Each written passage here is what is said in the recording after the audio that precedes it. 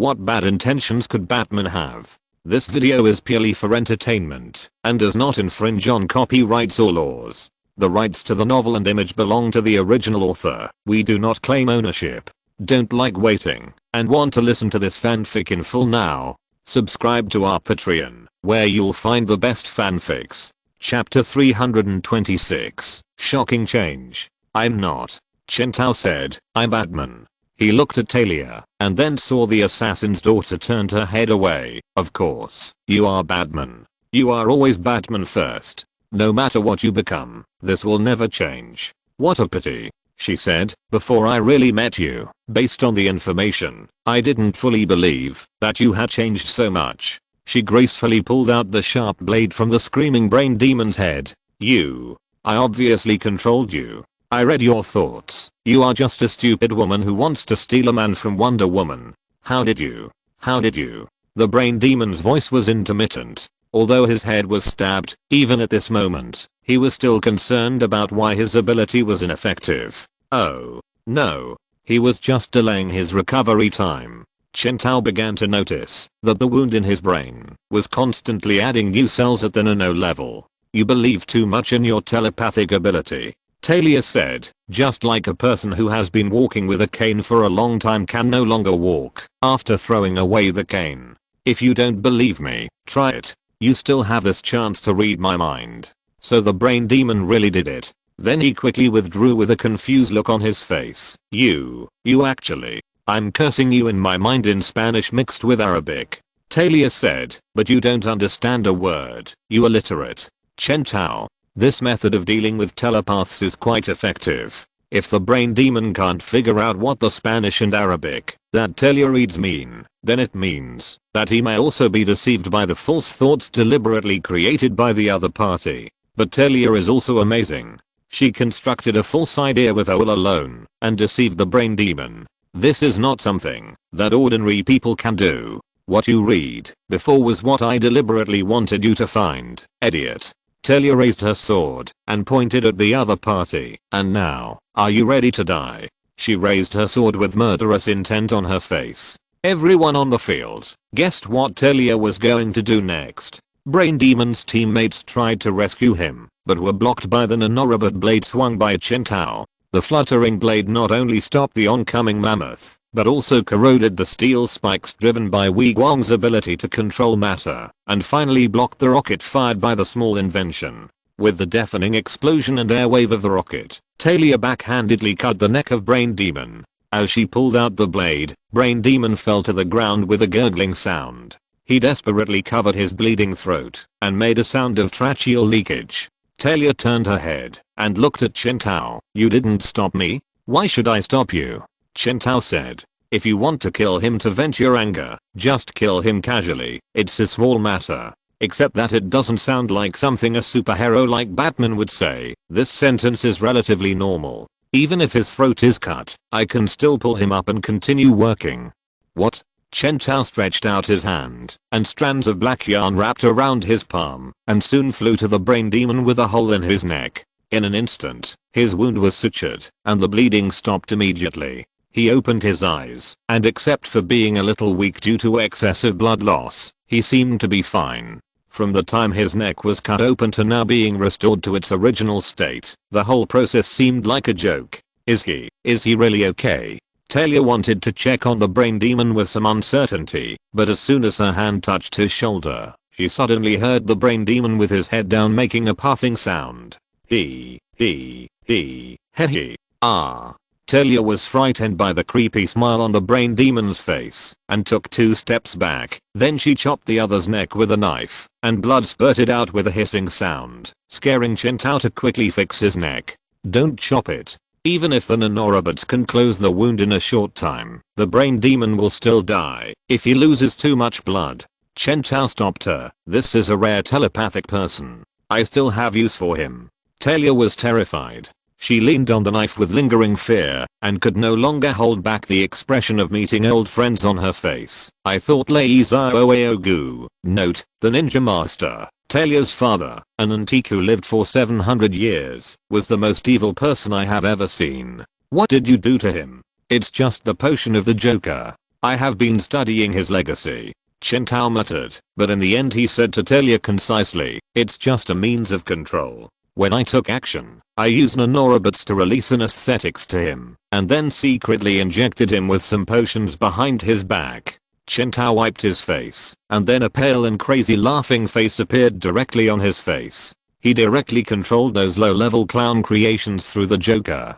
Talia stared at Batman's crazy laughing face in disbelief. Huh? What is this? She had imagined countless times the scene of her meeting Batman again. She had thought that she and Batman would fight with swords, and she had also thought that the next time they met, they would roll on the bed and merge. She even thought that they would get along like a real family of three. But she had never thought that, before she and Batman merged again, the Joker merged with Batman first. She turned her head to look at the villains around her, as well as the two metal villains, Steel Beam and Shrapnel, who were lying there, and had lost their combat power not far away, and then sighed, why don't you deal with these guys first, and then help Wonder Woman deal with Cheetah, Gigantamax, Silver Swan and Jinx, and then we can talk. I have something to tell you.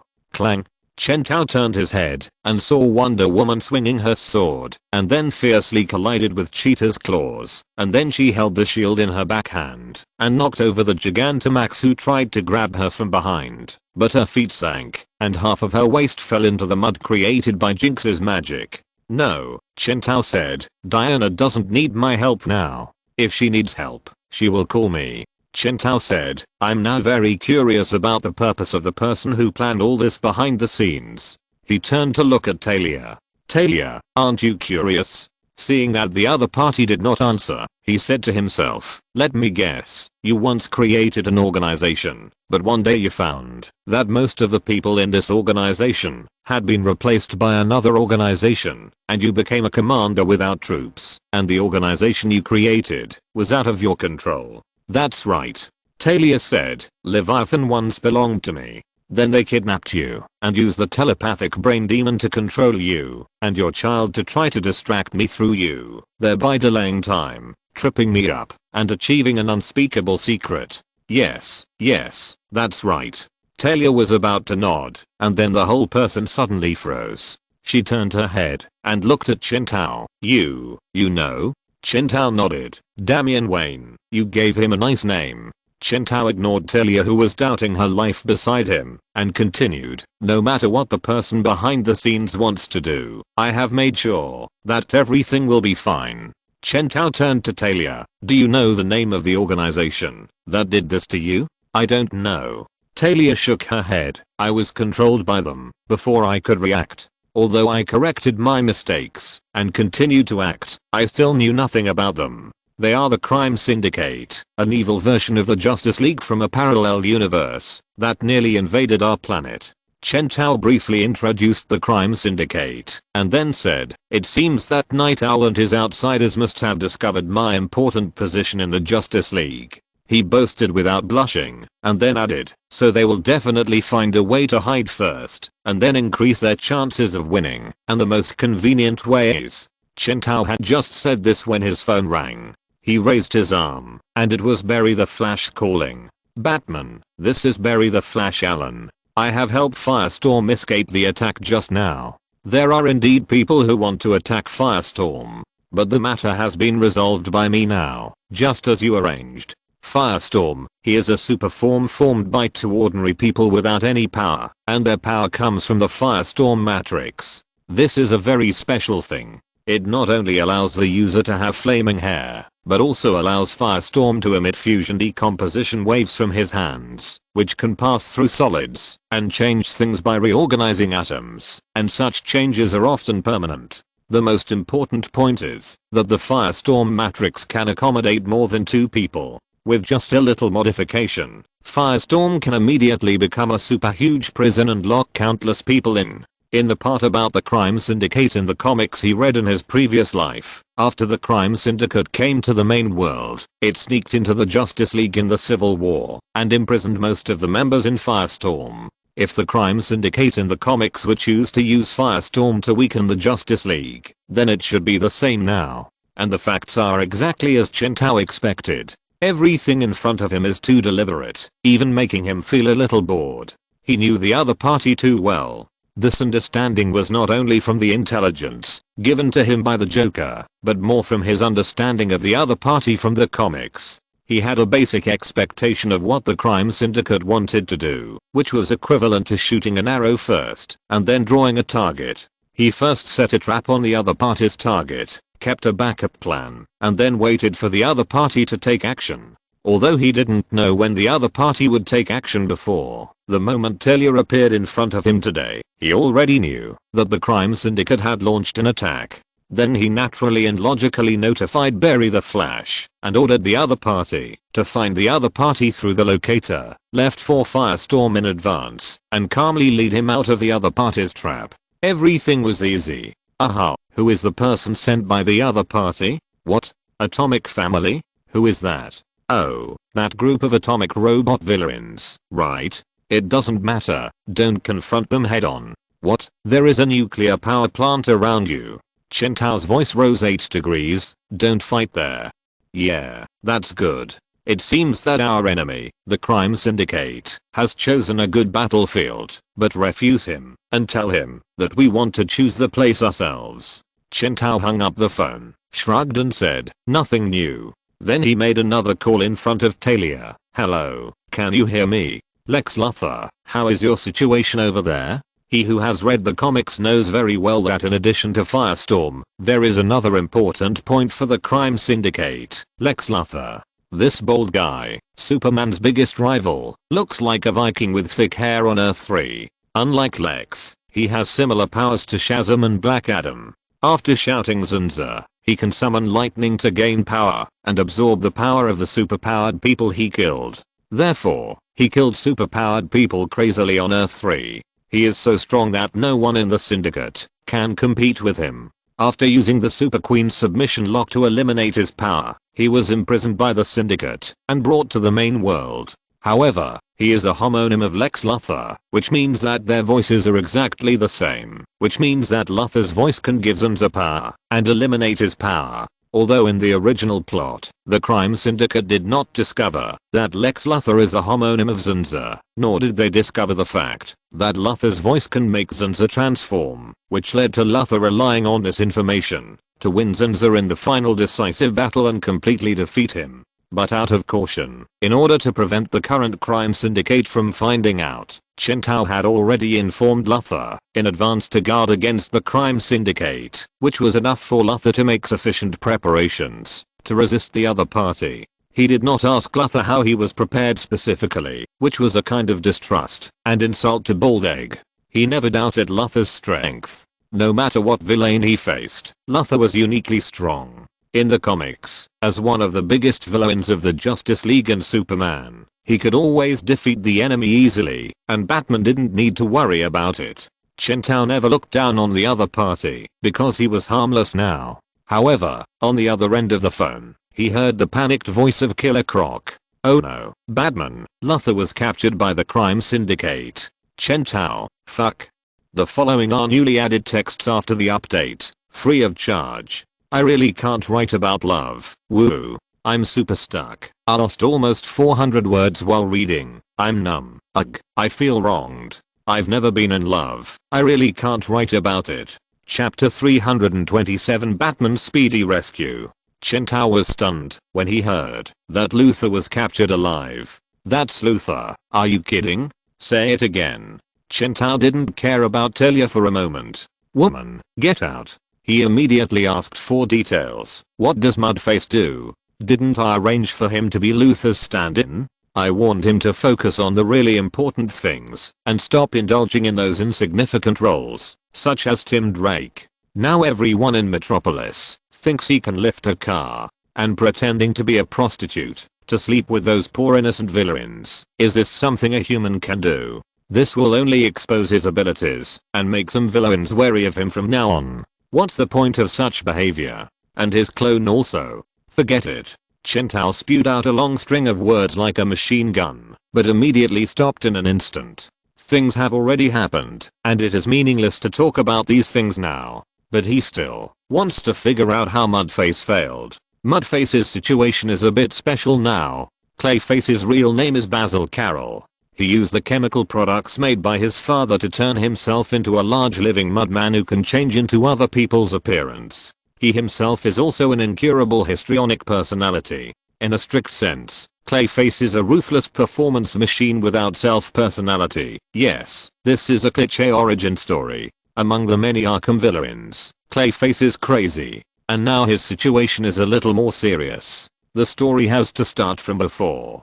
Thanks to the skeleton robots made by Lucius, Clayface has truly escaped the trouble of only being able to play one person at a time for the first time. From then on, he was out of control and completely fell into the pit of group acting. In the trip to deal with General Zod, Chen Tao directly built a lot of robots for Clayface to simply play the role of a whole town. For him, it opened the door to a new world. Chen Tao helped him completely get rid of the bad habit of pretending to be someone else after knocking someone out. How boring is it to pretend to be someone else? It's much more fun for me to directly create a town that didn't exist. Since then, Mudface's game has become more and more complicated, and he wants to do whatever is exciting. As far as Chen Tao knows, Mudface has created countless clones now. Most of his clones were originally fake people without identities. But one day, one of Mudface's clones with an identity successfully applied for a job at the National Bureau of Population Statistics and climbed to a high position step by sending beautiful women, also disguised by Mudface, to his boss's bribes. Now many of his clones have become real citizens with social security accounts, which is very outrageous. Not to mention that he has been pretending to be Tim Drake to do justice in the Metropolis. Even if he doesn't use the transformation skill, Mudface, a true superpower, can kill some street thugs in seconds. The numerous clones have caused Mudface's thinking ability to completely fail. Simply put, his brain CPU can't support the increasingly large number of clones' graphics cards. He must maintain the normal and relaxed speech of those clones when they meet others, which is bound to distract Mudface's attention. Therefore, most of the time, his clones that are not in the performance state are actually very dull, like a puppet without anyone controlling it. Only when a performance is needed will Clayface pay attention to it and control the clone to move around. Knowing this, Chen Tao ordered Clayface not to fool around with Luthor's substitute, like he did with ordinary clones, and required him to fully control Luthor's Clayface clone 24 hours a day. He even, but didn't I tell you before that, even if Clayface pretended to be Luthor, he didn't have Luthor's professional scientific knowledge. If there really was an enemy who intended to observe carefully, no matter how good Clayface's acting was, he couldn't hide it. Chen Tao asked Killer Croc on the phone, so I asked him to prepare 5 or 6 Luthor clones to help Luthor disperse the probability of being attacked. Is Lex Luthor so unlucky that the enemy just happened to pick him? No, Batman. Killer Croc's frustrated voice came from the other end of the phone. The attacker this time is the Green Martian. Batman is the same Green Martian as Ron, the real name of the Martian Manhunter. But he has 4 hands. This guy not only has superhuman strength, but also damn telepathic ability. We lost a supervillain named Mad Dog and dozens of mercenaries in high-tech armor. Killer Croc took a breath, voiding, walking through walls. Telepathy. This guy's abilities are no different from the Martian Manhunter, and he's not afraid of fire. He calls himself the Martian Batman, and you never mentioned him. This guy's already difficult enough, and what's even worse is that he has the speedster you mentioned before by his side. Chen Tao frowned. Lex Luthor is always so confident. He told me that he could handle it and said that he had prepared a trump card. Trump card. Trump card. Trump card. His boiled egg. Who would have thought that he couldn't handle it at all? But Speedmaster and the Martian are too strong. After Luthor overturned, I planned to save him, but as soon as I emerged from the red of all creatures, one of my arms was broken by Speedmaster's fist. Killer Croc said, if I hadn't run fast, I would be dead now. This is not an opponent we can deal with, Batman. Okay, I got it. Batman's voice came from the other end of the phone. The voice was steady and low, as if Killer Croc was shouting in the empty passage in the sewer, and then heard a deep voice with an echo like the sound of gurgling water responding to him, which made Killer Croc, who was still a little frightened, quickly calm down. I will organize people to rescue Luthor. Don't worry. This is not your fault. Chen Tao comforted Killer Croc. Clean up the mess, rescue the injured, and do what you should do. Chen Tao hung up the phone and turned to look at Talia. You also heard the situation. Your case is just part of a large-scale attack. I hope you can temporarily rely on the protection of the Justice League with Damian. The enemy we are facing is very dangerous. I know. Talia nodded seriously. She felt very strange. The calm and unquestionable feeling when Batman in front of her gave her orders reminded her of the former Batman. Bang! Wonder Woman's hair was scattered by Cheetah, and it was spread out like a broom. There was still some blood on her face. She threw the Cheetah Barbara Minerva, who was tied up by the lasso of truth, to the ground heavily. The giant woman next to her had returned to normal size, and was completely unconscious. Silver Swan was a beautiful woman with metal wings on her back. Her performance in this battle was even worse. Wonder Woman kicked her over, who had not completely lost the ability to resist. You, Silver Swan moaned. She wanted to say something, but then Diana stepped on her neck without any hesitation, and she fainted immediately. Chen Tao turned his head and saw that Jinx, Xiaoming and the others were all knocked down by Wonder Woman during the time he called just now. They were lying all over the ground. The brother and sister, Wei Guang and Mammoth, even had the same unconscious posture. I'm sorry that our date is off, Chen Tao said to her. He promised, I can make it up to you next time. No need for next time. Wonder Woman raised her head, and Chen Tao realized that the blood on his face was not hers, but someone else's. The aggressive Amazon warrior said, give the order. Who are we going to kill? I think fighting together is also a good activity. What a simple and crude idea, Chen Tao said. We don't know where Luthor has been captured yet. This time we may be facing an evil version of the Justice League, so we have to organize people and track the signal I left on Luthor, as long as he is still on this earth. Ding ding ding. Before Chen Tao finished speaking, his phone rang again. Chen Tao answered the phone. Hello, this is Batman. Batman, I'm Barry Allen, the Flash. We are in big trouble. Outside a nuclear power plant. Barry Allen, the Flash, and Firestorm stood back to back, watching the enemy in front of them vigilantly. One of them had a skull head, and on his head, like Firestorm, he had hair that looked like flowing flames. The other one was dressed almost the same as the Flash, but his weird looking headgear and the bloodthirsty smile on his lips clearly told anyone who saw him that the guy in front of him was not a good person. In the shadows of the surrounding trees, Barry saw countless eyes reflecting the dim light under the setting sun, like a pack of hungry wolves, or like gathering will-o'-the-wisp fire, watching their prey. Batman, the situation is very serious now. Barry said, we encountered Deathstorm and Johnny Quick, members of the crime syndicate you told us about. This is dangerous enough, not to mention the large group of men they brought with them. The Flash stared at the enemies who came out of the woods one by one. They were all some seemingly real guys.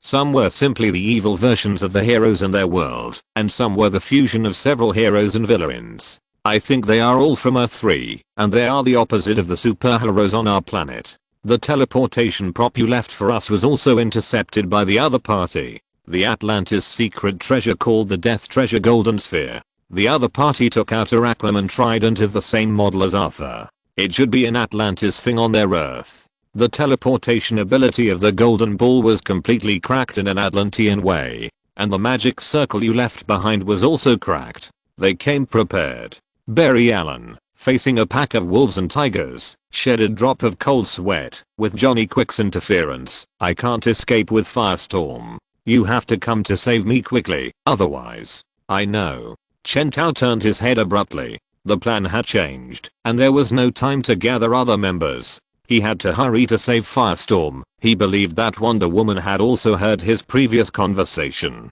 Chen Tao turned his head into a dinosaur head, and then vomited, and spit out 3 mother boxes. In the absence of the Death King's treasure, the Golden Sphere, to teleport, he had to open the sonic boom channel from Apocalypse, to achieve the purpose of teleportation. Let's go together, he said to Wonder Woman. I have notified others, to put Cheetah and the others in prison. We don't need to worry about it. Wonder Woman naturally nodded. As the transmission channel opened, Chen Tao was ready to leave, but he suddenly turned his head and looked at the villains such as Cheetah and Gigantamax who were lying on the ground there. Something was wrong. Chen Tao thought about it and turned into Batleniac. Then he asked Talia to call Damien out, and Talia did so. Not long after, the cool kid Damien was pulled over by his mother from the hidden place of the neighboring house. Meet your father. Talia held the other person's hand. Damien was stunned looking at the alien Batman with a green body and 3 pink spots on his forehead. He is your father, Batman.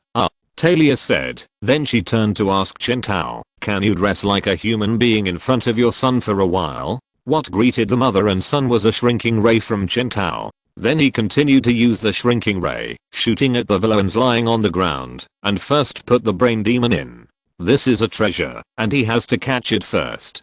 Chen Tao is short of telepaths. The purple-haired zombie Blake, the former Superman villain, is now hanging on the origin wall. Even if he wants to instruct Bane to control it, the other party can't help. The Gorilla God has telepathic abilities, but now the whole gorilla has been sucked dry and useless. So even telepaths like the brain demon are scarce for Chen Tao. Soon, everyone became the size of an ant and appeared in the bottle in Chen Tao's palm. Although this thing looks like a bottle, it is actually a force field device that maintains the shrinking ray to ensure that the things shrunk by the Batleniac shrinking ray will not be harmed by the outside world. Chen Tao turned into a dinosaur head again, then opened his mouth and swallowed the bottle into his stomach. This set of silky little combos focuses on a person who doesn't look like a human at all. Wonder Woman, who witnessed everything, said, I'm used to it. After doing all this, he nodded to Wonder Woman Diana, and the two of them walked into the sonic boom tunnel and disappeared. The scene that was just a fight had returned to calm. They fought so hard that not only the civilians, but even the police didn't dare to come. Although they had all left, there were still no civilians. However, as soon as Chen Tao left, a portal opened, and 2 people appeared on the battlefield they had just been on. It was Night Owl and Super Queen. What a pity. Super Queen said with some regret. Batman reacted, and he didn't leave Cheetah behind. Chapter 328 Super Queen's Conspiracy. Night Owl did not respond to Super Queen's words. He activated the instrument on his arm armor, and then a beam of light shot out from his arm armor, sweeping a large circle around where they were standing. What are you doing? Super Queen asked him. I'm scanning the surrounding environment to make sure Batman didn't leave any nanorobots or mud faces. You really don't collect any information about Batman, and you don't care what I sent you. If you study the Batman information I sent you, you will know that I'm worried that Batman secretly left a backup to monitor us. So what's the result now? Batman is really gone. Night Owl turned his head to look at the surrounding environment. Wait. He frowned and suddenly walked to the front of a flower next to him. This is a very common roadside plant used to green the city. What's wrong? Super Queen was a little impatient. This bouquet of flowers is very strange. It seems to be sending out information. Night Owl activated another device on the arm armor. Whatever he is sending, whether it is magic or technology, I have intercepted him. Okay, it's okay now, he said. The Super Queen didn't care what Night Owl said.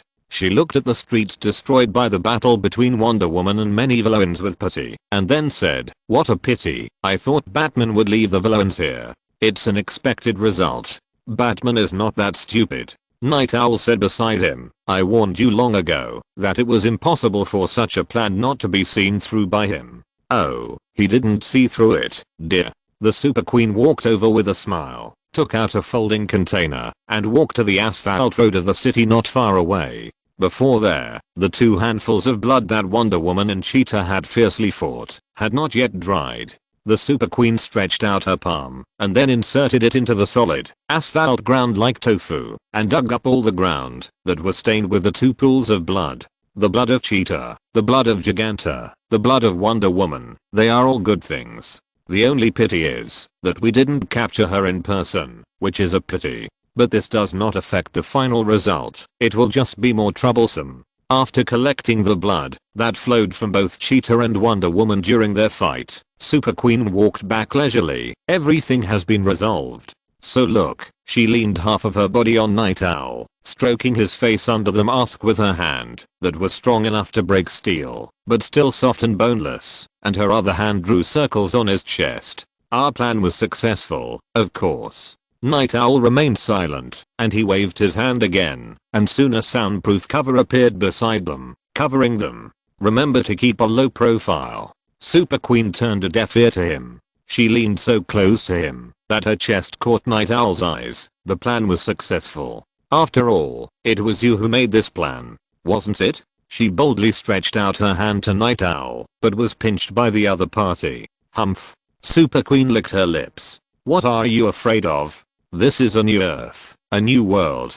Superman is busy prying the manufacturing method of artificial kryptonite from the bald man's mouth, and he can't see us. Maybe we can take this time to have some fun. Superman always thought you were his girlfriend. So what? Super Queen exerted force on her hand, trying to resist Night Owl's obstruction. Don't tell me you feel guilty about Superman. However, the power armor on Night Owl's arm made a slight roar, and once again strongly blocked her action. Not now. I have always been against you implementing your plan in front of Batman, Queen Super. We can find a time when Wonder Woman is alone, and then guide Cheetah and the others to attack him. And then Batman will open the portal immediately, as long as we kidnap him before Batman comes. Come on, that's impossible. If we don't lure Batman away, he will appear on the side of Swift or Death Storm.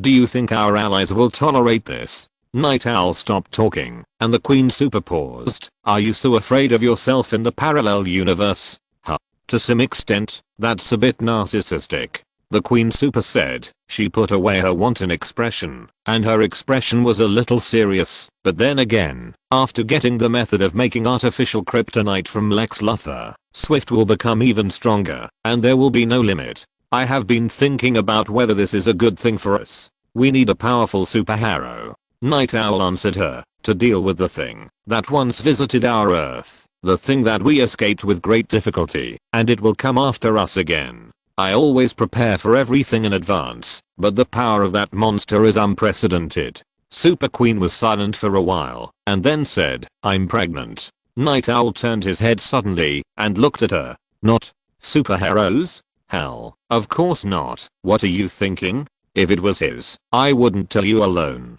Super Queen grabbed Night Owl's hand, and this time the other party did not dodge, and Super Queen grabbed his other hand. Night Owl, look at me. Think about it. Superhero can distinguish people by heartbeat. He can do this. Sooner or later, he will do further inspection and find out that it is not his. We have to prepare early and can't let Clark threaten us again. Super Queen said, I want this world, Thomas. For our children. Night Owl was silent. I know what you said. Then he turned the subject back to the matter at hand. Our intelligence has been leaked. Although I don't know where Batman got the information from, he obviously knows something about our situation. The news from Johnny Quick and Death Stormies that the Flash Barry Allen interrupted their plan. They should have captured Firestorm alive long ago. For now, we still have to make sure that Deathstorm can figure out Firestorm's Firestorm Matrix, and it would be best if we can capture him. He said, Drivestein needs Firestorm from this universe. Note, that is Dr. Martin Stein. Firestorm is a superhero formed by the fusion of two people, one of whom is Dr. Stein and the other is Ronnie Raymond. But on Earth 3, Dr. Stein is an evil scientist. He chose to merge with Ronnie Raymond's body and became a half-living, half-dead monster. Super Queen curled her lips. I understand. Dr. Stein needs Firestorm to confirm his conjecture. I very much doubt whether it is his conjecture or his imagination. Drivestein is a genius. Don't underestimate him, Super Queen. According to what he told me, he speculated that the Firestorm Matrix mastered by this cosmic Firestorm is slightly different from the one he masters. If this speculation is true, then it means that, although their abilities are similar, they are actually very different. In other words, Dr. Stein can completely replicate the other party's Firestorm Matrix, thereby turning himself into a Deathstorm with two sets of matrices, and the ability is doubled as before. Then he said that he can use his enhanced abilities to feel the death power called the Black of Decay and control it. Super Queen said, what a mess. She wrinkled her small nose, and a look of disgust appeared on her delicate face like an ancient Greek demigod. I thought the famous Deathstorm Dr. Stein was a scientist, not one of those magicians whose necks were broken by the Supermaster. The Supermaster just happens to restrain those magicians. It doesn't mean that those magicians are weak, Night Owl reminded her. But it's still very ridiculous. And there has never been any Black of Decay in our universe. If there was, wouldn't those magicians have mentioned it? It's still doubtful whether that thing exists or not. Super Queen said it would be funny if Dr. Stein found out that he was imagining things in the end. In any case, the increase in Deathstorm's strength is good for us. Night Owl said, if we really have to face Superman, we have to win over all the friends we can. Even Superman has to be cautious when facing the entire crime syndicate. Besides, Superman may not be our biggest enemy, the monster that forced us to this planet.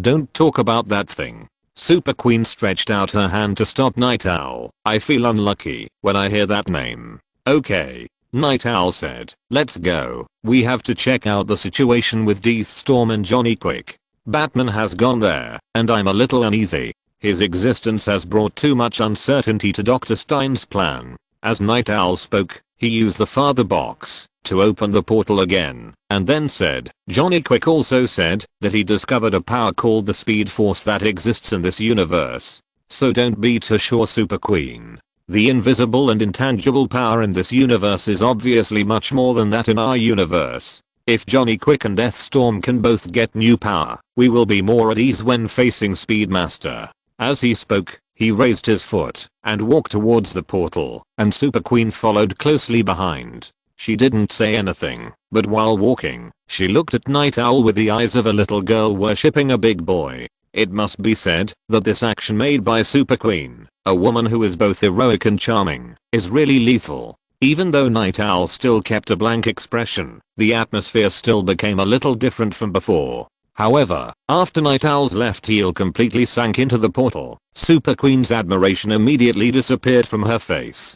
She wiped the palm of her hand that had just grabbed Night Owl on her skirt with disgust, and her pair of crystal clear eyes flashed with the light of thought and cunning malice. That's right, continue to strengthen yourself. Whether it's Superman, Deathstorm, or Johnny Quick, quickly become stronger and stronger. Feed yourself more and more fat, like a pig, and then wait obediently to be slaughtered. As for Night Owl, he is just a mortal, but he has great value. What he is doing now, not bad, not bad. It's best to continue to implement your plan, and then in the end. This expression only appeared on the face of the Super Queen for half a second, and soon, she returned to that smiling expression with a hint of admiration, and followed into the transmission channel. A nuclear power plant. Earlier. Nuclear hazard in the central area. Evacuate all employees. Fasten your seatbelts. Professor Stein Firestorm stood in the air, looking at the nuclear power plant in the distance with thick smoke billowing out, because the passion is burning. What's wrong with passion? Dr. Stein, who had merged with the teenager, obviously couldn't keep up with Ron's thinking. After all, he was an old scientist with a white beard and a little baldness. It was really difficult for him to figure out what the high school students were so excited about. Passion is burning. Oh, yeah. This is our new superhero slogan, isn't it cool?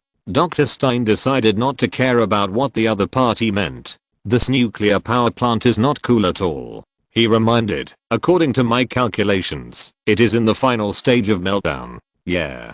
Firestorm is like Batman, always able to turn defeat into victory.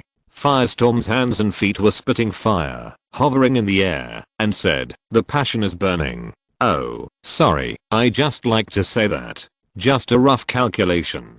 Dr. Stein said, hey, be careful. That's radioactive steam. He hurriedly reminded Firestorm, who was a little too excited and kept sprinting. A large cloud of green smoke appeared in front of their eyes. This thing can corrode a person into a skeleton in a few seconds. It used to be radioactive steam. Firestorm said. He stretched out his hands, and then a lightning bolt like a flame shot at the green smoke. Now it's a pine-scented air freshener.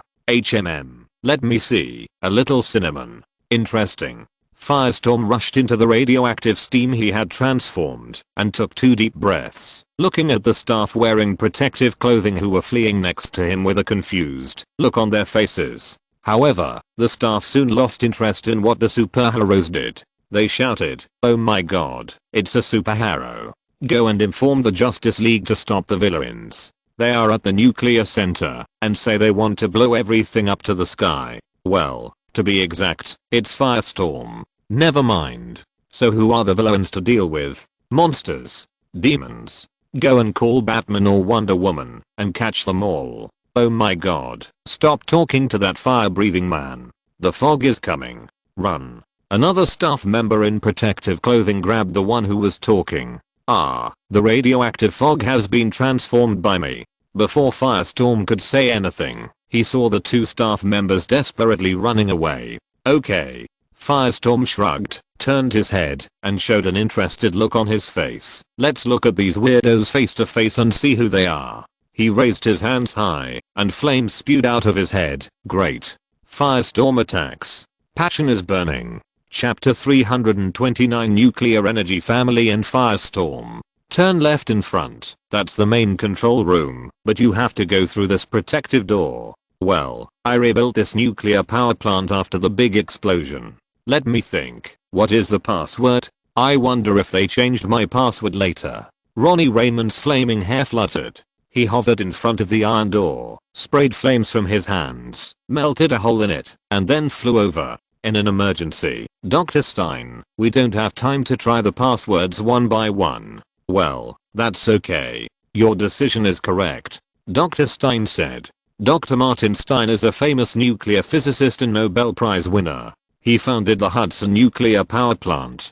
In this universe, he is not the evil version of the parallel universe Earth 3, so he seems to be quite bad at fighting. Of course, because of passion. Just kidding. I won't shout it out. Ronnie Raymond is a teenager. Compared with Dr. Stein, who has white beard and hair, he will act more directly. When Dr. Stein was still building the Hudson nuclear power plant, he was attacked by a group of anti-nuclear terrorists. They planned to steal plutonium and took a child who was on a research trip as a hostage. The child was Ronnie Raymond. However, they caught the wrong person. Even though Ronnie was just a junior high school student, he was not weak in fighting at all. He also had a common problem among young people. He never thought about the consequences and had a kind of courage unique to young people. After all, not everyone would choose to attack the gunman with bare hands. Obviously, the gangsters did not choose to fight Ronnie fairly. After stealing the things, they tied Ronnie and Dr. Stein up like dumplings and threw them in the main control room. They planned to use TNT explosives to detonate the nuclear reactor of the nuclear power plant, causing a nuclear disaster, killing Dr. Martin Stein, and Ronnie, the ignorant hostage, would also be killed in the explosion. Then there was a big explosion. Martin Stein and Ronnie Raymond merged together to become the world's first nuclear superhero. Since Martin Stein was in a coma at the time, Firestorm manifested in Ronnie's body, while Martin Stein appeared in his mind and gave rational advice. They are superheroes formed by the fusion of two or more individuals through the Firestorm matrix. Ronnie, who is good at fighting, is responsible for controlling the body, just like the driver of a truck. The other individual, Dr. Steno, appears in a form of nothingness that can only be seen and perceived by the individual who controls the body. They flew into the main control room. There's no one here. Firestorm landed on the ground, and Ronnie said, I didn't see any villains at all. And beside him, Dr. Stein was still talking. Ronnie, I still don't agree that we should come here directly to deal with the villains. We should first stop the meltdown reaction of the nuclear power plant, and then wait for Batman. He told us that he would wait. But Dr. Stein's words were interrupted by himself, and he found something wrong. Be careful, Ronnie. Something is wrong. I feel something unusual. Dr. Stein said, the quarks at both ends of the neutron are spinning strongly and swinging back and forth. There is a group of people, or things there. Ronnie's eyes widened. He only saw someone not far away shooting a green light at a palm-sized box, and then the thing was magnified and turned into a very common household refrigerator. He raised his eyes and saw that the guy who emitted the light was half hidden in the shadow, with only a pair of eyes flashing a faint green light. There were also several figures of different heights, weights, and thin standing beside him, both men and women, with green eyes, which was indescribably weird. A ray was shot out again, and a coffee table and a TV were magnified and appeared in the same place. A female shadow hung a clock on the wall, and two short shadows pushed a rotating seat. Soon, the main control room, which occupied a relatively large area, was decorated by them to look like a family in the 1980s. Firestorm looked closely and found that each of them had the symbol of nuclear energy flashing on their bodies. "Hello, kid." Firestorm heard the tallest man among the group of people hiding in the shadows say, "You are really welcome." This voice sounded like the most common model husband voice in TV shows in the 80s. "Oh, welcome to our happy family." A tall woman next to him came over and took the tall man's arm. "Who are you?" Firestorm asked. The tall man answered him, tightening his hat on his head. It was strange that their group had been hiding in the shadows and just didn't want to go to where the light could shine. Firestorm only saw the brown hair of the woman next to him reflecting the light in the shadows. "You can call me Dad," the tall figure said, "and this beautiful woman is Mom. Very beautiful, isn't she?" He reached out and hugged his wife. "Oh, honey, he is so bad." The woman who called herself Mom said, "And these are twins, brother and sister." "Hey." Brother smiled and greeted. His mouth opened, and the part of his mouth emitted a bright green light in the darkness, allowing people to clearly see a smiling face floating in the darkness, revealing one tooth after another. The sister came over, hugged the father's arm, and said in a voice like a little girl's spoiled voice, "Do you know who he is? The person who controls nuclear energy in Firestorm. I've seen him on TV. He's simply my dream lover." "Got you." Firestorm lowered his head and saw a little kid who was not even as tall as his knees and a dog wagging its tail running towards him. They both lowered their heads and hugged their legs respectively. Huh. Strange. Why is there a piece of metal on the dog's back? Is it wearing dog clothes? And that's my little brother and the dog. Together we form a nuclear energy family. Firestorm felt a chill rushing up his spine to his head, pressing down the flaming hair on his forehead by 2 points. "You can't be here. If you keep going like this nuclear power plant will explode. We are talking about total destruction. Do you understand? Once it explodes, nothing will be left," he said, and prepared for battle. "Oh, that's not the case for us, little fool." The nuclear family came out from the shadows, and Firestorm's eyes lingered on their faces. Each of them was dressed like the model family image on TV in the 80s, but half of each person's face was a little tattered, revealing the mechanical essence under the bionic skin, without any appearance of living people. The faint light of nuclear energy emanated from their eyes, and everyone had a fake smile on their face like a living person. Firestorm lowered his head stiffly and saw his brother and the dog lying on his legs, and they were the same. "Be careful, Ronnie, they are robots, and they are very dangerous." "What? You said they are robots?" Firestorm turned around and said to Dr. Stein, "How come?" Outsiders could not see Dr. Stein's head floating in the air from Firestorm's perspective, so in their opinion, Firestorm was just turning his head and talking to the air. Hiss. "What? We are robots?" The nuclear mother was so scared that she even dropped the nuclear wastewater in the thermos cup in her hand. When the nuclear family heard the word robot, they all took a breath and looked at each other. Their faces showed anthropomorphic frustration and surprise, but they were like puppets imitating humans, full of unspeakable stiffness and terror.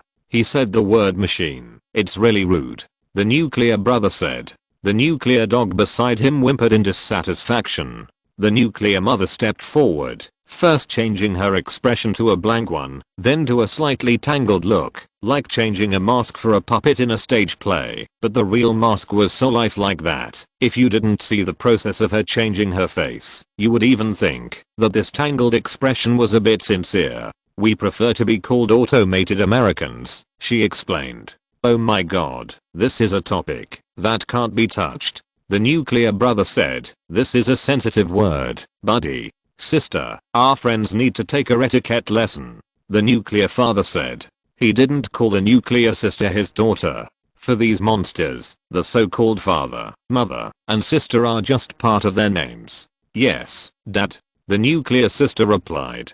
"Go all out, Ronnie, don't underestimate them," Dr. Stein reminded Firestorm in his ear. "What? Hey," she said, "I'm her dream lover." Dr. Stein said honestly, "But nuclear sister is a robot. You can't fall in love with her." The doctor took Ronnie's words seriously. The old people who stayed in the nuclear power plant to do nuclear experiments were not likely to be offended by the jokes of the young. However, the next second they saw Nuclear Sister open her mouth and stuck out her tongue to Firestorm. Have a sweet dream. Boom. Her mouth and eyes were emitting green light. Outside the nuclear power plant, the alarm was still ringing, and almost all the personnel had been evacuated. My head. Firestorm covered his head and climbed up. I swear to teach those two little guys and the dog who were holding my legs a lesson. Ronnie, listen to me. Understood, Doctor. I will do my best to kill these rust buckets. Firestorm stretched out his fist to the sky, and then countless flames erupted from his body. The young superhero Firestorm was full of fighting spirit, and the whole person was on fire. Then he set the barrel next to him on fire. No, what I want to say is that this is a toxic waste storage room. And I just set these chemicals on fire. Good job. Boom. A white light flashed. Ronnie, get up. Firestorm climbed up from the ground. He was a little shaky. Where are we now? He raised his head and saw that the surrounding scenes were all black and white, and Dr. Stein was standing in front of him wearing his shirt and brown vest. In my memory, in addition to sharing a body, we also share a joint mental picture. Firestorm climbed up from the ground. He saw a group of American officers wearing medals as armor not far away. Oh, am I dressed inappropriately for such a scene? No one can see or hear you or us. What we are watching now is a test I participated in a few years ago, conducted together with Dr. Eric Shaner. Drive Shaner created these robots in the hope of experimenting with the terrible mutations that nuclear energy would cause in ordinary people. But he built those robots too well. He originally expected that the effects of nuclear energy on them would be negative and destructive. However, not only were those robots not destroyed by the nuclear reaction, they instead created an explosion. After absorbing the energy of the explosion, they all became robots that can use nuclear energy. Nuclear dad can emit nuclear radiation. Nuclear mom can create electromagnetic pulses. Nuclear brother can emit thermal pulses. Nuclear sister can emit shockwaves. They penetrated the entire base and then escaped. They have been on the run since then. I see. So you mean it's up to us to stop them? Understand? Yes, let's do it. I would say, unless the physical form we are combined with has lost consciousness. By now, we must have been. They have imprisoned. Firestorm opened his eyes and saw himself tied up like a dumpling in a large piece of metal, hanging above a swimming pool made by the nuclear family. Firestorm wailed, "Oh my god, Professor. You always make such accurate judgments. Why can't you make a mistake once? Not this time. Wait, something is wrong," Dr. Stein said. Firestorm looked forward. The professor was right. At this time, it was not only the nuclear family that was fighting in front of him. "Hello, I'm Deathstorm. This is our first meeting." Firestorm began to gasp again. He saw a Firestorm that looked exactly like him, but the other party had a skull on his head. Maybe we should call Batman and ask him to save us. Dr. Stein's head appeared next to Firestorm. Things seem to be a little different from what we imagined. Chapter 330, Praying to Batman. Boo-hoo. Please read on. If I were you, I would tell you what I want to know. This is a barren mountain not far from Metropolis. Lex Luthor looked up and saw that his green armor was placed under the seat by Speedmaster, and it had become a pile of scrap metal. How stupid, Luthor thought. Batman had warned him about the enemies they might face, but he was defeated. Speedmaster simply and roughly broke into LexCorp, and his heat vision shot through every enemy who dared to stop him. Luthor admitted that he underestimated the other party too much. He paid too much attention to seizing Batman's rights in the Justice League, and those mundane things distracted him. Every day, he had to consider how he, as the spokesperson and actual leader of the Justice League, in his own opinion, should deal with the relationship with the government. Just using the money of LexCorp to place people in the government for espionage had already involved most of his time, not to mention the mess between the members of the Justice League. Recruiting new staff, venue, personnel organization structure, human resource management allocation. Luthor was shocked to find that he had not appeared in the laboratory for at least 4 months. He was addicted to the game of power, but he forgot that he was Lex Luthor. Unlike Superman, Batman, and Wonder Woman, all his strength came from his amazing wisdom and his extremely smart brain. Once his wisdom was dragged down by vulgar documents and complicated things, it would directly weaken his strength, making him indistinguishable from the crowd and his brain rusty. In the past, Luthor racked his brains every day to figure out how to deal with Superman. He hoped that Superman would be disgraced and defeated, and he worked hard every day for this. This was the most powerful time for the human named Lex Luthor. However, this time was gone with Superman's retirement. Batman threw himself into the mountain of documents, and he foolishly jumped in. Luthor found that Batman made him weaker and weaker without any effort, and finally fell to this point. He was injured by Batman and the Justice League, and he was so haggard. From today on, I will quit the Justice League. He raised his bruised eyes and stared at Superman, and then he was slapped again as expected. Luthor clearly felt that he had become weaker, but there was one thing that Batman could never take away: Lex Luthor's pride as a human being. I want a way to make artificial kryptonite. Don't even think about it. Batman will catch you. Superman didn't waste any words. He punched Luthor again and broke half of his teeth. He had already used very little force, but this blow almost made Luthor faint immediately. Superman repeated his request, but he still only got one sentence that Luthor kept repeating. Batman will send you to prison. Luthor was praying. He prayed to Batman and also to himself. There will never be a second time. You're awake. Firestorm heard the skull with flames all over his body say, "It's faster than expected." Firestorm lowered his head and saw that he was sandwiched between two huge steels. Below was the swimming pool dug by the nuclear energy family, and not far away from them was the flaming skull. The other party kept operating something on the main console. Firestorm immediately planned to burst into flames to break free. Such a reckless behavior naturally made him get the electric shock package. Except for a large ball of flames gushing out of his body and a popping sound like a bubble being punctured, it did not cause any results. Firestorm hurriedly called his external brain. "Drive Stein, think of a way." But Dr. Stein did not answer him immediately like before. He was silent for a while, and then slowly said, "Interesting, Ronnie. I found that this guy in front of me has the same Firestorm matrix as us, but the details are very different. Has a Firestorm matrix that is different in details." Firestorm raised his head in surprise. He heard the flaming skull in front of him say exactly the same words as Dr. Stein. "Drive Stein, did you hear that? Did you hear what the skeleton guy in front of you said? To be honest, his voice is exactly the same as yours." Dr. Stein did not speak. "Drive Stein, don't scream, kid. I have blocked his mental connection with you. Since you two were both unconscious before, this is really not an easy task." Deathstorm ignored Ronnie, who was still asking stupid questions. He seemed to be talking to him, but also seemed to be muttering to himself. But this is still the most important thing.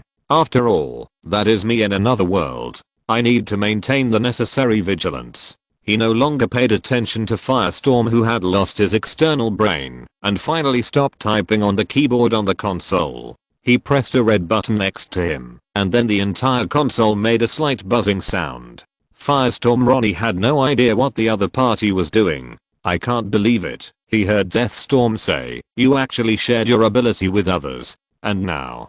Deathstorm walked to a pull switch and pulled it down hard. Firestorm screamed at the top of his lungs. Then he lowered his head and found that nothing had happened to him. "Hey, old man, I'm fine." Deathstorm ignored Firestorm Ronnie's provocation. His skull face showed a human-like contemplative expression. He returned to the console and tried to repeat the previous actions, but his action was interrupted by Nuclear Dad. "Professor." Nuclear Dad had a fake smile on his face. "That was not human. We have wasted too much time." "Quiet, my experiment is not over yet." Deathstorm said. "Night Owl promised me to let me get what I need, didn't he?" "But what Night Owl promised you was that he would let you successfully collect Firestorm's Firestorm matrix parameters, not let you try to merge Firestorm into your body." Nuclear Dad's mouth opened and closed. "We should go. Otherwise Batman will come." "Professor, you don't belong to this universe. You don't understand who Batman is." Deathstorm heard several robots behind him nagging. He single-handedly defines a superhero. He is the protector of this world, the strongest in the Justice League. I need the instruments here. Deathstorm told him, there is a nuclear meltdown here. Such an environment will be good for my research. Batman is coming. The scary Batman. The scary Batman. Nuclear Mother said, Night Owl told us that we must never fight with Batman. We have to hurry. Deathstorm turned his head. Do you obey Night Owl's orders? I don't intend to blame you. His eyes burned with flames, flashing with dangerous light. He said, your mechanical brain may not be able to understand things beyond your imagination. You are never afraid, right? He said, this is not your fault. He turned his head, and the burning skull eyes stared at the entire nuclear family. Oh my god, you are saying the word machine again. How rude. Deathstorm did not respond to the entire nuclear family. He stretched out his hand to Nuclear Father. I want to give you a gift. Nuclear Father still had that fake smile. Sorry, Professor. I want to give you a gift. Deathstorm repeated it. He stretched out his hand to Nuclear Daddy. Then Nuclear Daddy knelt down uncontrollably. He still maintained that weird fake smile, but his mouth kept opening and closing until the bionic skin at the corner of his mouth tore. You are a complete robot. You have no human emotions and have been transformed by nuclear energy. Nuclear energy is your creator, your god. And I will give you those things that God has failed to accomplish in you. I will give you fear. The Deathstorm Matrix shot Nuclear Daddy from the palm of the Deathstorm. He seemed to be struck by lightning, and it was as if Pinocchio felt for the first time in his life that he was transforming from a puppet to a human. Hehe. Deathstorm frowned. Only one emotion was synthesized. He waved to the bewildered Nuclear Mother beside him, and then she flew into the arms of Nuclear Father like a flying bird, followed by the sister, brother, and younger brother. When Deathstorm embedded the last head of the nuclear dog on the body monster made of several robots in front of him, he was finally satisfied to see that every face of the other party showed real fear. The monster wailed, broke through the wall, and fled directly outside. Deathstorm nodded with satisfaction, and he returned to the control console and faced the firestorm in front of him. But then, two fiery red streams of light flew over the pool in front of him, rolled between the two pieces of metal where Firestorm was imprisoned, and then Deathstorm saw that the firestorm in front of him disappeared. Johnny Quick, the flame skeleton who lost his experiment, roared, "How did you let the Flash in?" No one responded. Deathstorm immediately put his hand on his headset. Johnny Quick. Sorry. The other party's voice appeared in the headset. I accidentally went too far. Sorry. Wait. Wow. This guy's actually asking for help from the Night Owl in their world. Wait. I think he is called Batman. Then there was a burst of noise, shouting and violent roaring. What's wrong with you? Your vibration frequency is too far from mine. How about we play a cross-century tug-of-war? Boom. Soon, Johnny Quick's figure reappeared in front of Deathstorm, his body wrapped in golden speed force and black lightning. He tied Firestorm back to the previous position, dragging the beaten Flash in his hand. He threw Barry to the ground lightly. It's too easy, even so easy, that it makes me a little bored. He said, this guy's application of the speed force is so shallow that it's outrageous. I bet this guy has never killed anyone. Johnny Quick said in a relaxed tone. He stepped on Barry's face and said, there is an anti-speed force in this world. As long as you have the confidence to kill people, you can connect to him, but you have never developed his power at all. The superpowered people in this world never kill people, Johnny. Deathstorm said, every one of them is the same. He started to operate the console again. We still have time. But Johnny Quick lowered his head and heard the other party whimpering something, as if praying. Batman will defeat you. Batman will. But before he finished speaking, Johnny Quick kicked him in the face. It's just the alter ego of Night Owl. Seriously, do you know Night Owl? Johnny Quick squatted down beside the bruised Flash. I know. He's the most powerful one among you, isn't he? But we've seen things that are far more powerful than you can imagine. His eyes met with the Flash's, and he didn't like that look. It reminded him of a police officer named Snart in their world. Note, this person is the alter ego of Captain Cold. On Earth 3, he was a righteous policeman, and was later killed by Johnny Quick. Johnny Quick tutted his lips and stood up. He still needed the Flash to live. He had discovered a way to take away other people's speed. He also wanted to become faster, so the Flash must not die. But the other party still stared at him straight, so Johnny Quick squatted down. Have you heard of the Anti-Monitor? You haven't seen that kind of power at all. But we survived, you know? Even the Anti-Monitor can't do anything to us. He reached out and gently patted the Flash's cheek. Don't think about your Batman. He can't save you, nor can he keep us. Night Owl insisted on playing it safe, which I think is stupid. But Superman and Super Queen agree with him, so I can only do it. But it doesn't mean I can't do anything to you, you know, fake. What are you talking about? He smiled and lowered his head. Say it again. But Batman will. Johnny Quick stepped on Barry Allen's leg bone. Go on. Johnny Quick said. I can give you a chance. As long as you shut up, you won't be tortured anymore. But I will send you to prison. A voice sounded from behind Johnny Quick, gloomy and hoarse. Just hearing such a voice gave people goosebumps all over their bodies. Johnny Quick turned his head and saw a shadow floating out of the portal that opened behind him and condensed into a human shape in front of him. I'm Batman. He heard the other party say. Nice to meet you. Please take care of me. By the way, I want to ask, what the hell are you doing? If you're listening to this novel on a channel other than Fanfic World, it means they downloaded and uploaded it without effort. We cordially invite you to visit our channel, Mundo Fanfic Novelos. There you'll find the original version of this story and you can explore many other novels of various genres. We're waiting for you to immerse yourself in a world of incredible novels. Chapter 331, Batman's content in the air is 005. Superman left Lex Luthor, who was still laughing wildly, and walked out of the cave with a gloomy face. This cave was dug out by his thermal vision, leaving only a hole at the top that led directly to the mountain peak for light, and next to it, a high platform for standing, was artificially cut out on the almost vertical rock wall. Superman was in a very bad mood at this time.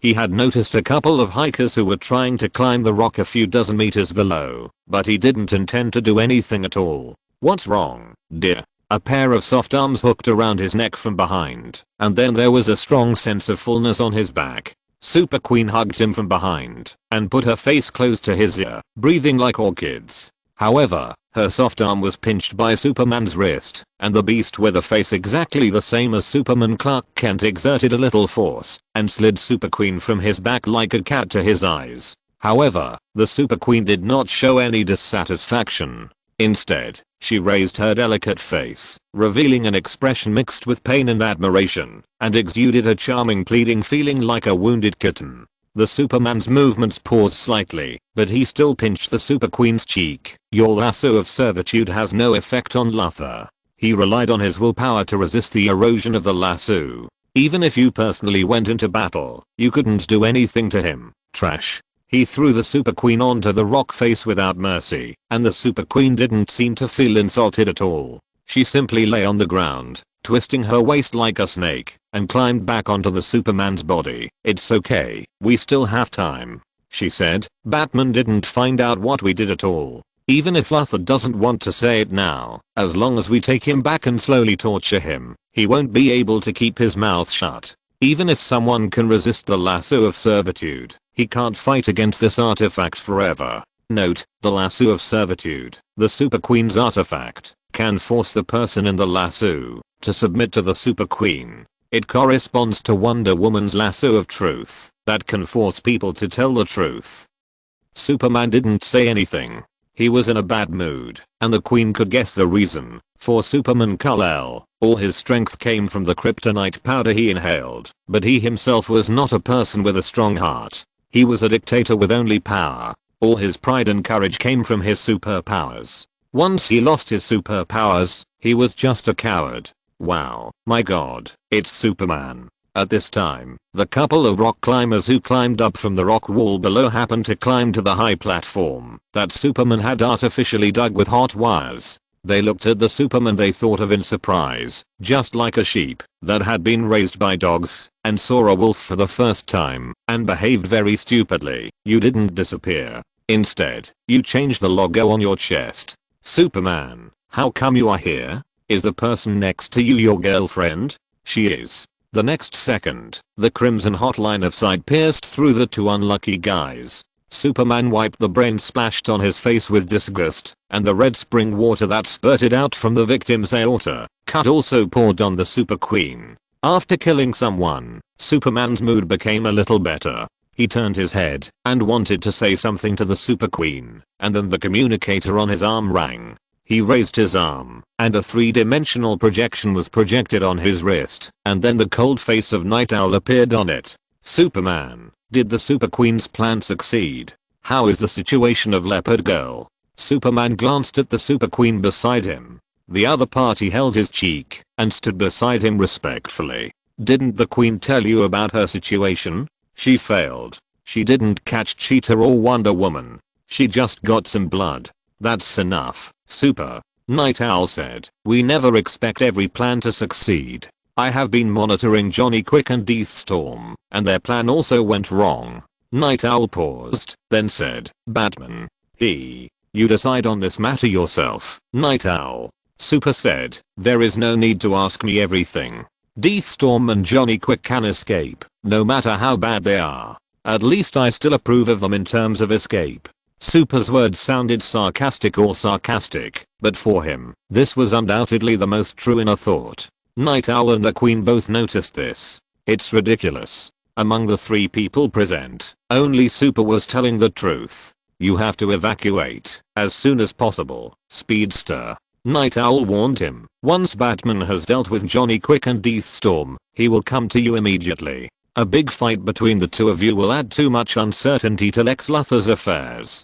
As long as Luthor is brought back to our base, even if the Queen's lasso of enslavement doesn't work, I can still use the machine to invade his brain and get the information we want, and then... No. Speedster said, the machine that invades the human brain will take Lex Luthor's life, and this is not the result I want. He said, we need to keep Zensha to deal with the Anti-Monitor who destroyed our world, but we lack the means to restrain him. But Lex Luthor is Alexander Luthor's isotope in this world, which means that, if Luthor shouts out the word Zensha, he can also give Zensha superpowers, or deprive him of his superpowers, which will become an important means for us to control him.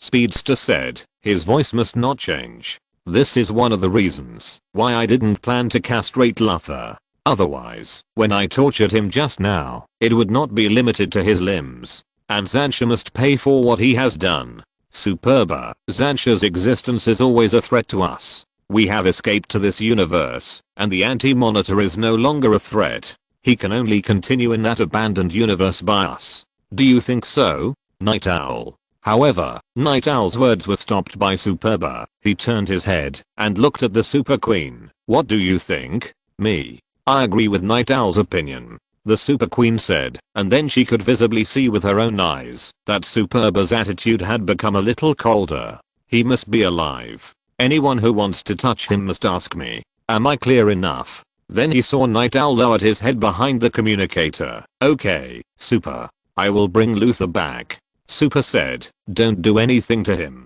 Has Batman appeared with Johnny Quick and Deathstorm now? That's right, Super. He is now tripped by the two of them and can't come to save Luthor at all. Well, I will take this opportunity to bring Luthor back.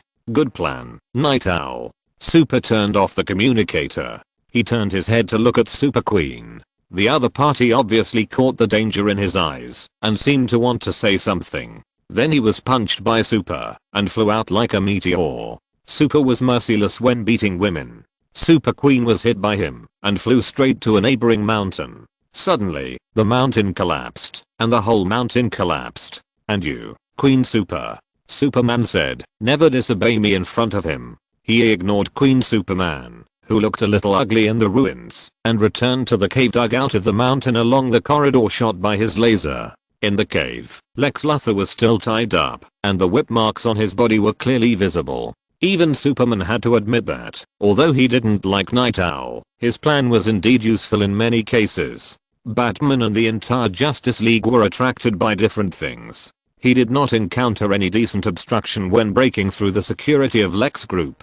And now Batman was also tripped by Johnny Quick and Deathstorm, and he was completely unable to stop his actions. He only needed to bring Luthor back, and the whole plan would be successful. Whether it was Wonder Woman and Cheetah that Queen Superman wanted to capture, or the Firestorm Matrix that Deathstorm wanted to get, they were not as valuable as Luthor alone. As long as Luthor can be caught, the failure of other plans is an acceptable outcome. However, as soon as he walked into the cave, he saw Batman standing next to Lex Luthor, as if he had been refreshed from the air. And on the other side, Master, the outsider, walked to Night Owl's side, and he witnessed Night Owl's helmet reflecting his pale skin. I know that Superman is completely at your mercy, and all his thoughts are under your guidance. But, do we really need to lure the Anti-Monitor into this universe? Even if we don't, the Anti-Monitor will sooner or later discover this universe and come over. Night Owl told his butler, then I might as well do it myself, so that at least things are still within controllable range. Ha ha ha ha ha ha.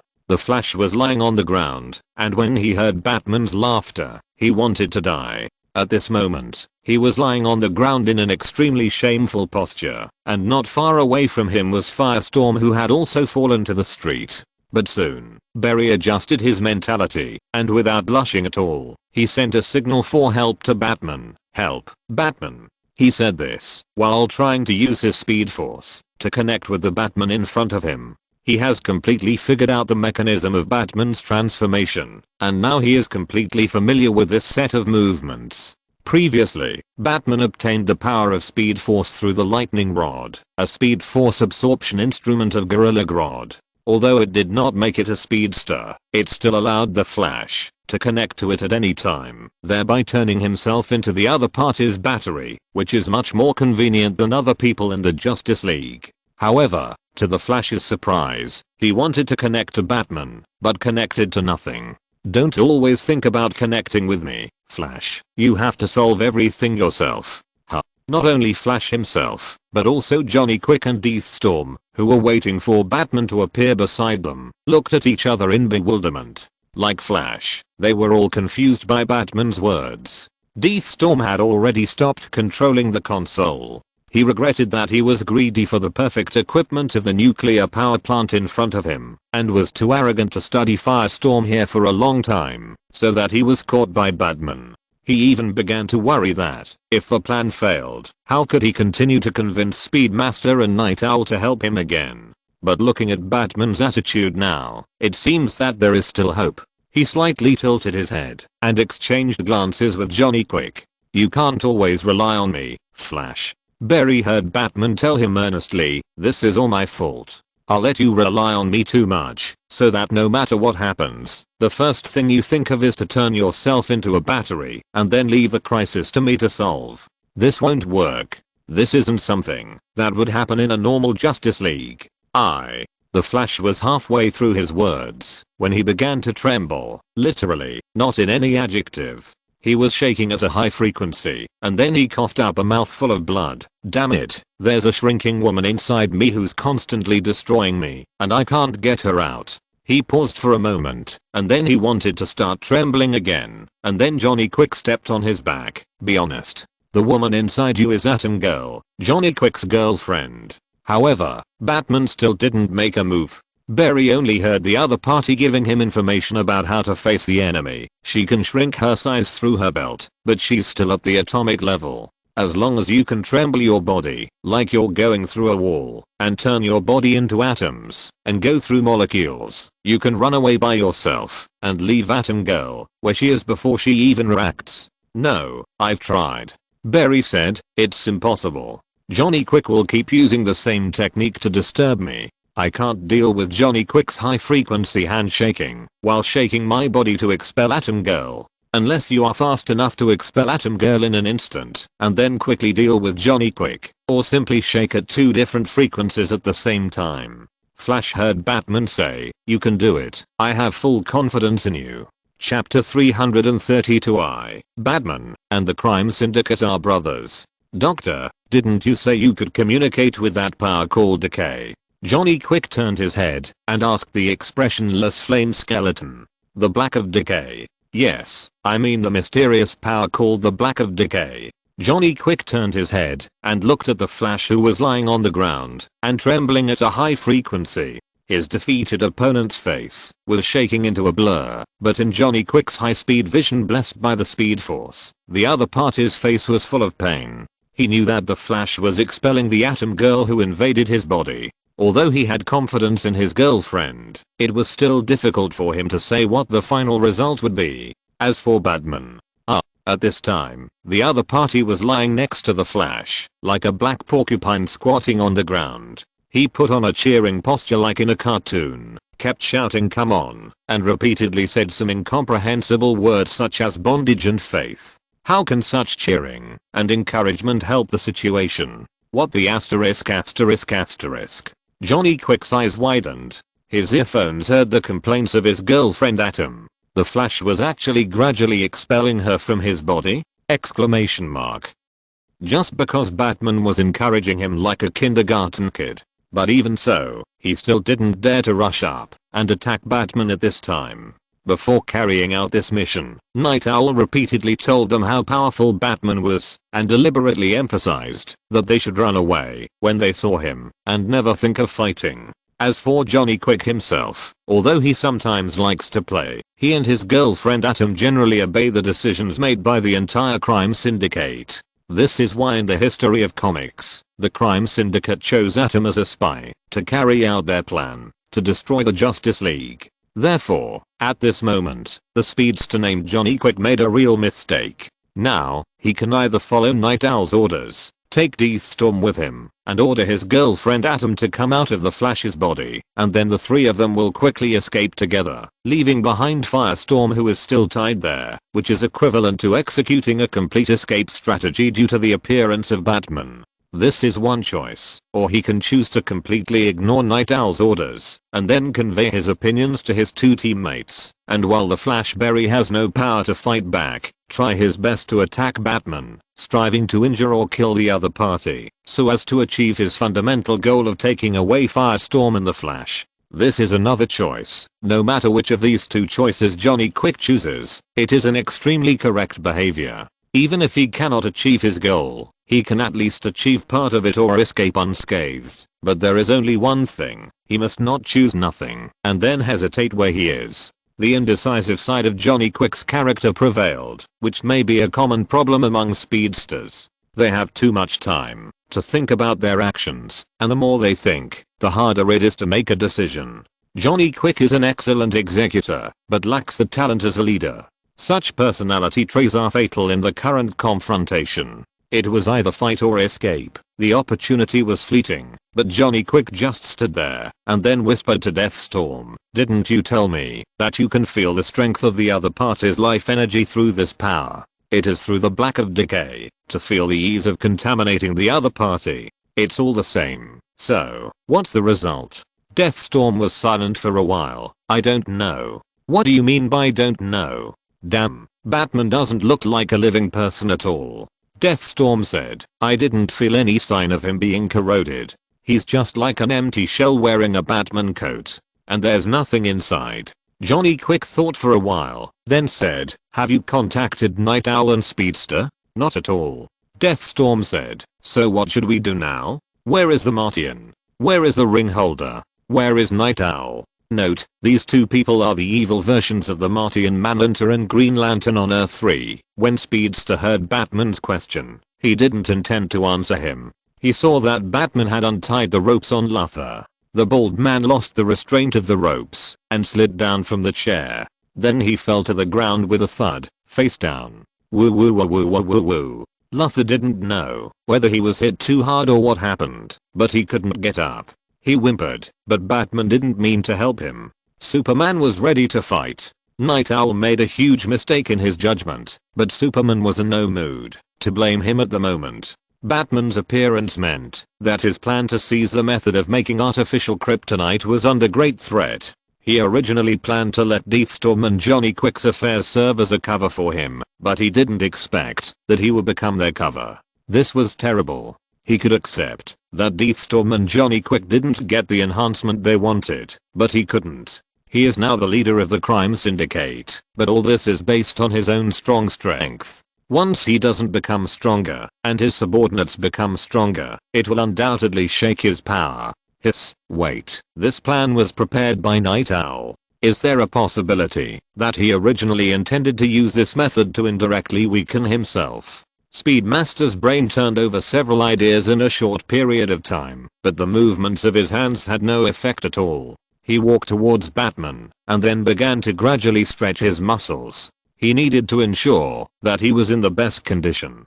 Speedmaster glanced at Luther lying on the ground. In addition, he had to ensure that Luther's life was safe. The cave was not an excellent battlefield, because when Speedmaster used thermal vision to cut the mountain to create a cave, he did not consider any factors of structural mechanics. The reason why the entire cave did not collapse now was entirely because he used thermal vision to heat and crystallize some rocks and forcibly reinforce the entire cave. Otherwise, he would have used thermal vision to drill holes directly from the cave to ensure lighting. How could he have played SM games with Luther in it for so long?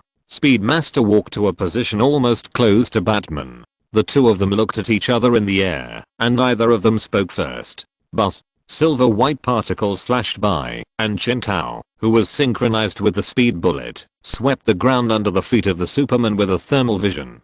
Suddenly, rocks began to fall from the top of the cave, and the whole cave was shaky. Superman hadn't reacted to what Batman wanted to do, and then he saw the other party grab Luther's neck and lift him up from the ground. Luther, with a bruised face and nose, was already in a very embarrassed state, looking pitiful. His lower body was dragged there limply, and Superman realized that he might not have restrained his strength when he tortured the other party just now, and he had already beaten Luther into high-level paraplegia.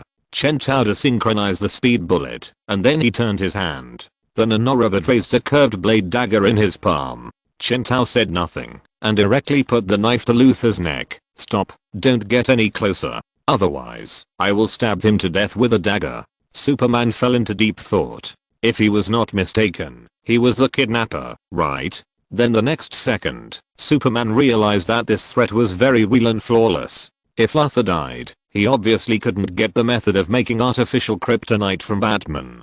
Stop your people, Johnny quickened Deathstorm. He heard Batman say, I demand that they return to my alliance intact. You won't kill your accomplices. Oh my god, Batman. Don't kill the Joker like you did. Superman pursed his lips. Luther's acting skills didn't seem to be very good, but he didn't dare to gamble. But he couldn't let the two of them leave, so the scene froze there for a while. Hey, brother. However, at this time, Batman opposite Superman made such a voice. There is no need for us to be hostile. As long as you are willing to share your rights with me, we can form a unified organization to enslave, to protect this planet. What did you say? Superman slightly widened his eyes, and this action made his originally serious expression a little broken. What are you kidding? Speedmaster glanced at Luther next to him, and cried bitterly with him. What are you kidding? Why, your crime syndicate is not recruiting new members. I'm not kidding. I sincerely want to join your rogue gang. Ahem. Crime syndicate. Speedmaster has had enough of Batman's unwarranted teasing and humiliation. He secretly gave the order to the Super Queen outside to protect Lex Luthor through the communicator on his arm, and then prepared to take action. He waved his fist and rushed directly towards Batman, and behind him, the Super Queen, who had just jumped back from the ruins of another mountain, would rush over with him, using her body to protect Luthor from being crushed to death by the rubble that fell from the incited collapse, while Speedmaster would hold Batman's waist and push through the entire mountain, and then the two of them would officially start fighting on the ground not far away. This should have been the normal direction of things, and it was also the direction that Superman could understand, but this is the method of making artificial kryptonite. Superman's movements came to an emergency stop. He was stunned to see Batman took out a paper formula and put it in front of him. Not only through compound synthesis, but the more important step is to use nanorobots to remove impurities. He heard Batman say, has anyone told you that artificial kryptonite was invented by me and copied by Luthor? What? No. You can't give this thing to Superman. Superman heard Luthor screaming beside him, and he felt that he didn't hit him hard just now. He tried to reach out and grab the document in Batman's hand, but soon came to his senses. Why? This could be a trap. It could be Batman's conspiracy, and Superman would never be blinded by greed. Super Queen hurriedly walked in from outside the cave at this time. She was about to say something, but was interrupted by Superman. Superman was angry that she had just helped Night Owl speak, and he didn't want to hear another word from the other party. Because of the anti-monitor, he heard Batman say to him very straightforwardly, "Do you think I know nothing about the monster that destroyed your universe? Since they will destroy your universe, our universe will also be one of their targets. Then what do you want to do? Continue to escape? Keep running away? I won't anyway. Even if you want to escape, are you really sure you can find another world as beautiful as ours?" Speedmaster heard Batman say, "So I need strong teammates who can work with me to completely destroy the anti-monitor, instead of like what's happening in front of me." Speedmaster carefully observed Batman's expression, and he pointed at the bruised Luthor with his chin with some contempt. "Not only can't he help me, but he also needs my protection. We have a basis for cooperation. After defeating the anti-monitor, we can divide this world together. This world is big and can accommodate all of us, but the premise is, it still exists. So, this is the deal." Chen Tao said, "I will give you a method to make artificial kryptonite that will make you stronger and even provide you with the raw materials. You just need to eat as much as you can and then fight alongside me when the time comes. In exchange, you must release my 3 men, Firestorm, Flash, and Lex Luthor. Deal? The crime syndicate will not share this world with anyone." Speedmaster looked at Batman in front of him. "What you did is not the same as us." His words made Batman's expression cold. "So, does this mean you are ejecting?" The two of them looked at each other, and then Speedmaster shifted his gaze. "We will eventually have disputes, and there will eventually be a war, but not now." Speedmaster said, "I will recall Deathstorm and Johnny Quick. If you dare to give me a fake manufacturing method, you have hands and feet. As long as you fly close to the ground at supersonic speed, you can destroy 50% of the population on this planet. Even if I can stop you, enough people will die. I won't be so stupid. You'd better know." Speedmaster said. He raised the communicator on his wrist, started to contact, and ordered Johnny Quick and Deathstorm to abandon Firestorm and Flash and return quickly. Luthor, on this side, was humming on the ground and turned his head to look at Chen Tao. He blinked. "Nanorobots, provide materials, and synthesize artificial kryptonite." Luthor knew what Batman wanted to do without asking. He looked at the superhero with a happy face holding the information over there and couldn't help but mourn for him in his heart. However, after a while, a bad result came from superhero. The other party walked over with a gloomy face. "Something went wrong. Johnny Quick violated my order and planned to continue to attack the Flash privately, but you left a clone there? You didn't even tell me." Superhero said, "But we will solve the matter about Johnny Quick, and it will not affect the transaction between us." Chapter 333. Never think that Batman is powerless in the situation. The Flash rushed out. He was shaking all over and screaming in pain bit by bit, while Johnny Quick was waiting for the result with fear like a husband waiting for a woman to come out of the delivery room. His girlfriend Atom had invaded the Flash's body before, which was why he had the upper hand in the fight with the Flash. Once the Flash wanted to expel Atom from his body, Johnny Quick would interfere, and Atom would make a big fuss in the Flash's body. So strictly speaking, the Flash did not lose to Johnny Quick, but to the combination of this evil couple, which was completely understandable. No way. The strength of the Flash should not be so low. As one of the 7 giants of the Justice League, he should be far ahead of other superheroes like Firestorm in terms of strength and decision-making ability. From the Rogues to the Reverse Flash, Steel Beam, Peak Man, Tarpit, the enemies faced by the Flash have always been plural. Unlike the villains of other superheroes who always act alone, it has become a common phenomenon for the Flash's villains to join forces, because for them, if they don't advance and retreat together, and join forces to attack, they can't even touch the corner of the Flash's clothes. And such a speedster who is so powerful to the villains, is now so weak. The only reason that can be explained is that the Flash Berry, who vomited out the Atom Girl, did not immediately save Firestorm, who was also tied up again, but flashed behind Batman. He stretched out his hand and pressed Batman's back. After confirming that the old bat in front of him was just a clone mixed with nanorobots and Clayface's body tissue, his face suddenly changed. He whispered to Chen Tao, "What backup plan do you have? I guess you must have a backup plan. Stop hiding it. How many seconds will it take for your main body to reach the battlefield?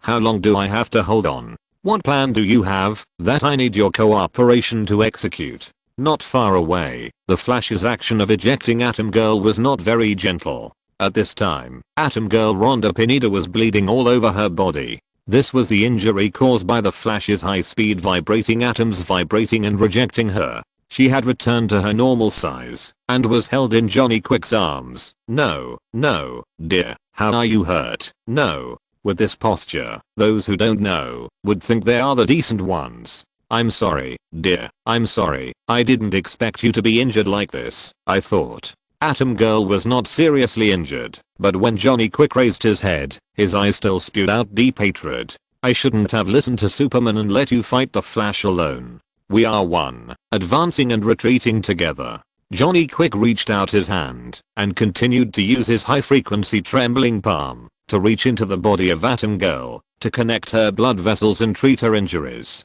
The Flash, who heard him talking, had already realized what he was going to do after treating Atom Girl. "Hey, Batman, where's your trick?" Barry turned his head and said, "I'm going to do it soon." "No, it's your trick." However, the Flash was ruthlessly rejected by Chen Tao. "Barry, I can't do anything. I'm saving Lex Luthor.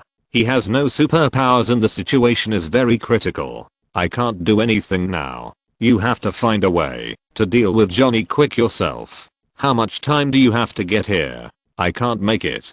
I'm confronting Superman now. You have to find a way yourself. You didn't prepare a plan for this situation in advance. Absolutely not. I'm telling the truth. I thought you could at least be on equal terms with Johnny Quick." The Flash Barry gritted his teeth. He stopped talking to Chen Tao, who was still a clone, and turned to face Johnny Quick. Lightning began to gather in his eyes, and the jumping plasma looked like a flame burning between his feet. "Yes, that's it. This is your opponent, Barry. I can only help you, but I can't replace Johnny Quick. Don't attack the Flash. I have reached an agreement with Batman."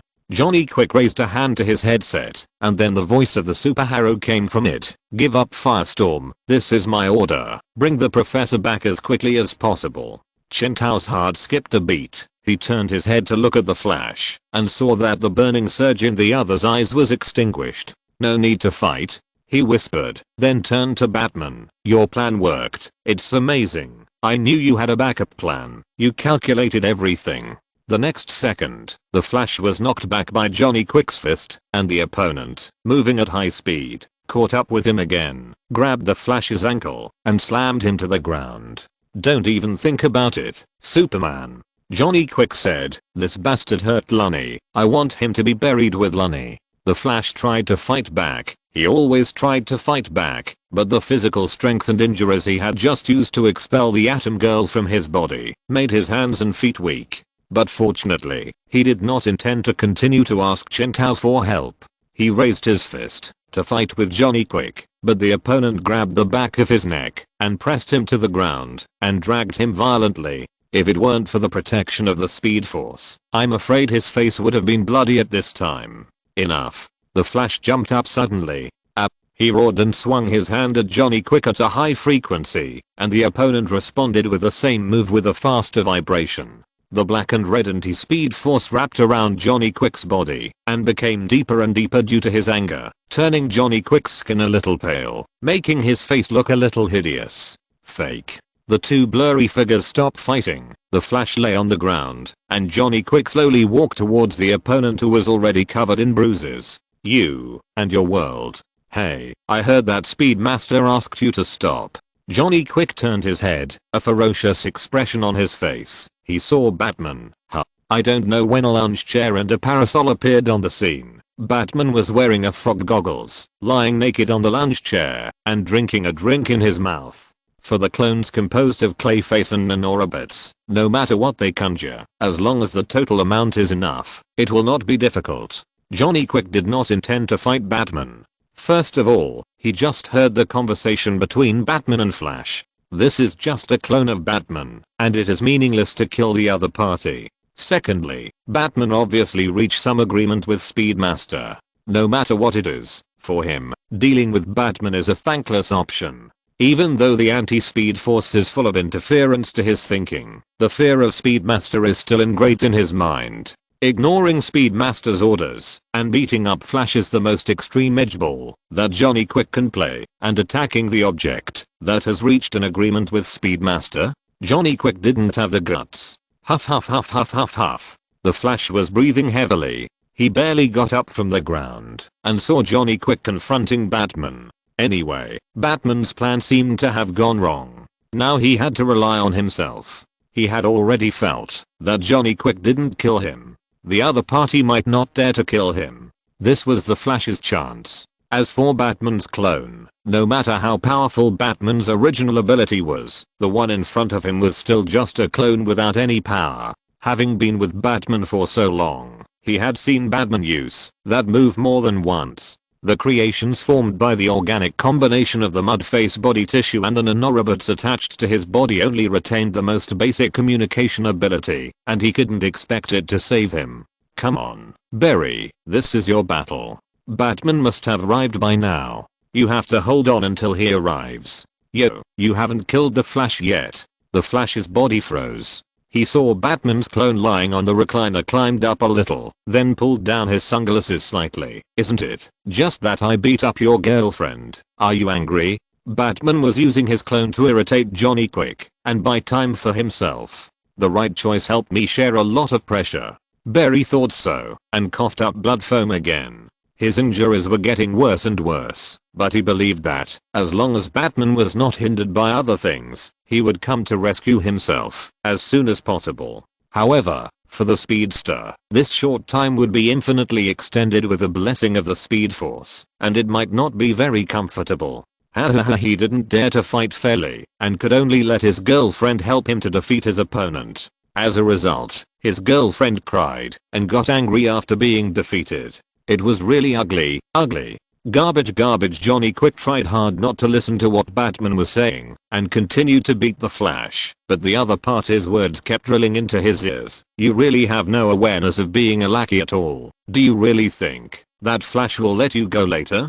In his eyes, you are nothing but his dog. You should be able to think clearly about the consequences of a dog that doesn't obey. Let me tell you quietly that I have reached a deal with him. Let him absorb enough kryptonite, and Superman will become stronger in the future. Johnny Quick turned a deaf ear to him. He focused on attacking the Flash, while Barry responded calmly. For a while, the two of them actually fought back and forth. Although Barry was still being punched, he was obviously able to fight back in a small range. However, the previous injury still dragged him down. After the two of them turned into a blur, Barry flew out heavily again. This time he seemed to be injured too seriously. Just when he wanted to get up from the ground, he fell to the ground weakly. Chen Tao sighed slightly, and then he pulled his frog eye glasses. Aha, great. Beating up the wounded. This is too capable. Johnny Quick defeated the wounded. Johnny Quick couldn't stand Batman's chattering beside him any longer. Shut up. He knew that Batman was deliberately provoking him, but he didn't understand why. Therefore, even though his brain was a little too radical under the stimulation of the Speed Force, he still didn't have any intersection with Batman. He tried his best not to step into the traps that Batman might set, but at this moment, he could no longer ignore Batman's existence. Batman flipped his palms, and a gun appeared in his palms. Then he pointed the gun at Atom Girl, who was still resting not far away, and shot without saying a word. Bang. You dare. 1%, 99%. The next second, he felt a pain in his arm, and a ring was put on it. This is a frictionless coating that makes the nearby surface too smooth and lose friction. Although the Speed Force can ignore most physical laws, it will adjust the friction appropriately according to the user's habits. This coating will break your habit of the friction around you and make you lose balance for a short time. Johnny Quick saw Batman stand up and then strangely pressed the wounds from his shoulder to his lower abdomen, cut by the supersonic hand knife together to recover. The synthesis technology of Mr. Freeze and Captain Cold's freezing gun can instantly cover the area around me and slow you down. As for this one in your hand, be careful, it's already tied to your hand. This is a bomb with an explosion range of 3 miles. If you try to defuse it, it will explode. If you do nothing within a minute, it will explode. Before you start running to avoid being blown up, I have one more thing to tell you. Once you start running, if you slow down, it will explode. Johnny Quick said. Absolutely correct. Chen Tao said, never think that I can't do anything about the situation. Ever. Because I'm Batman. Chapter 334. Is there any benefit for us to go along with the crowd? Day 2 of Fever. HMM.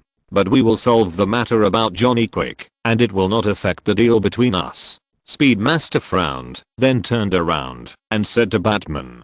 Deathstorm reported to him that Johnny Quick did not obey his orders, but continued to vent his anger at the Flash. This was a blatant challenge to his authority. He didn't know who gave Johnny Quick such courage. Your men actually don't obey your orders? No way. He heard Batman say, huh. This situation is quite unexpected. The instigation in the other party's words was almost undisguised, a low-level provocation, but the other party's frivolous expression raised the mockery of this provocation to a new height.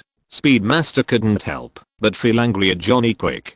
He saw through Batman's intentions, but it didn't mean that he wouldn't be angry. But he still wouldn't kill Johnny Quick for such a reason. After all, a speedster is a very useful subordinate, but the other party's blatant disobedience this time still annoyed him. Chen Tao easily caught the hint of anger hidden in Superboy's eyes. This was the result he wanted.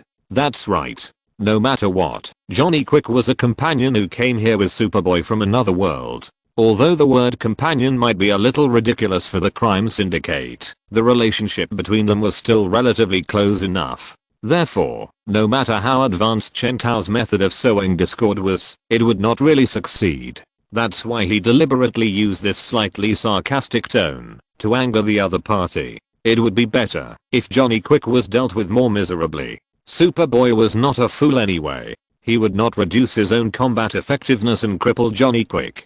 In fact, making Johnny Quick unlucky did not help the plan, but Chen Tao did it for no other reason than revenge for the beating Barry received. Although there was the factor of exercise, our Barry could not receive this beating in vain. Then let's do this for now. Superboy floated up, and Super Queen stood beside him obediently without saying a word. This woman knows how to please people. Chen Tao thinks she can calm down Superman very quickly. However, Chen Tao still stopped Superman, who was about to take off and fly away. Wait, don't leave yet. What's the benefit of me joining forces with you guys? Superman looked at Batman and said nothing. I've already given you the method to create artificial kryptonite. Since we are going to divide this world together, I deserve my share, right? In your world, each giant of the crime syndicate has his own sphere of influence. Think about it, the anti-monitor is devouring your world. Haven't you ever thought about counter-attacking? Just give me some time, and I can customize a perfect enhancement plan for each of you as my gift for joining the crime syndicate.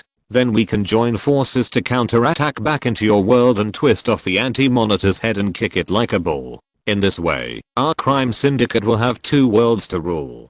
2 worlds means double the territory and double the playground. The Blade looked at the Batman in front of him with the raised corner of his mouth, his skin gradually turning white, and the face under the hood revealed a creepy laugh. Just think about it, what a wonderful scene that would be. Every living thing would regard us as kings, submit to us, and lick every speck of dust under our feet with their tongues. We have enough space to do whatever we want. We can find a noodle shop on the side of the road, and then ask the owner not to put chopped green onions, and then tell him I don't eat beef, and then, bang.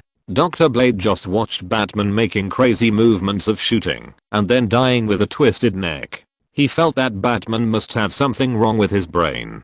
Dr. Blade had never seen such a freak in his world. Even the Joker, who Night Owl was more familiar with, was just using his laughter to package himself. He was a superhero who liked to tell cold jokes. No matter how he looked at it, the thing in front of him was more evil.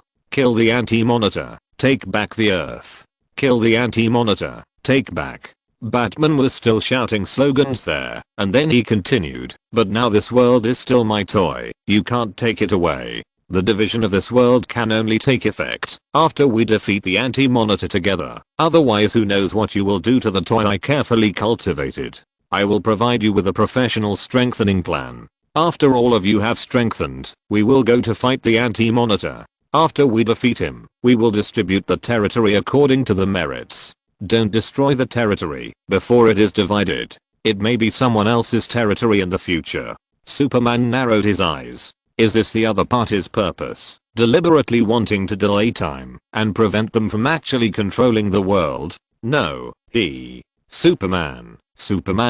But at this moment, the voice of the Super Queen interrupted Superman's thinking. Superman, just now Night Owl called you, and you muted it after automatically answering. He is looking for me now, and asked me to remind you. Superman looked down at the communicator on his arm. He raised his arm, and soon the cold face of Night Owl appeared on the three-dimensional image projected by the communicator. All of this is a lie, Super. The number 2 figure of the crime syndicate reminded coldly, in the information I collected, Batman is not what we see in front of us. He protects citizens and saves the world. He is no different from the opponents, who call themselves superheroes in our world. Although he is insidious and cunning, has no bottom line, has strange and unpredictable abilities, and has the appearance of mental instability. However, based on the countless preliminary work and personality portraits I have done, he can never be the same as us. This may be a trick for him to delay time.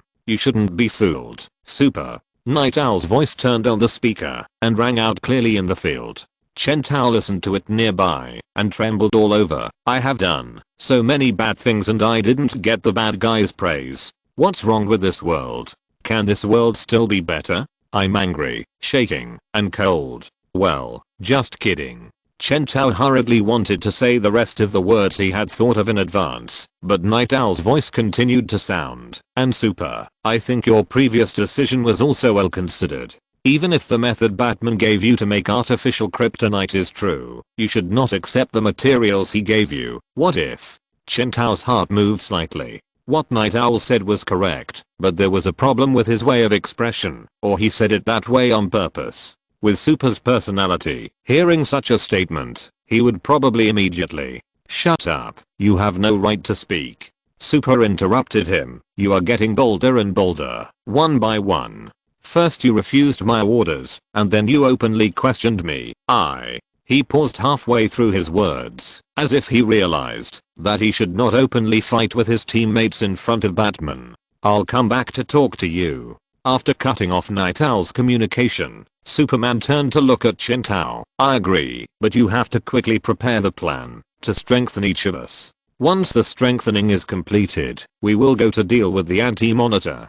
Before all of us have been strengthened, I promise that the crime syndicate will not come to your territory on this planet to have fun. But this is limited to the fact that you have to quickly hand over the strengthening plan to their desks, so that they have nothing to do except become stronger. Otherwise, what they do is not my control. Superman took off into the air and then flew back quickly, holding 2 bloody mobile phones in his hands. They were the legacy of the 2 unlucky climbers whose brains he had melted before. He took a quick look, then used his thermal vision to carve a line of numbers on the rock wall beside him, then crushed one of the 2 mobile phones and put the remaining one in his pocket. You can contact me with this number. Superman didn't say much nonsense. He believed that Batman would recharge this number to ensure that the news was well informed. See you next time, Superman said. Then he broke through the top of the cave and flew away with the Super Queen. In a dark corner somewhere, this place has been transformed into a temporary base by Night Owl.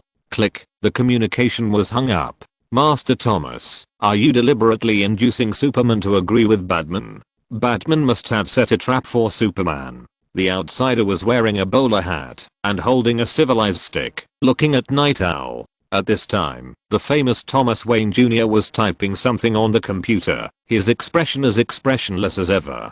Ta da da da da da. He finished typing the last word and then said, I know. But this will undoubtedly allow Batman to influence Superman to a certain extent. But it doesn't matter. As long as the anti-monitor comes to this Earth, Batman will have to fight against him. This is not something that can be avoided. Superman and the others thought that, as long as we escape to this planet, we can completely avoid the anti-monitor. They thought that, as long as they strengthen their own strength, they can be on equal footing with the anti-monitor. This is really wrong. The Anti-Monitor will come to this planet sooner or later, whether I like it or not. So instead of doing this, I might as well take the initiative to be the guide. At least I can accurately control when the other party will arrive. Night Owl said, and our Earth. For Superman, it's just a territory, or a playground for him. There has never been a place that has a deep meaning to Superman, like Gotham does to me. His fingers gradually clenched. In order to save Gotham, Night Owl even murdered his parents. Note, yes, in the universe of Night Owl, Thomas Wayne Sr. and Martha Wayne were killed by Thomas Wayne Jr. himself because he witnessed the evil of Gotham and the corruption of his parents. After he conspired with his butler Alfred, the future outsider, to kill his parents and accidentally killed his beloved brother Bruce, he became Night Owl and chose to rule Gotham by force in exchange for order, and killed the Joker who resisted his ruthless rule. I'm sure that, even if he agreed to Batman's plan to return to our planet to besiege the Anti-Monitor, he would turn around and run away once he found that he couldn't do anything to the other party. Superman is such a person. He will not fight for anything except himself. He will immediately give up the idea of taking back our planet, and then escape to this world again and shrink back, completely abandoning our universe to save his life. This is not an unbearable option for Superman at all. But I'm different. My plan is different. I will lead the Anti-Monitor directly to this brand new universe. I will make sure that Superman has no room to retreat. Can Batman control Superman or influence him? It doesn't matter, as long as he can truly strengthen Superman and ensure that they can join forces to fight against the Anti-Monitor. As for the Linoop against the Anti-Monitor, I hope the stronger the better. If they can defeat the Anti-Monitor, then everyone will be happy. And the next thing, even if Batman can influence the crime syndicate, will the other party still cross half the universe to compete with him for Gotham City? The worst case scenario is that the Anti-Monitor kills them one by one. Then the whole new world will be over, and I will directly close the cosmic channel from this universe to our universe, and directly lock the Anti-Monitor here, and then try my best to find new universes for the Anti-Monitor to devour, so that he will not come to harm my universe. Night Owl said, so I just need to make sure that Batman can strengthen Superman and my other teammates, and after being strengthened, they can appear on the battlefield to fight the Anti-Monitor. As long as these two goals can be achieved, it will be enough. No matter how they fight the Anti-Monitor, no matter what the outcome is, as long as my universe, my planet, and my Gotham are alright, everything is an acceptable outcome. He turned to look at the outsider. So why do you think the Anti-Monitor has already made a mess of our Earth, but has not completely destroyed it? He returned his attention to the keyboard in front of him. It is because I told him that I would bring him a new world. The only condition is to temporarily slow down his pace of destroying our universe. A few hours later, Metropolitan Hospital.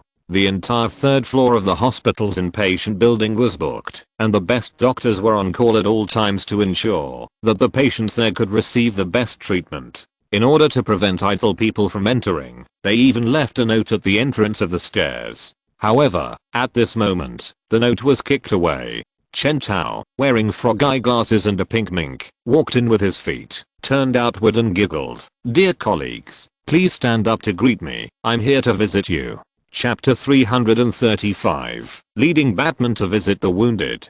Gorilla Grodd, with a crooked mouth and squinting eyes, was lying on his back in the intensive care unit of the ward. It was the afternoon of the day, and the setting sun was shining into the ward from outside, shining on the banana that he disliked the most, and placed on the bedside table. A tear fell from the corner of Gorilla Grodd's eye. He wanted to turn over and no longer face the insulting banana, but his best efforts only made his cast tremble. However, as soon as he moved, the shackles on his hands and feet made a clanking sound, and then the small robot at the head of the bed hummed and flew over his bed, and then the red scanning laser scanned it from head to toe. Danger. Danger. The target has moved. Detecting. There is no possibility of escape. Danger is lifted. Gorilla Grodd rolled his eyes in anger. I'm in this state, and you're still worried that I'll run away. He looked at his arms, that were as thin as a stick, and couldn't help but feel sad.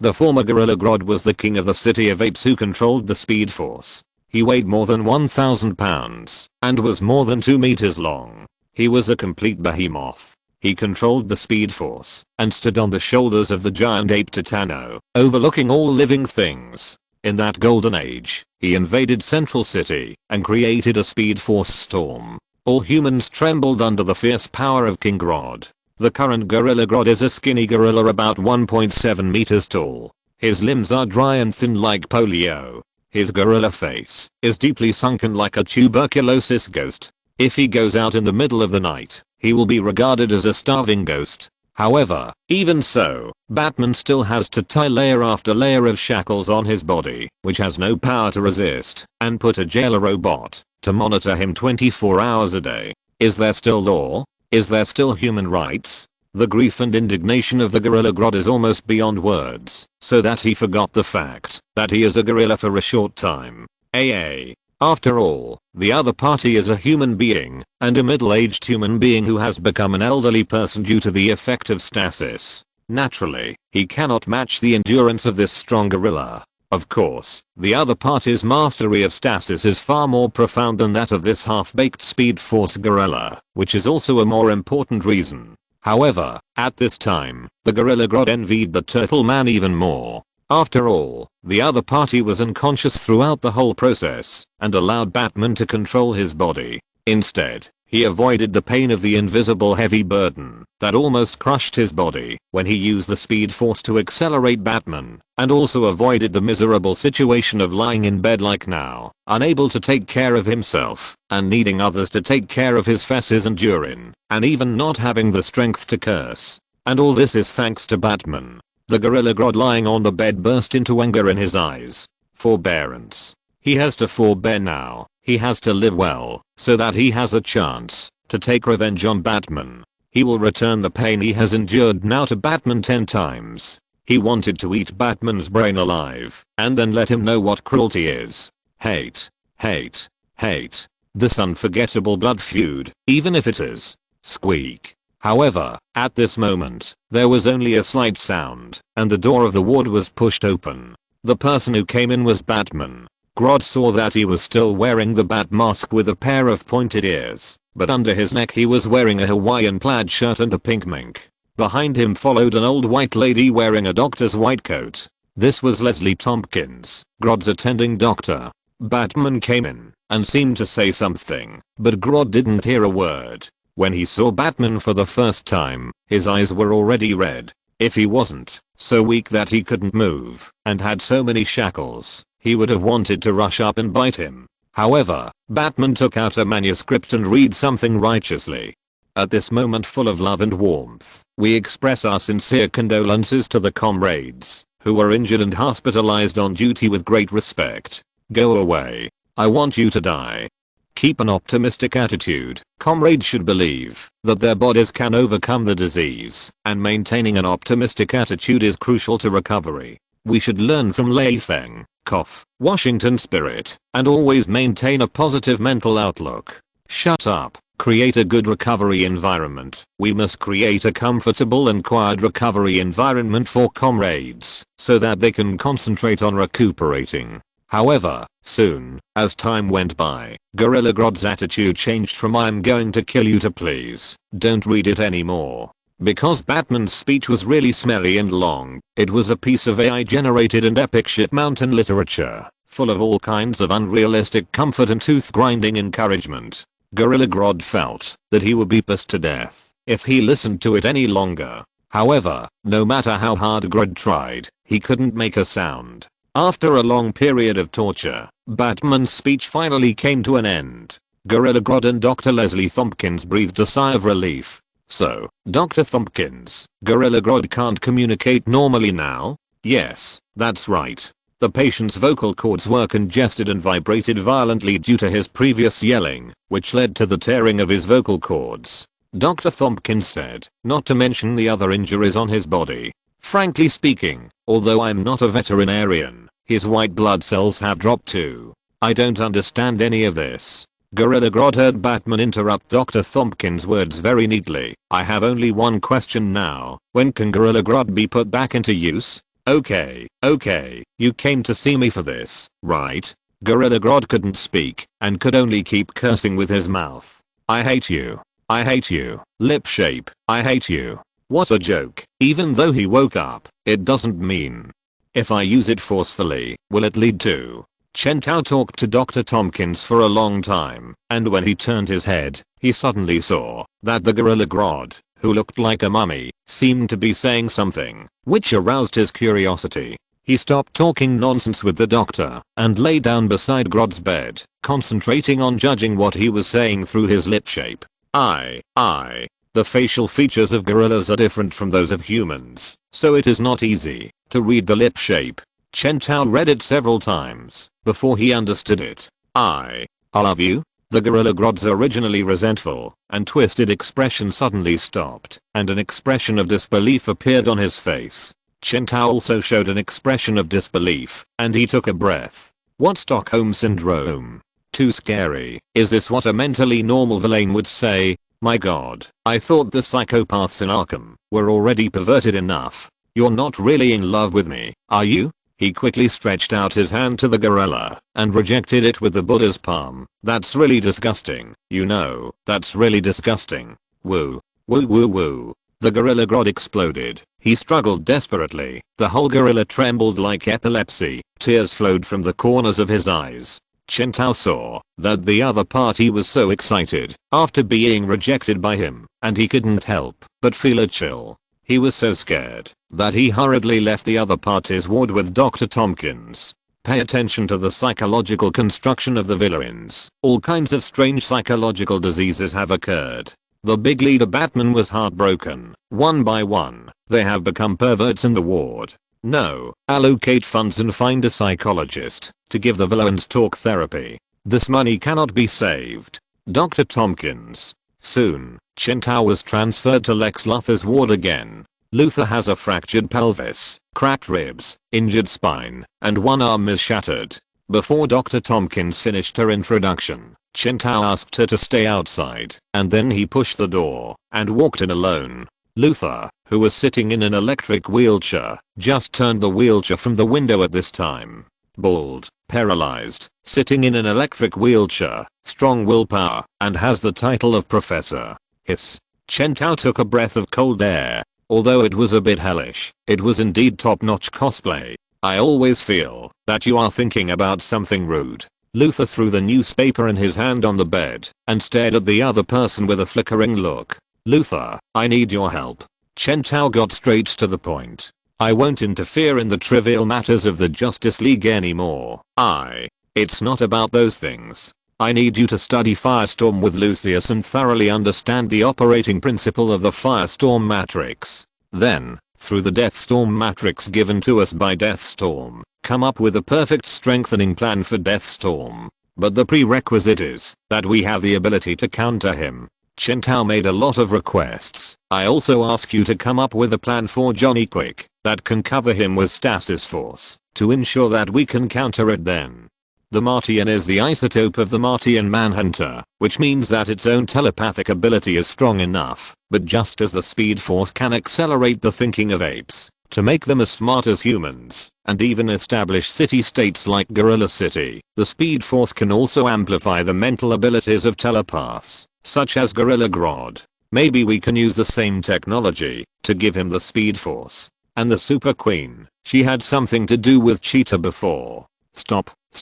Chen Tao wanted to say something, but he was interrupted by Luthor. I thought I told you that I've decided not to get involved anymore, but Luthor couldn't finish his sentence because he saw that Batman looked more serious than ever before, so that the funny pink mink and Hawaiian shirt he was wearing looked a little formal, like formal clothes. Listen, Luthor, why do you think I'll let you interfere in the affairs of the Justice League? You should know that I planned to retire a long time ago and train a successor. My original target was Superman, and then you know what happened. Later I thought of Hal Jordan, but then we had a falling out because of the previous things, so he returned to OA. Although Luthor knew that this was Batman's trick to change the subject, he couldn't help but choke him when he heard the name of Green Lantern. That brainless, reckless man. Are you serious? Chen Tao glanced at him. Hal Jordan seems reckless, but this is just the rebellious side of his character. When no one gives him orders, he will become the one who leads others. Among the many Green Lanterns, Hal Jordan is also the more reliable one. The weakness of Martian Manhunter is too obvious. Once targeted, the League will immediately fall into a state of leaderlessness.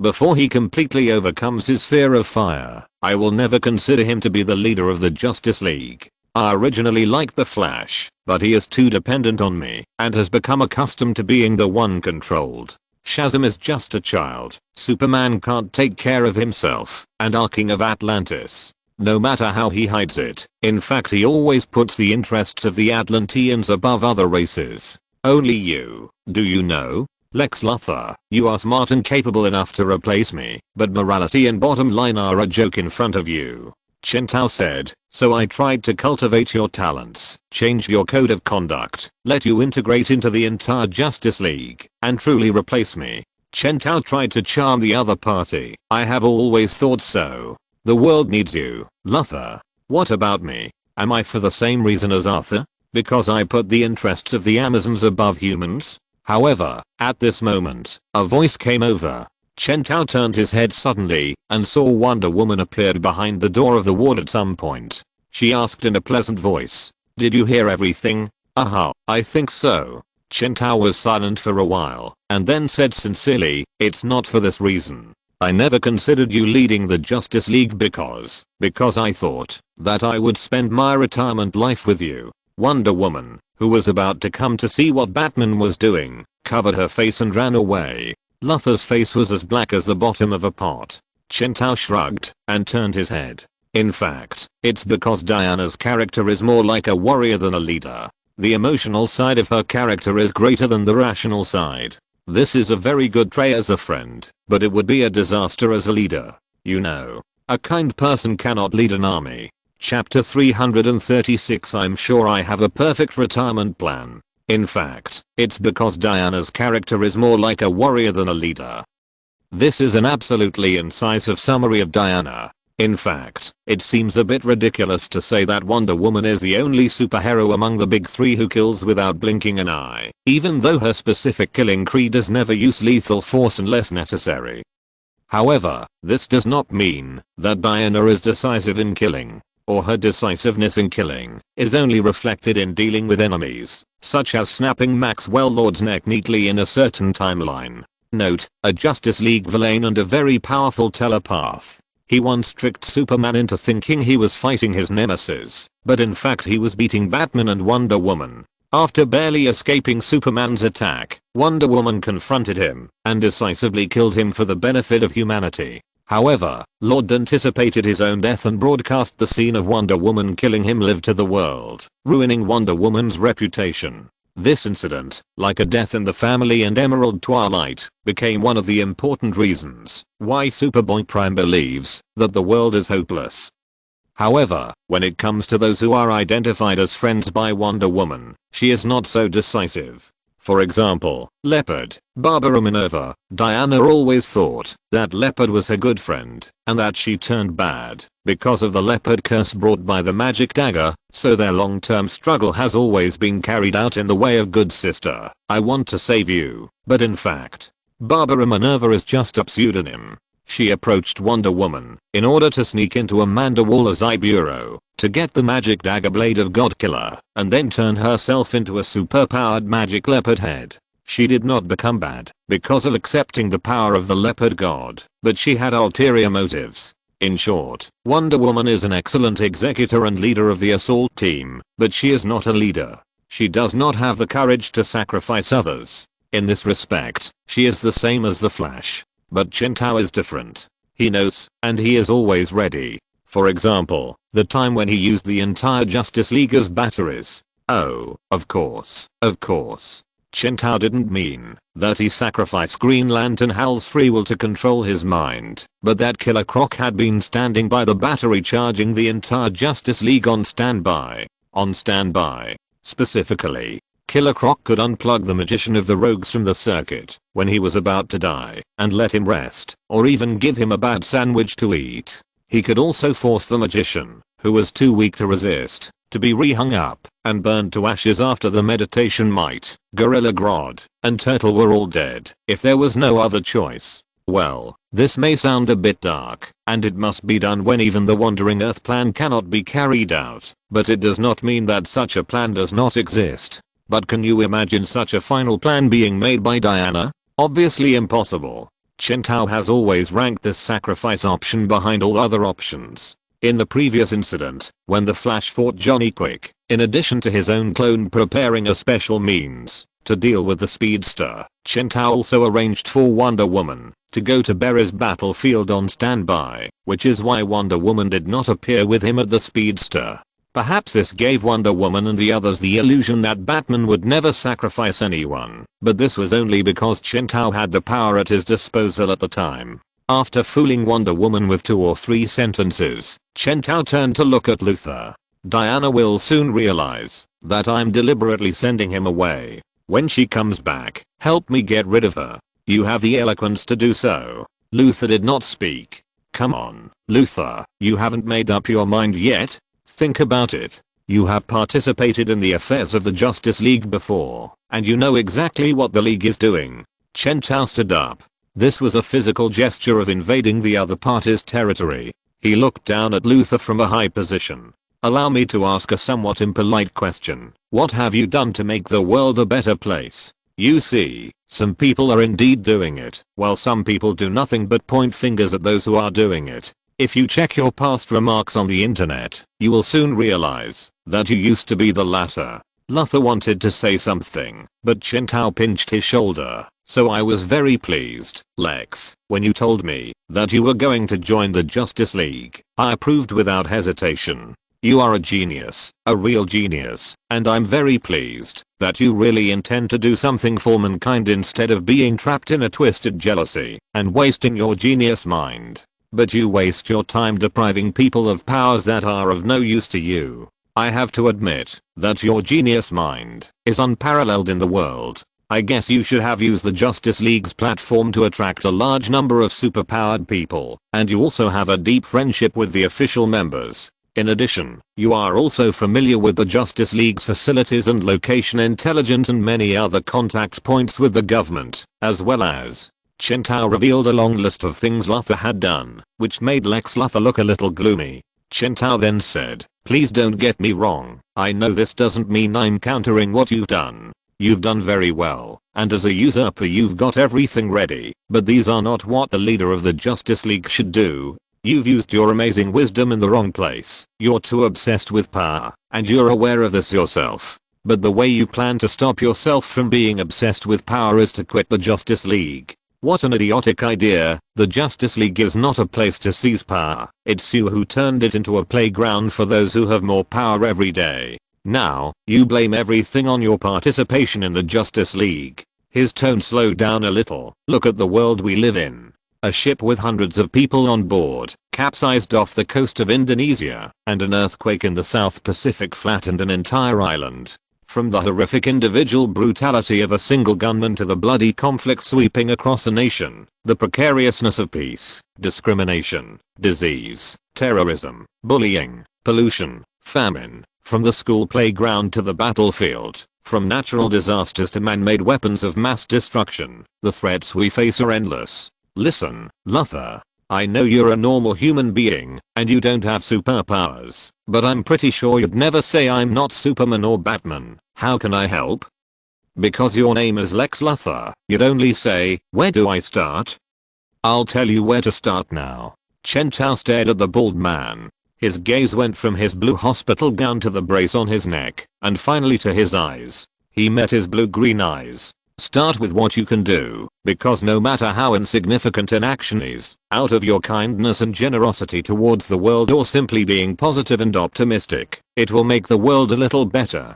Similarly, there are ways to make greater changes. In this world that cultivates false moral intoxication, you must put down your arrogance. Because the world does not belong to any one of us, but to all of us. Chen Tao left the hospital with a brisk pace. Luthor agreed not to leave the Justice League. Chen Tao believed that he would focus all his attention on developing experimental projects for himself on how to strengthen the crime syndicate. He would have to arrange for Lucius, Cyborg's father Dr. Silas Stone and Luthor to work together. The three of them would be more efficient together, and they could also keep an eye on Luthor. And he could take over those superpowers that Luthor had previously recruited for the Justice League. To be honest, there are actually two important points for this mouth cannon to succeed. Luthor wanted to leave the Justice League, of course, because he thought the League affairs were dragging down his energy. In fact, Chen Tao thought it was probably because the longer Luthor stayed in the Justice League, the more he would find that no matter what he did, he could not squeeze Batman out and take his place.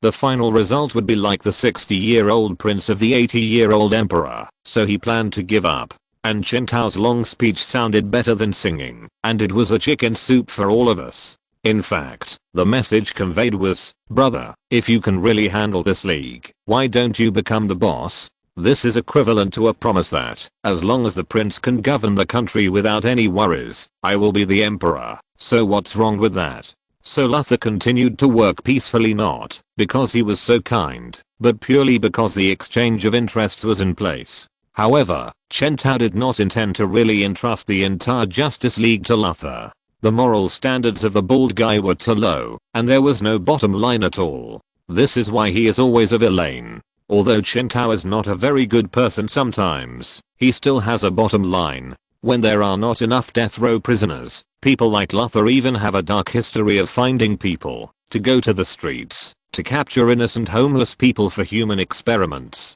Chen Tao must put someone in the Justice League who can balance the other party, and this person is Hal Jordan, the only person with leadership ability among the remaining members of the Justice League. As Chen Tao thought about it, he began to ponder in his mind. Luthor is responsible for making plans. Hal is responsible for defining the moral bottom line. Wonder Woman is responsible for execution. Martian Manhunter balances the relationship between the members of the League and the relationship with the government. Flash is responsible for running errands. Aquaman is responsible for being a meat shield. Batman is responsible for retirement.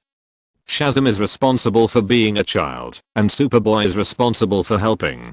Perfect. Oh my god, how can there be such a perfect structure in the world? I'm moved to tears. Ahem. But now Hal is still on OA star, and refuses to come back. All this will have to wait until Hal comes back. It's still early, but the general framework is determined. Moreover, Chen Tao had also made up his mind. Hal would stay on Earth and be the leader of the Justice League. As for the daily affairs of the Green Lantern Corps, he would try to get a few more Green Lantern rings and get Jon Stewart, Guy Gardner, Kyle Rayner, and Simon Baz. Would he still be afraid that the Green Lantern Corps would look for Hal? Note, the long list of names mentioned are all Green Lanterns from Earth, all of whom are Hal's descendants. But to be honest, was Hal so angry? It was just a small manipulation of his brain to prevent it from having the idea of disobeying his orders, and he had deceived the other party into agreeing in advance. As a result, Hal still didn't want to talk to me at all, and didn't give any response. This was too much. Chen Tao shook his head. Forget it, forget it. He had a more important thing to deal with, about Talia and Damian. The mother and son had been waiting for him for a long time. Chen Tao planned to send Damian to the Teen Titans. There were a lot of things to do. What happened to the power ring? In a corner, in the crime syndicate's base, Speedmaster slapped the table and bit the kryptonite in his mouth with a creaking sound. The poor table couldn't bear the Kryptonian super strength at all, and it broke into two sections on the spot after a loud creaking sound. Not far away, Johnny Quick was beaten and covered in blood, and two bones were broken. Night Owl stood silently not far away, and Super Queen restrained Atom Girl who wanted to pounce on her lover. Speedmaster wiped the blood off his fist. He said he wanted to go to the planet OA in this world to do something, and I approved it. But now he doesn't plan to come back? Are you kidding me? There was a fierce light in his eyes. Maybe going to the new world made you all too wild, and forgot who was. To be precise, it lost contact. Super. The Martian told Super, and it's not that the power ring doesn't want to. We all know his situation. He's just a puppet completely controlled by the ring. The ring doesn't even allow him to bring a communicator, but he has to use the ring to transmit messages. The loss of contact this time is probably because the ring is going crazy again and not allowing him to come back. Then did he tell us what he was doing before he lost contact? He told me at the time that the ring told him that he would be able to increase his strength as long as he arrived at the planet OA, so I let him go. Yes, super, the power ring told us what he was doing before it lost contact. What is he doing? Say it. He is attacking the planet OA. Luthor. Wonder Woman returned to Luthor's ward angrily. He was just fooling me. Where is he now? Luthor's boiled egg-like face was covered with a helpless fake smile. I know you are anxious, but don't be anxious yet. Damn, why do I always feel like I'm cleaning up Batman's ass? Chapter 337 Damian, the man who aspires to become King Robin. Interesting. Gotham, night. In a temporary residential house somewhere.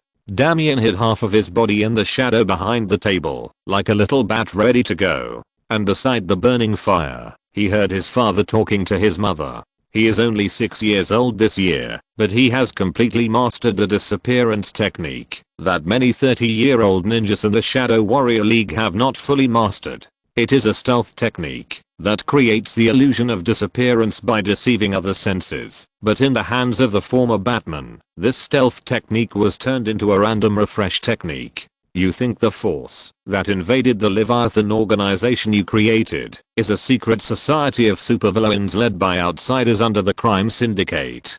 Damian listened to his father quietly. His voice was low and slightly hoarse. Are you sure, Talia? Isn't it? Damian heard his mother ask back. The brain demon is just a third-rate character who relies on superpowers to do whatever he wants. I have seen telepaths who are several times more powerful than him. And when this rubbish invaded my brain and tried to control me, he didn't even notice that I read his thoughts in reverse. Although he has telepathic ability, it is terribly weak. I can easily break free, and he can't even figure out whether I'm completely under his control. If it weren't for them holding Damian hostage, I would have stabbed a rubbish like this into his head long ago. Damian felt a little ashamed. He became a burden to his mother, preventing her from giving her all. Damian vowed that there would be no next time. Talia's tone slowed down a bit, but it was precisely because of the incompetence of the brain demon that I was able to glimpse the truth. The person who gave the order to the brain demon was the guy called the Outsider. Are you sure, Talia? The Outsider looks like this, Chen Tao said. He handed a photo to Talia. The other party took it in her hand, then observed it carefully by the fire, and then nodded. Yes, it's this pale-skinned man. It was him that I read in the brain demon's memory. He was standing in a room that looked like an interrogation room, and the brain demon was sitting on a seat. The other party looked down at him, holding a civilized stick, and took out a photo of you and Damian from his right pocket to show the brain demon, and his corsage was pinned on the left. Is that right? Talia's eyebrows suddenly frowned, because what the other party said was exactly the same as what she saw. How do you know? She said this first, and then suddenly said, have you checked the memory of the brain demon? His memory has been modified. Not only his memory, but also the memory of every villain who came to attack us has been modified. Chen Tao said, although I teamed up with the Martian Hunter to explore their spiritual world, I still didn't find any obvious signs of tampering. Then what evidence do you have to say that he was modified? Talia asked. Chen Tao lowered his head. Because I asked the crime syndicate directly. Huh? Didn't I tell you, Talia? Now we are in league with the crime syndicate. We are in cahoots with each other. How does that saying go?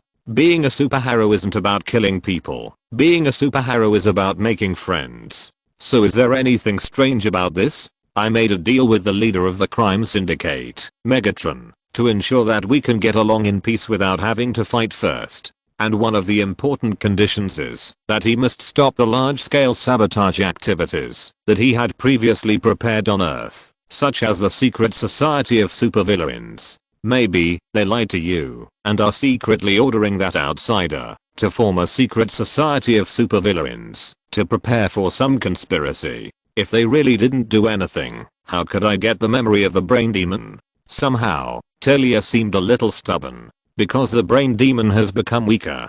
Come on, Talia, put aside your hopeless arrogance and think from the bottom of your heart. The Frightful Five have been fighting against the Teen Titans for so many years. If such an important member as Cerebro is really as weak as you said, then how did the Teen Titans survive for so many years? There is no specific comparison of strength and weakness. This cannot mean. Starfire, a member of the Titans, has fought against the Frightful Five for many years in the past, and is an old rival of them. So, Talia asked. So, a few hours ago, I asked Nightwing to invite Starfire to the Batcave for dinner, and then used Cerebro as a sideshow during the dinner, and tricked her into receiving a mental shock from the other party. Note, DC superhero Starfire, whose real name is Coriander, is a superpowered alien princess. She is the first Robin and the current Nightwing, and Dick Grayson's lover. This is also the reason why Nightwing was invited, because the two of them are dating at the time. Talia didn't know what to say for a moment, but Chen Tao didn't stop talking. Then her evaluation is that Cerebro is not as strong as before.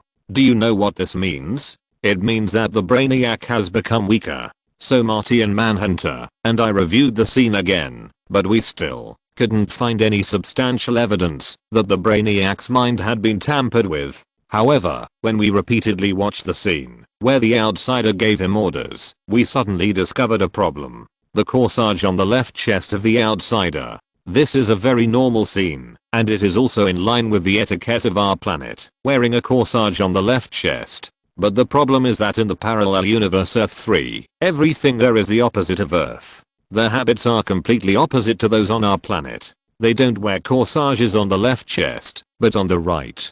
Whoever is behind the scenes who tried to cover himself up with the skin of the supervillain secret society, he has no idea about the details of the crime syndicate, but regarded them as villains on our planet. This mistake caused his almost perfect plan to have a big flaw in the end. The Brainiac himself is a telepath. Although he is not very good at playing with the mind, he is still a superpower. This means that, if someone wants to tamper with his memory, it will become very difficult, dozens of times more difficult than tampering with ordinary people. But someone did it, and did it so perfectly. This is why I stopped you from going back to reorganize your Leviathan. This time, going back to reorganize may not be as you imagined. You will face the empty space of starting over again, but it is very likely to be in the dilemma of being besieged. Chen Tao said sincerely, once someone close to Batman is kidnapped, he will become a bargaining chip to threaten me. You threw Damian to me in order to prevent such a situation, but have you never thought that you might also become the target of kidnapping?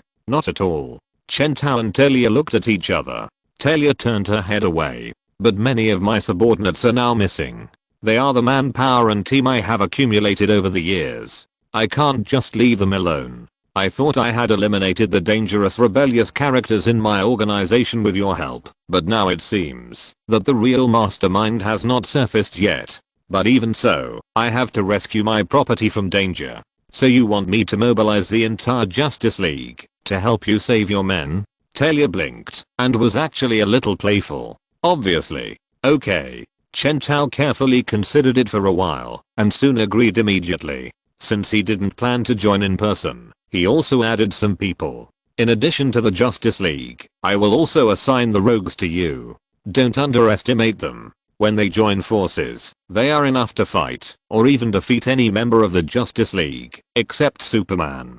Chen Tao thought and said, action must be quick. The mastermind behind the scenes didn't get rid of your men, but used them as bait to induce you to move in the direction he wants. You must achieve your goal before he reacts to prevent him from making adjustments based on you. You can immediately. He rubbed his forehead with a headache. No, I will let Lucius and Luther use the brain demon they captured before to find a way to create a high-power jammer. After this thing comes out, we can act. It shouldn't be too difficult. Lucius has almost mastered the technology of the Mad Hatter. From now on, every member of the Justice League must carry this shield, a telepath with unknown purpose. Trouble. Note, Mad Hatter Tech, who can control other people's minds with his hat, has appeared in the previous article. Anyway, this matter is decided. Next one. He whispered to the corner. Damian. Father. Soon, Damian came out from the dark corner and stood in front of Chen Tao. He raised his head and looked at Batman. Well, formal meeting. Father, you are taller than I thought. I will send you to the Teen Titans. I'm sorry I can't be with you. Damien lowered his head. Is this a punishment? Father? Punishment? Chen Tao shook his head. Of course not. This is protection and training. Train you to be a member of the team and a leader. Chen Tao said. I believe you are not unfamiliar with training. Yes, father. Damien lowered his head slightly. Follow your orders. Chen Tao looked at the 6-year-old brat who bowed his head to him. Got, Talia has trained him to be a machine that obeys orders. Chen Tao would rather fight with Darkseid than deal with such a 6-year-old Uchiha Sasuke. Just a quick question. You are not thinking in your mind right now. My teammates are all burdens, but if it is my father's request, I still intend to obey, right? Chen Tao asked. Damien's expression paused almost visibly, and then he said honestly, yes, father. Chen Tao was speechless. This will be a very cruel training. Chen Tao told him, far beyond your imagination. Yes, none of the teammates of the Teen Titans are easy to deal with. You must stick to it and be patient. Don't act on impulse. That's right.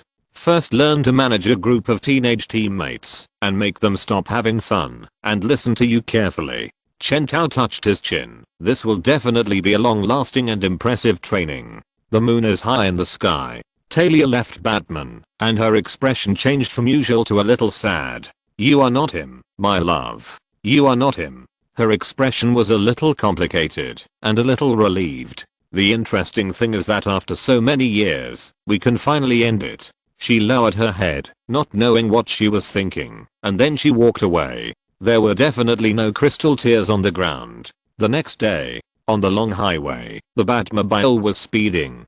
Damien was sitting in the co-pilot seat and saw that the main driver's seat was empty, and next to him, Chen Tao's head appeared on the right side of the steering wheel. It was tightly stuck to the panel instrument, as if a horrible hematoma had grown out of it. Damien ignored it, and his eyes, which had been trained to be cold, looked at the interior of the car with longing. Father, how can I get superpowers? Work hard. What? Haha, just kidding. Chen Tao said, we are almost there. Damien, whose attention was attracted, turned his head and saw a huge T-shaped building not far from the highway. The T here refers to the entire building, which is exactly like a huge T, which itself represents the Teen Titans. Teen Titans, or simply Titans, representing the Titans. Is this where I'm going to receive training? Damien raised his head and looked at the building in the distance. He had made all the preparations. 6 years of training had made him a tough killer, a true assassin. He had been trained by the ninja master, Lei Xiaoorg, since he was born, and at the age of only 6, he had achieved what many adults could not accomplish. He had made all the preparations. No matter how brutal the training was, he would be able to stick to it. Damien knew how many Robins his father had had before him. Dick Grayson, Jason Todd, Tim Drake, they had all accompanied his father throughout his career. But he knew very well that he would be the most special one. Because he would be the most powerful, the most brutal, and the coldest among all the Robins. He would be the king of Robins. Then, inherit the title of Batman. This was Damian Wayne, a heavy burden engraved in his bloodline. Boom. With one shot, Blue Beetle blasted the training robot in front of him from the chest to the back, and he flew up with the wings behind him fluttering. Then the armor on his body transformed into a sharp knife. If you're listening to this novel on a channel other than Fanfic World, it means they downloaded and uploaded it without effort. We cordially invite you to visit our channel, Mundo Fanfic Novelos. There you'll find the original version of this story and you can explore many other novels of various genres. We're waiting for you to immerse yourself in a world of incredible novels. Chapter 338 Damien. First there was Robin, then there was Heaven. Everything started from that day. The Teen Titans finally remembered the fear of being dominated by the Robins. Earlier when Damien was sent to the Teen Titans base by Batman, Mother, Talia stared at the photo in her hand in a trance. As a person hiding in the dark world, Talia should have ensured that her true appearance was not revealed. Many big figures in the underground world are like this. No one knows what they really look like. The FBI, CIA, Sky Bureau Michigan 6, they can only get a portrait of the target. They never take pictures and avoid being photographed by any camera. This is a way to avoid trouble and the basis of a lot of trust. But Talia didn't do that. Talia in the photo looks younger than she does now. She stands next to Batman, not at all shy about the cold look under Batman's mask and the slightly alert posture of his body in uniform. The girl standing next to Batman tried her best to keep looking at the camera, but her body was slightly tilted to Batman's side. She tried to keep a cold expression like Batman, but the corners of her mouth were slightly raised, which made her smile faintly. So Talia also smiled faintly along with the photo, but then the smile disappeared immediately, as if it was an illusion. She showed a complex expression of sadness and sorrow. Mom, are you listening to me? But Damian didn't notice what his mother was thinking. After all, he was only 6 years old. At this time, Damian stood on tiptoe, held a laptop with his baby hands, and approached his mother. It seemed that a video was playing on it, and Damian reached out and clicked to play. Ha ha ha ha ha ha. Ha ha ha ha ha. Ha ha ha ha ha. Instantly, Batman's laughter, which was spoofed on YouTube, came out from the laptop, and it was even accompanied by a cheerful background music. This video collected Batman's laughter in many public places, and then used movable type to randomly brush all kinds of things. Ha ha ha ha. Ha ha ha. Ha ha ha. Father laughs because it can bring fear, right, mother? Talia showed an expression that was difficult to describe. Yes, she muttered sullenly, that's right. He must have planned it that way. He wouldn't want to do that on his own. I understand. Damian turned off the video, then opened his mouth and took a deep breath. Talia looked at the child she gave birth to, confused. Ha ha ha ha ha ha ha ha. Damian grinned from ear to ear, looking up at the sky and laughing wildly, immediately scaring his own mother. Enough. There's no need to practice this kind of stuff. Talia stopped Damian from practicing her wild laughter. Instead of learning these superficial little tricks, you should study your father's experience in commanding the Justice League and those villains. That's worth learning. I'm learning. Although I can't hack into the Justice League's internal network, my father told me the password of the Bat computer when he temporarily placed us so that I could play Street Fighter V. So I hacked into the Bat computer and then used Batman's authority to openly check the Justice League's database. Damian said excitedly, to be honest, it's too difficult to modify the instructions of the Bat computer. I think it's more difficult than the Pentagon. After all, I hacked into the Pentagon when I was 5 years old, and I'm 6 years old now. Even with the password, I still find it difficult to modify the instructions of a Bat computer. But fortunately, I bypassed the more difficult Justice League database and went in directly with my father's authority. It records the process of my father creating the entire Justice League and defeating Bane. I'm studying it now. Study it. Study it. Talia was in no mood to take care of the children now. She looked at the photos in her hand, then studied how many people she could trust in her Leviathan organization, then began to feel sad and busy. Little Damian sat next to her, constantly looking at Batman's superhero records. I see, so and so. I see, beating up teammates is normal. When you are in doubt, hit your teammates. Target your teammates first. If you can't even beat your teammates, how dare you say you can defeat the evil villains? Teammate is a sandbag for training. Teammate is a tool. Teammate is a weapon. Beat up new teammates first. Mother, I totally understand. HMM. Talia nodded absent-mindedly and then continued to think about her own things. Maybe I need to ask the entire Justice League to help me so that those traitors can. Whoosh. Blue Beetle easily dodged the robot's fist, and he swung the blue sword that his armor turned into to split the opponent in half, and the robot also turned into a green grid-shaped energy and disappeared in an instant. Blue Beetle, formerly known as Jamery Eyes, is a member of the Teen Titans. He was possessed by a scientific armor of alien creatures called scarabs and turned into a real-life version of Iron Man. He is still very young, having just joined the Teen Titans, and has a rather eccentric personality, except for the fact that he sometimes cannot control his alien armor. Blue Beetle has always been the most trusted member of the Teen Titans. However, he has no idea that this alien armor that gives him extraordinary powers hides a dark secret, which Blue Beetle does not know at this time. Bang, bang, bang. More robots shoot at him, and his other armor transforms into a shield again. But before Blue Beetle can make more moves, The team of robots shooting at him is all sat down by a green mammoth. "Hey, bro, good afternoon." With a pop, the huge green mammoth rolled over and turned back into the green beast boy for half a second. Then he turned into a gorilla on the spot, then jumped and kept kicking every robot that rushed towards him with his butt. Beast Boy's real name is Garfield Gar Logan. His father is a scientist who took his family to do experiments in the tropical jungles of Africa. But the young Beast Boy accidentally knocked over a bottle of experimental samples, which caused him to get a rare tropical disease. In order to treat it, his father had to try to inject more animal DNA into his child through an experimental animal DNA transfer device to enhance his resistance. This transformation made Beast Boy communicate with the red of all living things, thus saving Beast Boy's life. But this also turned his skin green and gave him the ability to transform into various animals at will. It sounds like a happy story, but stories have an ending, and things usually have a then. And obviously, Beast Boy now appears in the Teen Titans instead of living with his parents. So, the then of this story is, then his parents died. In short, although Beast Boy now looks like he is about to overflow with joy, his life experience is full of misfortunes like most superheroes. Soon, more robots were refreshed from the training ground.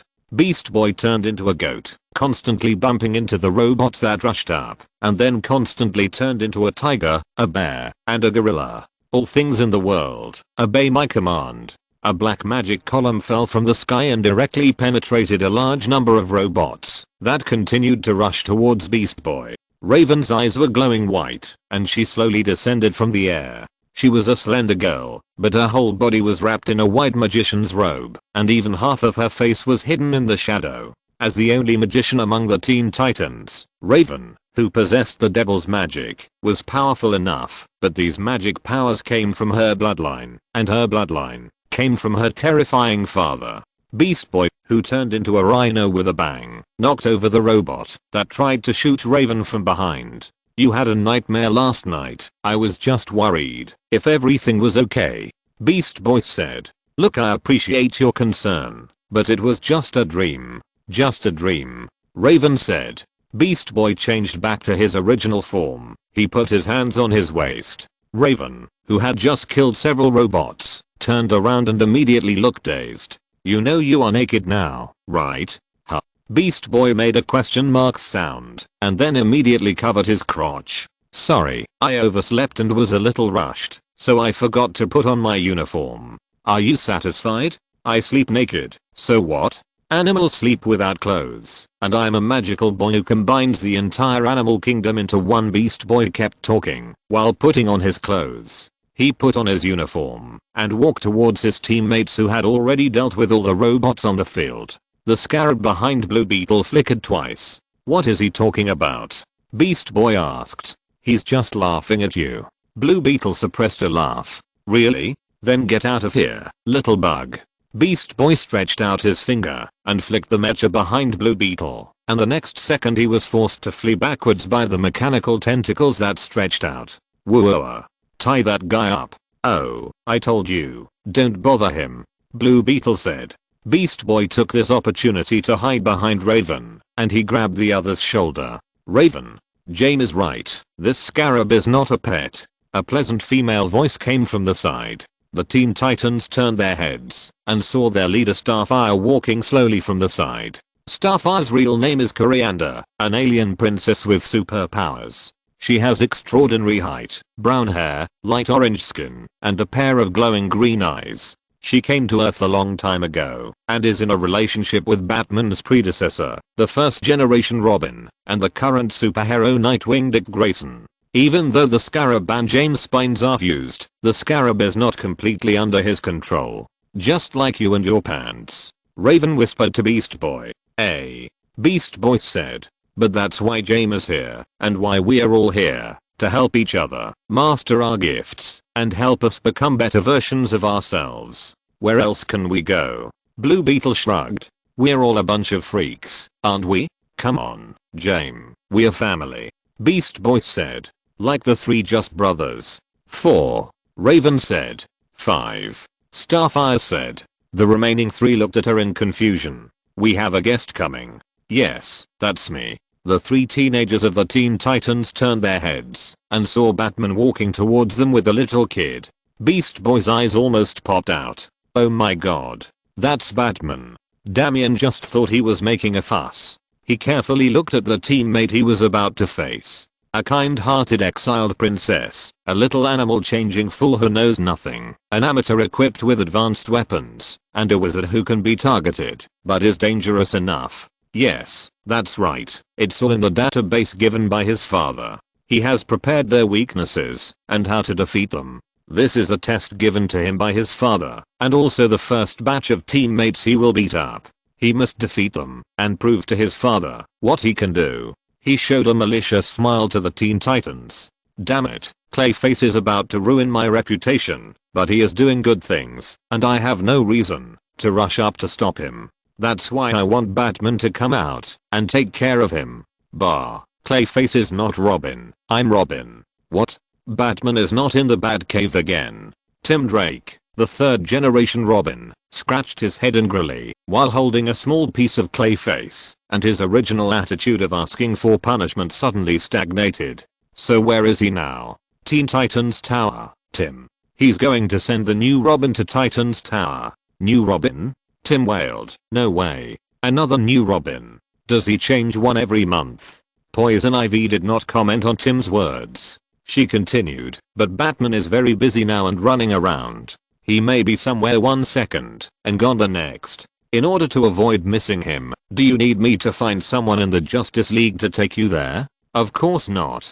Tim slapped his head and said, I can go there by myself. I want to see what kind of monster Batman's new Robin is. Chapter 339 King Robin's Day of Rebellion. You haven't been back to the Batcave for a long time, Master Bruce. Yeah, don't mention it, I'm tired as a dog. In the Batcave, Chen Tao was lying on the seat with the Bat computer in front of him. Behind him, Alfred put a piece of secret bat cake on the table in front of him.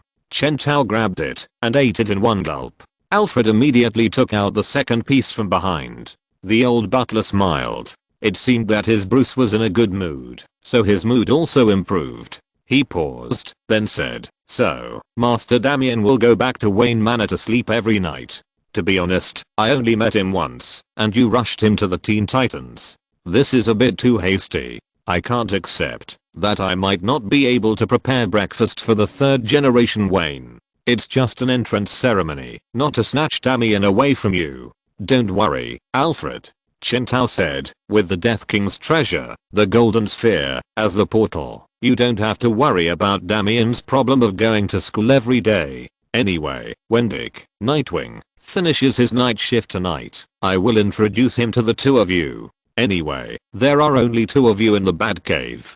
Chen Tao forgot about the third generation Robin Tim Drake. Aha, Master, you. After chatting with Alfred for a while, especially after talking about his retirement, Chen Tao said with a guilty conscience, while turning on the Bat computer, you know, Alfred, I've already booked a flight to Fiji. But the Justice League has a few important things that can't be handed over to Luthor directly, and I have to consider them. He operated on the Bat computer for a while. Let me see. Problems that can't be handed over to Luthor to solve. The leopard form of Cheetah in prison has completely disappeared. Someone is taking away her divine power. Chen Tao read the report written by Marty and Manhunter for a while. How can I find the murderer remotely? At least I can take a look while it's being drawn. The drawing is done. Do you really think I'm the all-knowing Wayne Bankson at the door of Wayne Manor? Chen Tao casually threw aside this matter that seemed very important, but in fact it couldn't be solved at all, and then continued to read.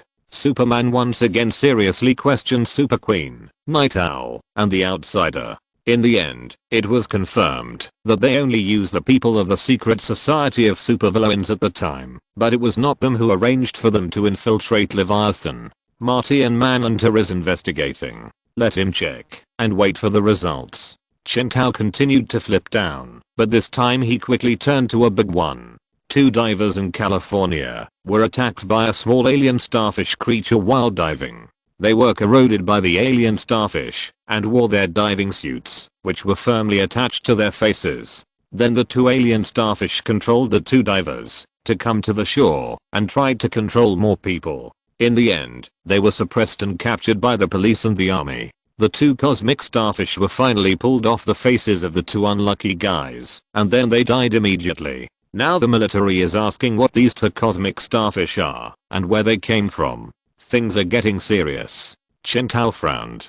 How could he, who has read comics, not know the famous Conqueror's Arrow? We need to start making emergency plans for this matter. Chen Tao paced back and forth in the room, and then ate another piece of cake that Alfred made for him, thinking while eating. But to be honest, the Green Lantern Corps is responsible for suppressing cosmic monarchs like Conqueror's Arrow, like Mongo or Lady Styx. The OA Star, which maintains order, has always been the main enemy of these tyrants. So, just shaking Hal over here might be effective against the Conqueror's Arrow. Chen Tao thought so in his heart, while trying to send a message to Hal again through the metal spirit, but it always fell into the sea without any response. Damn, what is going on? Although he already had some guesses in his mind, Chen Tao still said half jokingly, it's not that the OA Star is now full of corpses, and is about to be destroyed. He turned his head, scratched his head, and said to the quiet housekeeper, what do you think? If I have a falling out with a friend, and the other party doesn't plan to work for me anymore, but goes to other places, how can I deceive his forgiveness and let him come back to work? Alfred didn't say anything. He just stood there with tea in his hand, and didn't express any opinions. Forget it, these are all things to do after the vacation in Fiji is over. Chen Tao said. We are going to travel to Fiji and relax. I have been saving the world for so long. Can't I enjoy myself? Alfred seemed very happy. He brought the topic back to Damian, and then talked about Bruce Wayne's childhood. Although Chen Tao repeatedly told him that he had lost all his memories at a certain time, Alfred still enjoyed it. In his eyes, the impatient attitude and cynical attitude between the eyebrows of the grown-up figure in front of him gradually overlapped with the little Bruce in his memory. This made Alfred very happy. On the other side, Chen Tao muttered, so this is why I want to send Damian to the Teen Titans for training. With Damian's personality, he was completely trained by his own mother to be a fighting robot, and he follows the script very strictly. He fights the way others teach him. He was always well behaved when I talked to him before. Children should be the most creative at this time. How can this be possible? He said, in order to cultivate Damian's team awareness, I deliberately let him see the information of other members of the Teen Titans before, but concealed from him some key features that would be enough to cause his failure. Then before I left, I asked Starfire to prepare to host the competition between Damian and other members. If Damian competes with his teammates according to the information I showed him, it will be fun to watch. Hehehehe. As he said this, he opened one of the files on the Bat computer and said, however, the real plan prepared for the Teen Titans was encrypted by me and placed in. This thing was hacked? Alfred suddenly heard his master Bruce making a strange sound, and then he heard him say to him, Alfred, send a message to the Titans Tower immediately, and tell them that they will be attacked. Attacked? Alfred was a little confused. So who attacked them? Chen Tao stood up suddenly, by me. Time went back a little bit, to when Damian and Chen Tao had just arrived at the Teen Titans Tower. The two adults, Starfire and Chen Tao, went to the side to talk. They were talking about Damian, and occasionally mixed in some chats about Nightwing.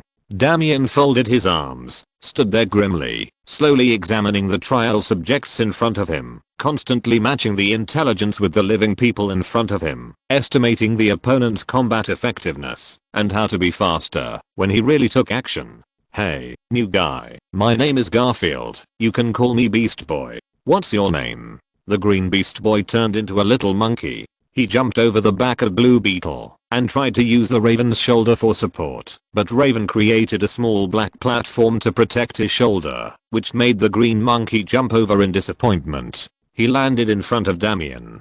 Damian didn't even look at him. He took out something like a small disc from his pocket and threw it on the ground with a thud. The small disc was emitting a bright blue light, and it was full of high-tech texture at first glance. When it fell to the ground, Blue Beetle scanned it with his technological armor, but couldn't scan what was inside. Blue Beetle and Beast Boy looked at each other. Nice to meet you, I'm Jamie Eyes, you can call me Blue Beetle. Blue Beetle walked up to Damien and extended his hand to him, and Amir extended his hand to shake his, then continued to concentrate on taking out the small disc from his pocket and throwing it on the ground. Soon he was throwing it around the hall, basically throwing it everywhere. Raven didn't say hello to Damien, she floated in the air. What are you doing? Beast Boy turned into a mouse and sniffed the disc device that Damien had just placed. Hell, I don't smell anything. Blue Beetle tried to say a few more words to Damien, but the other party ignored him at all. Say something. Hey, man, this guy's ignoring me. Well, since you want to put such a weird thing, you have to talk to someone, otherwise we will. I'm putting something I need for the battle. Damien interrupted Blue Beetle. Isn't this a battlefield? Blue Beetle was speechless. Raven, Blue Beetle and Beast Boy looked at each other and then foolishly helped Damien put these small bowl-like devices together, and soon they covered the entire training ground. Do you want to use the battlefield? As the last device was put, Blue Beetle kindly said, the switch is over there. Don't bother, although it's not the same model, I'm also familiar with this virtual combat training technology.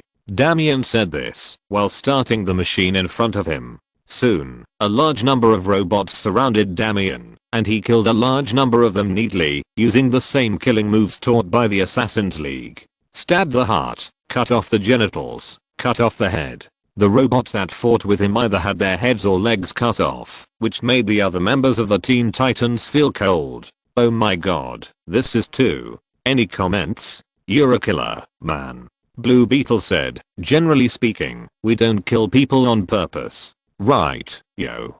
Beast Boy said worriedly, are you sure your mental state is okay? That's because you're too weak. You've never experienced a real battle. Clang.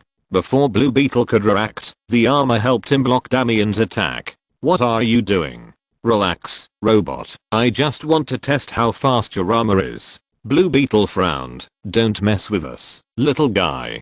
The two of them walked face to face, and then Beast Boy stopped them. Oh, you two, calm down. We are a team. We need to adapt to each other. This is our home. Damien turned his head and looked at Beast Boy next to him. I heard that you are an orc who can transform after taking the wrong drugs. What is the largest animal you can turn into? Also, this is not my home. This is just a school. Do I have my home, or are you homeless? Beast Boy opened his mouth and couldn't say a word. Blue Beetle held his forehead slightly. Oh my god, my dad actually thought I was difficult to deal with. Everyone needs a home, Damien. Raven couldn't help but say beside him. Thank you for your intervening, the witch. The crow sighed. Here is to let you discover your potential. You have been staying here for a long time, the witch. Do you think you discovered your potential? Gong, you need to show some respect. Damien glanced at him, and then he had a knife on his waist. I came back. Starfire walked back from the side.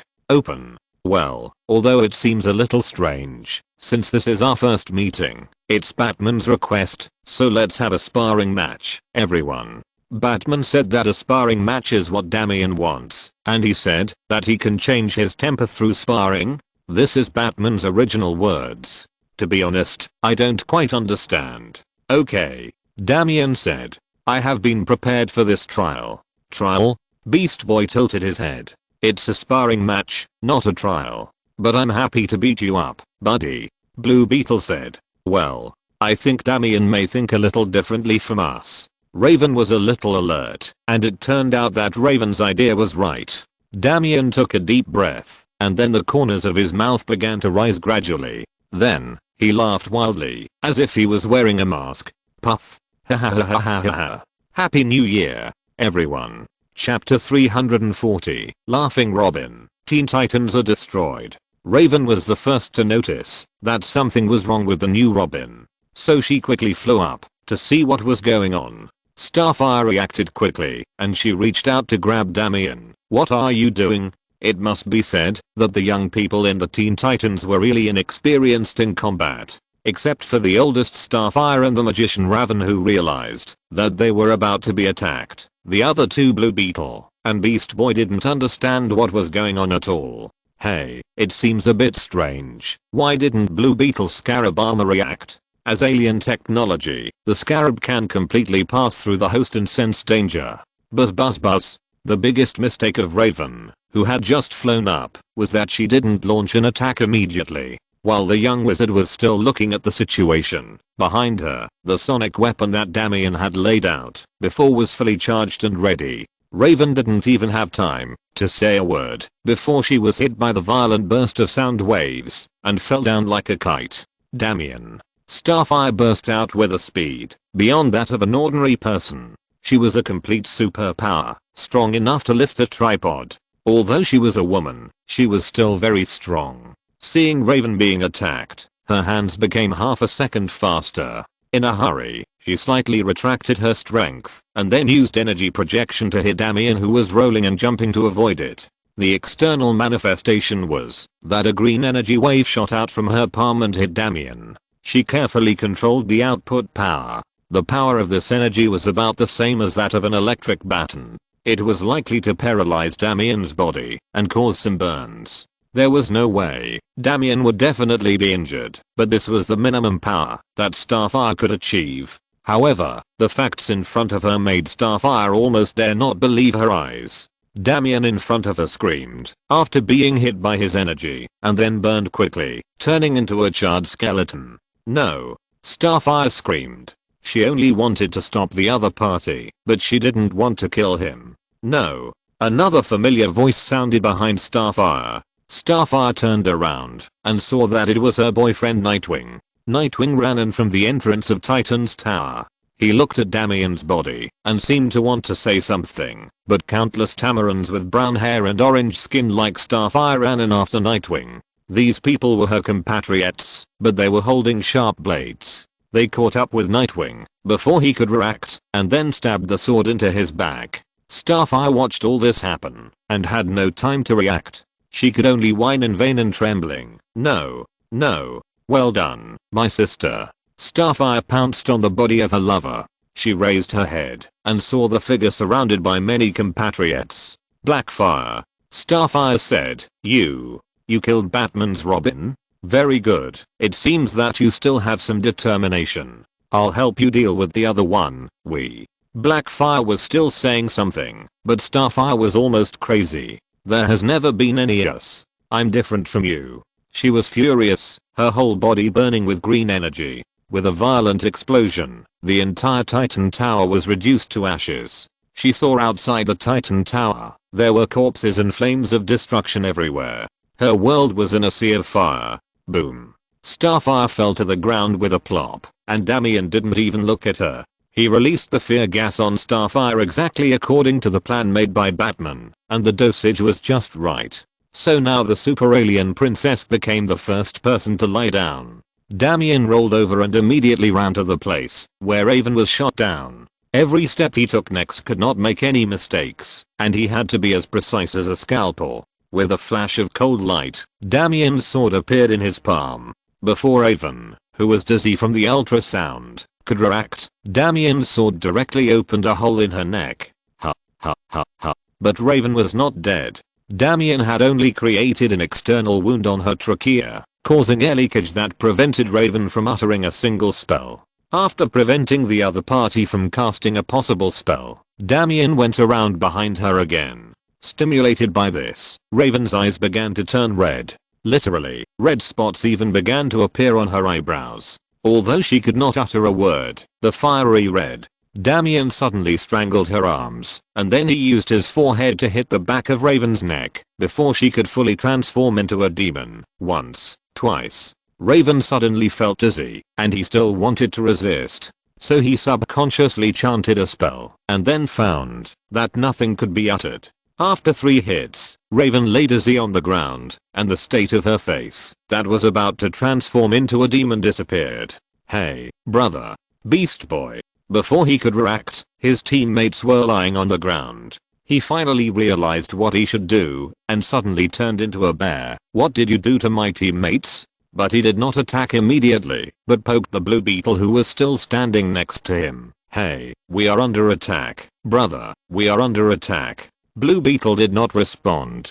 Beast Boy was still shouting this while poking his friend. Do it quickly. Then he finally realized that something was wrong. Blue Beetle stood there straight, as if he was dead. Not to mention attacking and running away, he couldn't even speak. The scarab completely controlled his body, which should have been impossible to achieve, because although the scarab armor was made for invading the Earth, it had already suffered irreparable damage due to repeated attacks by Ms. Styx and the Green Lantern Corps. Note, Lady Styx, a DC supervillain. Blue Beetle's armored scarab once tried to invade Lady Styx's planet before invading the Earth. As a result, he happened to choose the young Lady Styx as his first possessed object. The scarab armor at this period was not destroyed, and it implemented the strategy of completely controlling the host to destroy its own planet. This time, it kicked on the iron plate. The result later can be imagined. At the moment when the scarab armor tried to control the young Lady Styx's ability to control dark matter dormant in her body awakened, instantly tearing the scarab armor apart and almost destroying it.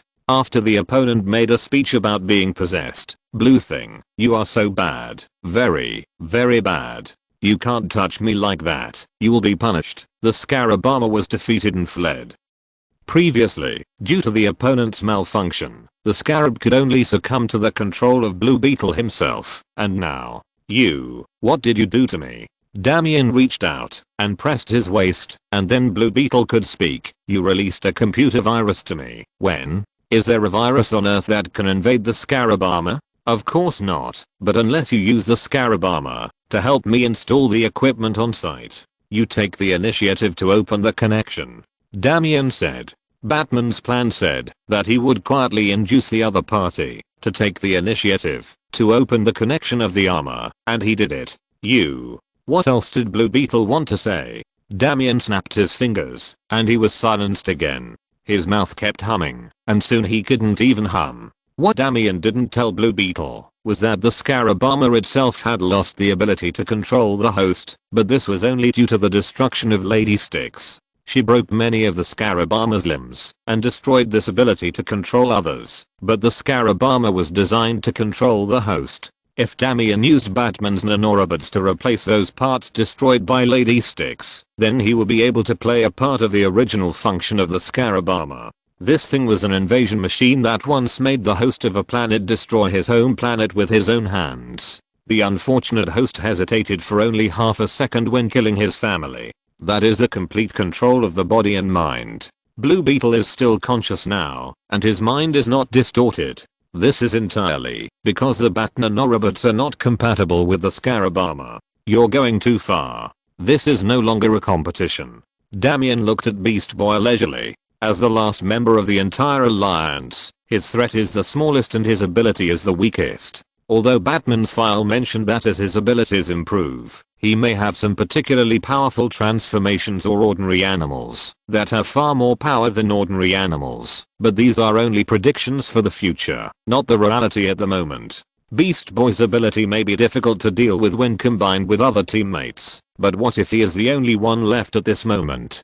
Damian easily dodged the attack of Beast Boy, who turned into a brown bear. You know that, when I was 5 years old, I killed a Bengal tiger weighing more than 600 pounds head on, and that was a beast strengthened by the Lazarus pool. He rolled and jumped to avoid Beast Boy, who turned into a python. The opponent turned into various animals, but he just couldn't hit Damian himself. Damian patiently guided the opponent to walk in the direction he wanted. In fact, don't you think you are the easiest member of the entire Teen Titans to deal with? Damian responded with a tiger's roar. Beast Boy attacked the opponent and unknowingly walked to the center of many discs. With the violent electric shock released at once, Beast Boy's green hair stood up, his body turned black, and he foamed at the mouth. He fell to the ground with his back to the sky. TSK. Damian said, it was so easy. Then he remembered something, and hurriedly imitated Batman's laugh. Wow, ha ha ha ha ha. Batman. Chen Tao stretched out 2 fingers, and pressed them on his headset. I'm here, what's up? He was now flying the bat plane to Titan Tower. Marty and Manhunter had borrowed the Golden Sphere, the treasure of the Death King, from him before, and then went to mediate a dispute between the 2 countries on behalf of the United States. He planned to use the golden sphere to open the portal and then empty the arsenals of the two countries, making sure that when the war was about to start, the two countries could not even take out a gun. This caused Chen Tao to have to fly directly over now, instead of opening the portal and getting there in one step. Hope the Teen Titans are okay. JPG. However, when he was halfway through the flight, he heard Lucius Urgent report in his headset, Cheetah has escaped from prison. Didn't she lose her powers before? As a result, everyone thought she was not a threat, and although she was still locked up in the superpower prison, the guards were lax. As a result, a few minutes ago, she somehow regained her powers, and then rushed out of the prison, and moved at high speed towards somewhere. Amanda Waller's subordinate Katana was seriously injured, and is now urgently seeking assistance from the Justice League. What about the others? Flash, Marty and Manhunter. Well, Marty and Manhunter is mediating the war, I know, but where's Wonder Woman? Where's Luthor? Luthor is dealing with post-earthquake reconstruction. Wonder Woman. You know that Cheetah released the group of members who were captured with her as soon as she escaped. Wonder Woman and Flash are fighting with Giganta's gang of villains, and Jinx and Gizmo's 5-member gang are still on the run. Flash has already chased them. The steel beams and shrapnel were also given to Wonder Woman. Chen Tao didn't plan to ask other people anymore. It would just be a waste of time to say more. It was conceivable that other people must be tripped up by other things now, otherwise Lucius would not have handed the phone to him. So I have to go and catch Cheetah now. Yes, Batman, and the sooner the better. She must be eating people's hearts alive to replenish her energy. I know. Chen Tao said. I'll send the Robin over right away. Killer Croc, he can be in the red of all creatures. Very good, just in time. I saw a Robin near Titan's Tower here. What? Tim Drake, he is very close to Titan's Tower now. Let me see. Lucius said, I think he wanted to find you, but he went the wrong way. Tim? Who is that? Okay, just kidding, but I don't think he can solve it. And didn't I tell Tim to study hard? People with parents are not worthy of participating in superhero activities? What's going on here? Ignoring Batman's orders is the tradition of every generation of Robin. Lucius said. Okay, but no matter what. Chen Tao said, I will also ask Killer Croc and Clayface to go together. They can deal with Damian. It's weird. I feel like I'm talking about some villain. He covered his forehead. So why would he attack his teammates for no reason? Is this really something a normal person can do? This must be Damian's own problem. Chapter 341 The Mastermind Behind the Scenes. Back to the main story. Death Valley, California. Power doesn't corrupt, fear does. Perhaps it's the fear of losing power. Clank. A leather boot stepped on the hollow iron mesh steps, and the sound was particularly eye-catching in the empty corridor.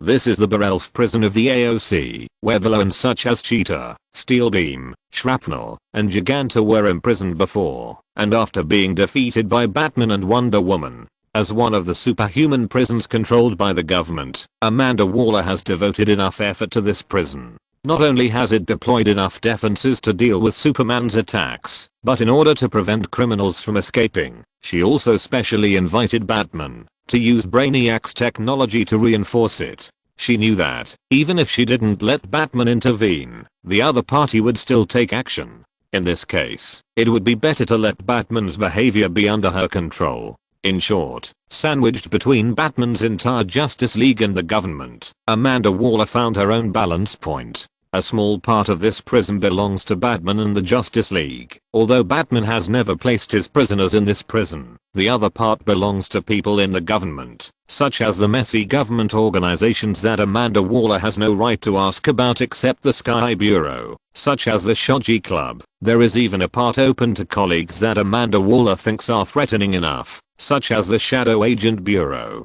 Amanda Waller has seen the old man who looks like a little girl in elementary school and her biological commandos. Frankly speaking, people who hear this design for the first time will definitely think that such a prison design is simply idiotic. If you just want to build a prison, how can so many forces place their own forces in the prison? Isn't this a sieve? It can only be said that people who think this way don't understand politics. For some people in the government, they will never allow Amanda Waller to own a prison that they can't interfere with at all. These people are powerful. If Amanda Waller cannot resist such people, she might as well give up some of them in exchange for attaining most of the control of the prison. She took the initiative to abandon the useless or dispensable parts of the prison in exchange for the absolute iron wall under her control. She carefully selected every guard to ensure that there would be no spies from any other forces or bribes. She even found a piece of land in the wealthy area of New York for the families of these soldiers to live.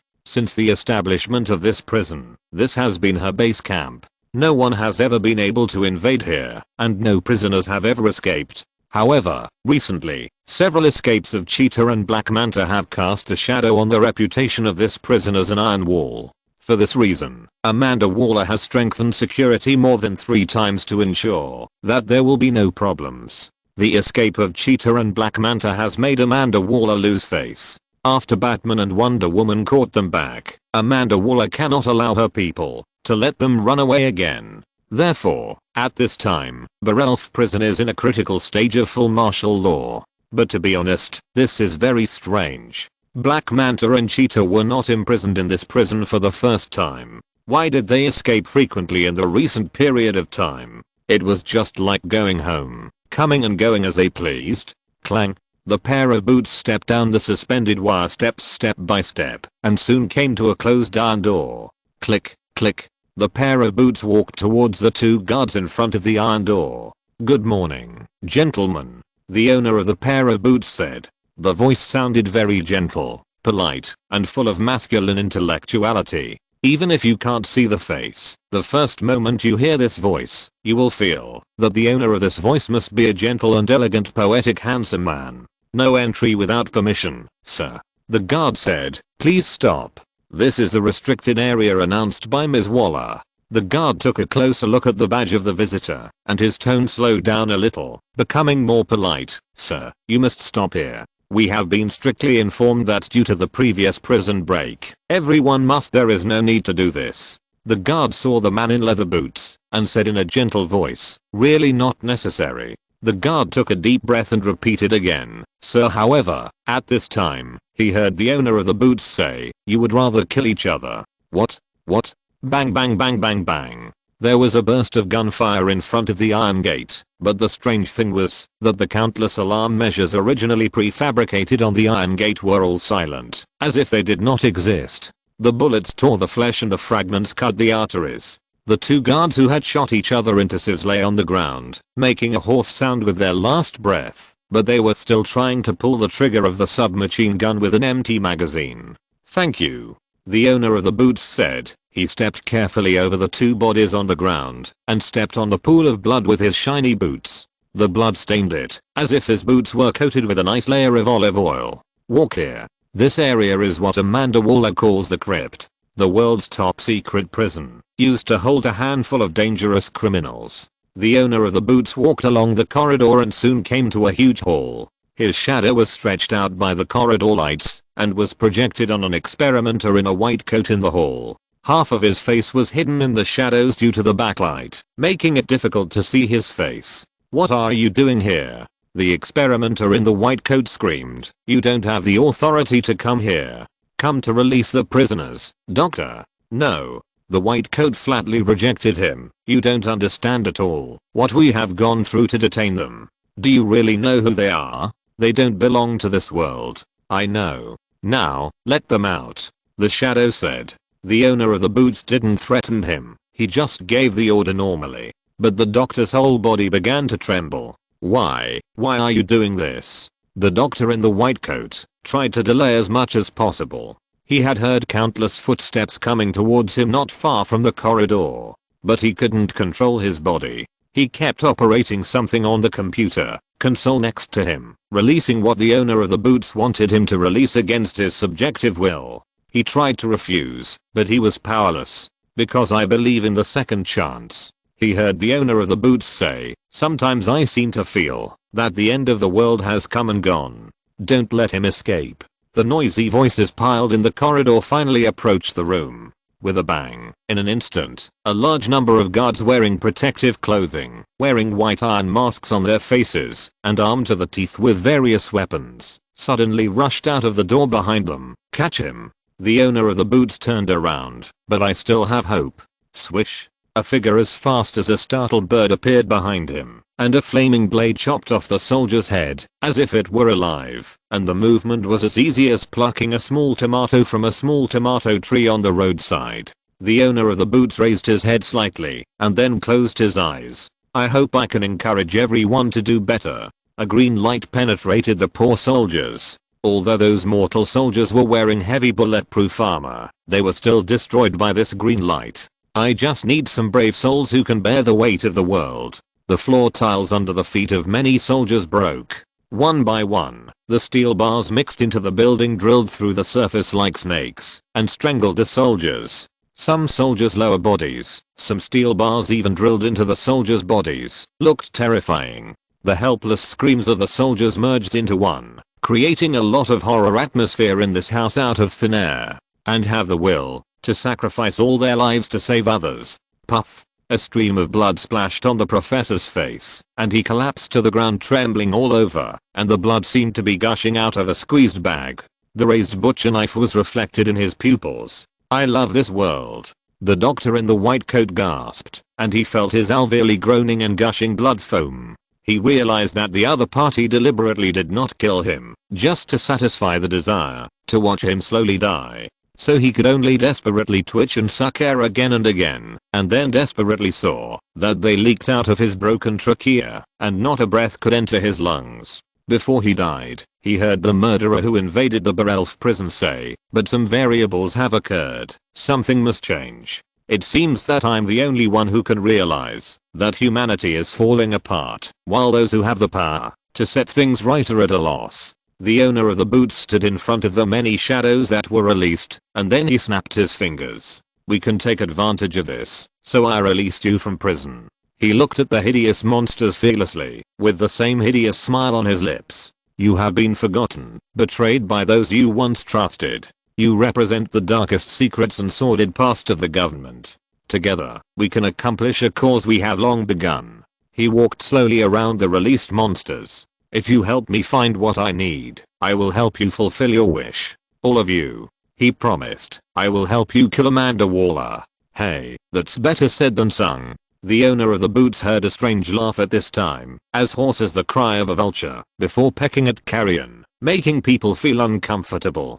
"Then what is your purpose? What can you get?" The owner of the boots looked up, and saw the 5 people sitting in front of him. The space mercenary wolf used a corpse as a seat, put one foot on the cut brain, and twisted it with the soul of issue. His name is Rob, a Zanian. He was born on Zania, and killed all the people on his planet when he was 17 years old. As an interstellar bounty hunter, he has black hair that stands up, red eyes, pale skin, and an immortal body. Standing behind him is Dr. Polaris, a master who can manipulate magnetism. He crosses his arms, and reflects a purple light behind his forehead. He is the world's greatest master of magnetism. He can easily use magnetism to lift and move heavy objects, control iron particles in the air, and even change the Earth's magnetic field. He can also use magnetism to fly, control any natural or artificial electromagnetic field, or create an impenetrable electromagnetic force field that can defend against any mental, energy or physical attack. Note, this person is one of the inspirations for Marvel's Magneto next door. The Emerald Queen stands on his right hand side. She is dressed in green and a huge eyeball floats on her forehead. That is the Emerald Eye of Ekron, an extremely dangerous and deadly weapon. Standing next to the 3 of them is Johnny Solo, the agent of death and the enemy of the Justice Society. His head is a floating mask. Rustum stood at the end. He was a strong man wearing a cloak, holding a burning flaming knife in his hand. Me. The owner of the boots hesitated for a moment. He gently pinched his nose with his right hand, and then shook off a few drops of blood. "You see, right now Batman has no time to care about what we are doing. I helped his son Damian hack into his database, and now he must be worried about his son accidentally defeating the companions he arranged for the other party. I caused earthquakes, provoked wars, and successfully dispersed all the members of the Justice League. They were busy. I took away Cheetah's power, and then returned some of Cheetah's power to her at the right time, and just now I'll let her go again. Batman, who is unable to cope with everything, will have to hunt her down in person, and after hunting down Cheetah, he will have to go back to deal with Damien's affairs. This will greatly delay his time. And all of these will bring me an opportunity for me to come before you, everyone. I tell you this, because I hope you can know how much I have paid to see you. The owner of the boots bent down slightly, then wiped the blood from his nose, formally introduced myself. My name is Maxwell Lord, from the Shoji Club. I can save the world. Note, Maxwell Lord, a villain of Wonder Woman, is a telepath, and the strongest one. His most famous act is that in the comics, he once controlled Superman's mind to attack Batman and Wonder Woman, and plotted to threaten the safety of the whole world. In order to stop him, Wonder Woman was forced to break his neck, but Lord anticipated his own death and broadcast the video of Wonder Woman killing him to the whole world, successfully destroying Wonder Woman's reputation. This incident, along with Death in the Family where Jason Todd, the second generation Robin, was beaten to death by the Joker, and Emerald Twilight, where 7 million people died in Coast City and Hal Jordan turned into Parallax, became one of the 3 reasons why Superboy Prime believes that there is no hope for the world. Chapter 342. Is there a second Justice League? You have your own goals, and you have the right to go off and achieve them, but I suggest that we work together, so that we can help each other. The Alps. In an old castle. You see, my name is Maxwell Lauder. I was born into a wealthy family. My father, Albert Lauder, was a good man, a good husband, and an even better father to his son. He was in charge of the commercial operations of a large pharmaceutical company, and he invented a powerful diet pill. This diet pill made him rich, but when I was a teenager, my father discovered that this diet pill caused cancer. He was stupid enough to announce the fact that this drug caused cancer, then apologized for it, then lost everything, and finally committed suicide. At my father's funeral, my mother told me that my father was too weak and too compassionate. If it were her, she would have covered it up instead of admitting it, or even committing suicide. She told me that I must deprive those who I think don't deserve everything at all costs until they have nothing. This sentence has become my life creed. After I graduated from college, I joined a global peacekeeping organization, the government-run Shoji Association. Because of my outstanding performance, I quickly became the number 2 person in the organization. But that was not enough. I did not join the Shoji Association to become the number 2 person. So, when the Shoji Association's headquarters was attacked by cultists, they surrounded the actual leader of the Shoji Association and me. That was a desperate situation, right? Isolated and helpless, surrounded by enemies. But this was a ladder for me to climb up. I had always consciously hidden my superpowers. As I grew older, my mind control ability was constantly improving, but I almost never revealed the fact that I had superpowers to anyone. So at that moment, I manipulated my boss to hold the grenade and die with the cultists. I naturally became one of the co-leaders of the Shoji Association, but I didn't want to be co-leaders. So the other leaders were either expelled or died on the spot due to various events, and finally I became the only leader. Everything is perfect, right? Not long after I completely mastered the Shoji Club, Brainiac invaded the Earth. I was the first to be recruited by the government. I was originally going to have the power to form a global organization of superhumans and humans to deal with such crises. However, this promise eventually became a mirage when Batman stepped up and solved the crisis on his own. The government later established the Eye Society led by Amanda Waller and Colonel Steve Trev, and established a connection with Batman. As for my Shoji Club, I was abandoned. Batman cut off my ladder to climb. He later formed the Justice League, and this global superhero league organization was supposed to follow my lead. I should be the one who controls the world's superpowers and saves the Earth. But I soon realized 2 important reasons why I was abandoned. First, I'm not strong enough. Second, I don't have the ability to control the entire Justice League like Batman. I can't control them, but Batman can arrange them like chess pieces. This is a problem that must be solved. As long as I control the Justice League, I can completely control them to transform the Earth into what I want. I can use the power of the entire league to practice complete justice on the entire planet. No one can commit a crime, and no one will commit a crime. All wars will end completely without a cause, because all weapons will be destroyed by me. There will be no more famine, no more pain. I will create a brand new era. You may be able to save the world, Maxwell Lord, but why should we do this? Johnny Solo's head is a mask, his eyes flickering slightly, showing a struggle. Since the King of Tears gave me a new life, I have been connected to the energy of multiple dimensions, and this place was also multiple. Johnny Solo is right. The Emerald Eye of Ekron can feel that time is missing.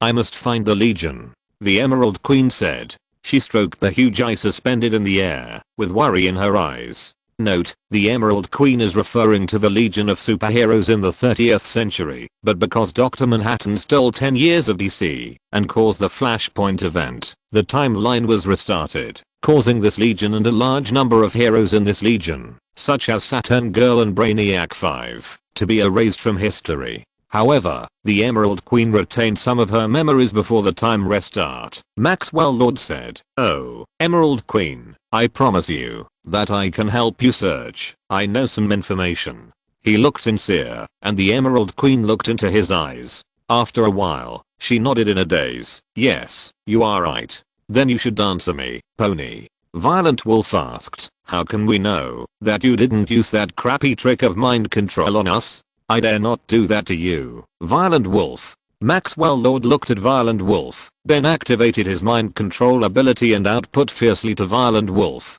As he activated his ability, he said, "Everyone knows you will kill anyone who tries to use your brain." As he spoke, Loud secretly wiped the blood that was about to flow from his nose. This was the price of activating his ability. And Bao Lang was also slightly dazed, and then he quickly became happy. "You are damn right. If you dare to do this to the only tough guy, I will kill you, you bastard bitch. We have been through this old road in the past, Loud. Do you have anything different from the past?" asked the assassin Rostam holding a flaming blade. "We have one thing in common, Rostam, hatred." Maxwell Lord said, "If you help me achieve my goal, you will get extra benefits when you take revenge on Amanda Waller, the person I hate the most." Maxwell is right. Dr. Polaris was also in a trance for a moment, and then he was furious and said, "Amanda Waller needs to pay for everything we did. I'm glad that you have the same opinion as me, Dr. Polaris." Lord said, "Your control of metal is of great help to our cause." Okay. Johnny Solo, who had a mask on his head, said, "Let's assume that we agreed to your conditions, and what do you plan to do with us?" "There is one more thing to do before we take action against Amanda Waller." Maxwell Lord turned his head and looked at everyone he controlled. He said, "The place we are going to is extremely dangerous, but I know you are very experienced in this matter. What about the heroes? Batman?" Dr. Polaris asked, "You are not stupid enough to think that a runaway cheetah can delay Batman so that he has no time to come back, right?" "Of course not." Maxwell Lord said, "I have other plans." He paced slowly. "Over the years, Batman has been constantly changing different Robins, but you know, I got the news. I'm afraid that this time Batman's new Robin is different from the past. That Robin is his son, his biological son. To be honest, I was a little surprised when I found out about this. Batman didn't have any soft spots or weaknesses before, but now he does. His love for children will interfere with his judgment and cause him to make wrong decisions or get wrong conclusions. I can use this to trap Batman to death, at least so that he can't interfere with us in a short time."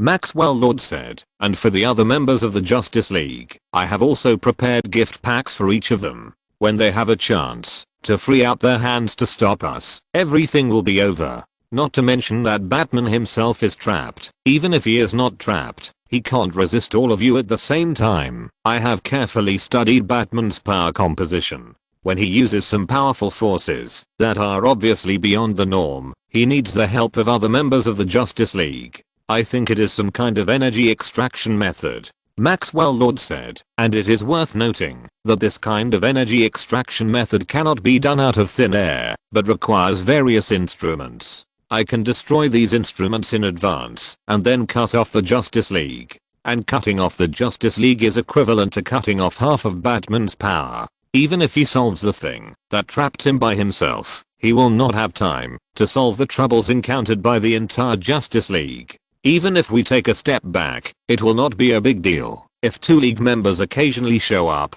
The device that the Justice League uses to transmit power to Batman has also been destroyed.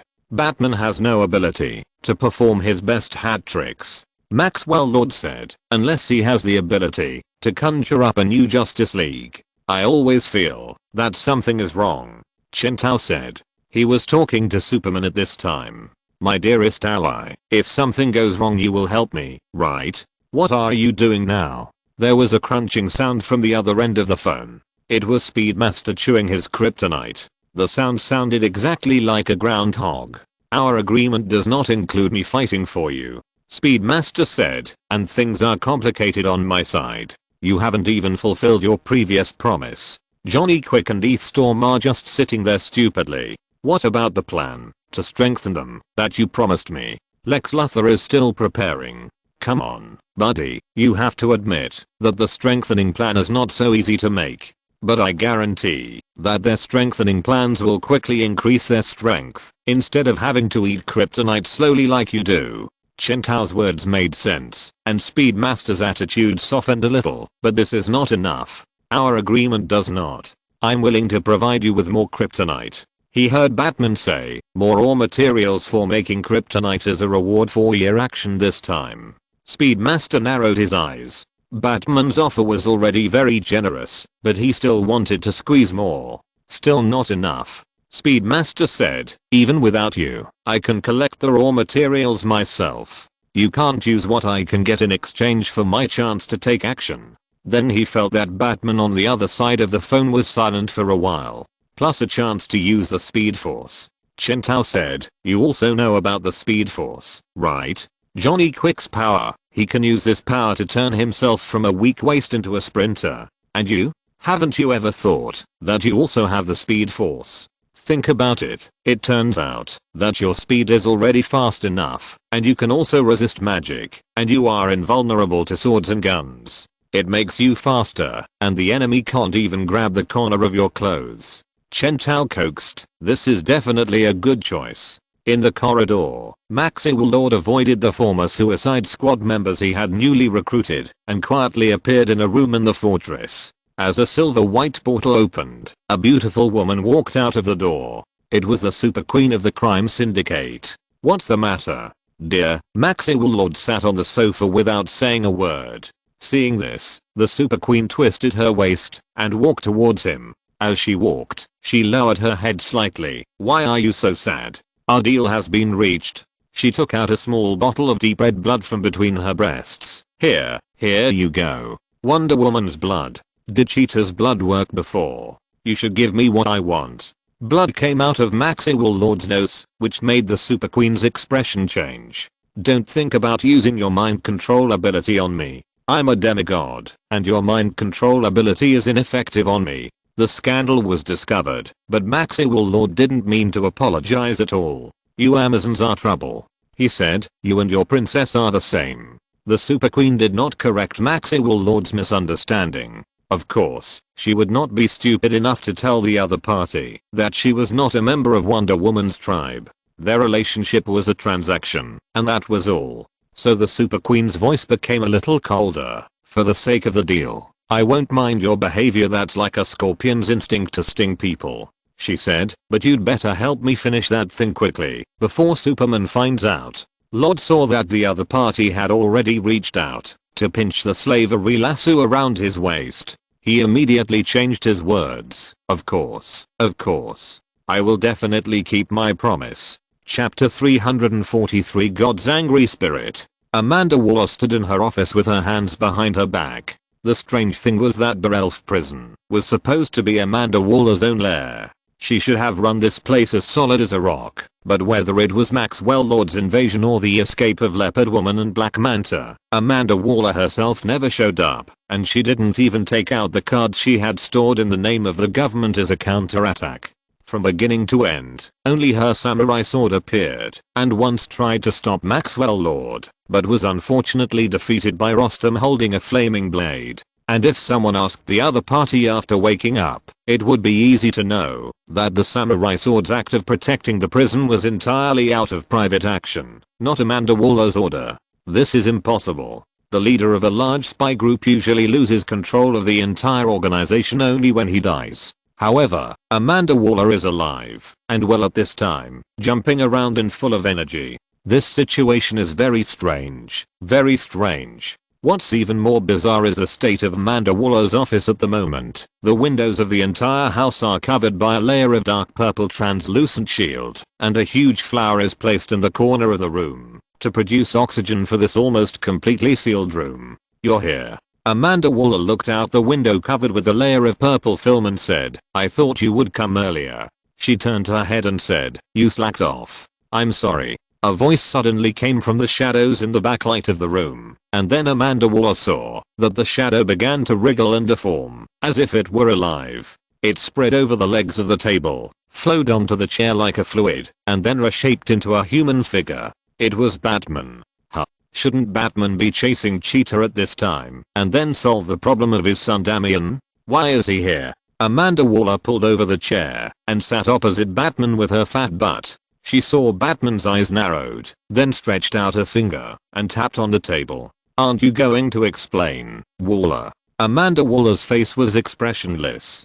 No matter how many times you see this top agent with the appearance of an old lady, when she shows a serious expression, it will always make people feel unreal and confused. Maxwell Lord thinks his telepathic ability is unparalleled in the world. Amanda Waller has already prepared a script.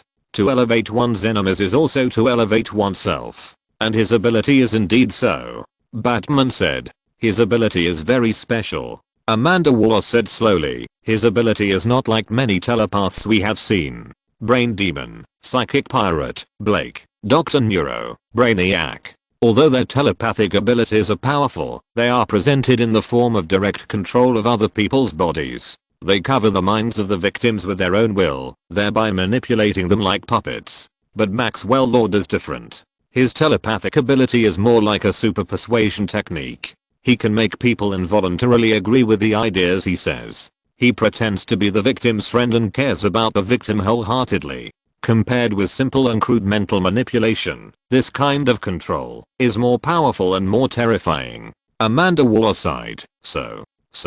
She heard a slight question from Batman opposite her, and her instinct as an agent enabled her to keenly capture the other party's annoyance hidden under the calm question. Amanda Waller lowered her head, and she tried her best to make her tone sound extremely helpless. "So I never thought that a mind control user like him could be controlled by others. I don't think it was a telepath who controlled Lord."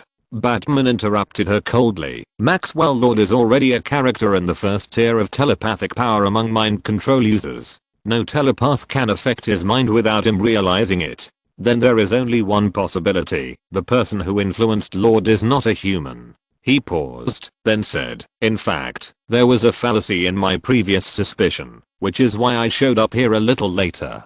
Due to the previous intelligence, I wrongly guessed that the person who influenced Maxwell Lord's mind was the Space Star Conqueror Stero. Although the Space Star Conqueror's mental control ability is a typical type of turning others into puppets, in terms of the strength and quantity of mental power, he is still far beyond Maxwell Lord. I thought that Stero had used some method to sneak attack Lord, causing him to be defeated in the spiritual world, and thus being played with by people, but I didn't expect it was something I did. I'm sorry, Batman." Amanda Waller said, "Everything originated from an item collected by the Sky Bureau, the Heart of Darkness. Like the god-killing blade that turned Barbara Minerva into a leopard girl, the Sky Bureau collected many magic props with huge manpower, material resources. Although you don't actually understand what these magic props are used for, I'm often amazed at your audacity. You are touching things that you don't understand enough or even don't know what they are." Amanda Waller didn't seem to hear Batman's sarcasm. She continued, "And the magic prop Heart of Darkness can stimulate the evil side of human hearts, as long as it is close. Now it seems that this prop may have its own consciousness, thus bewitching Maxwell. It's not that the Heart of Darkness has its own consciousness." Chen Tao interrupted Amanda Waller's words. He held his head with a headache. "The Heart of Darkness is a sealed gem, which seals Xiangxi, a dangerous person on the magic side." "Xiangxi? Who is that?" Amanda Waller had never heard of this name. He is the former executioner of God, the incarnation of the wrath of God. Then she heard Batman say, initially, God created the wrath of God to punish the wicked and cleanse the world of evil and sin. The wrath of God is also known as the pseudo-angel Galador Hades. In ancient times, in order to cleanse sin, the wrath of God once caused a flood. The wrath of God is driven by anger, but anger is not sharp enough, so God created the spirit of vengeance to replace the wrath of God. This spirit of vengeance is Ghost. To this day, Ghost, God's spirit of vengeance, is still the most powerful superhero on the magic side. Amanda Waller listened silently to what Batman said. The other party seemed to be completely immersed in his own world. He looked a little frustrated and a little annoyed. Of course, Ghost is also the most useless superhero. Oh, the invincible Ghost has fallen again. Okay, just kidding. Batman was rambling on and on. Amanda Waller couldn't fully understand what he was saying, but she wrote down every word. This was the intelligence Batman enjoyed, and if it weren't for the current opportunity, he would never share it with the Eye of Heaven. In short, the wrathful spirit was deprived of his power and status by his successor, the Spectre, who sealed the wrathful spirit in a black diamond, the Heart of Darkness, which was a specialty of Apocalypse, and would only bring sadness and pain to people, and banished the embers of the wrathful spirit to the back of the moon, and the wrathful spirit is Eclipse. Later, the black diamond Heart of Darkness that sealed Eclipse was found by an American explorer on the African savannah. He cut the Heart of Darkness into 1,000 pieces and scattered them to every corner of the world. The evil essence of Eclipse is hidden in each piece of the Heart of Darkness.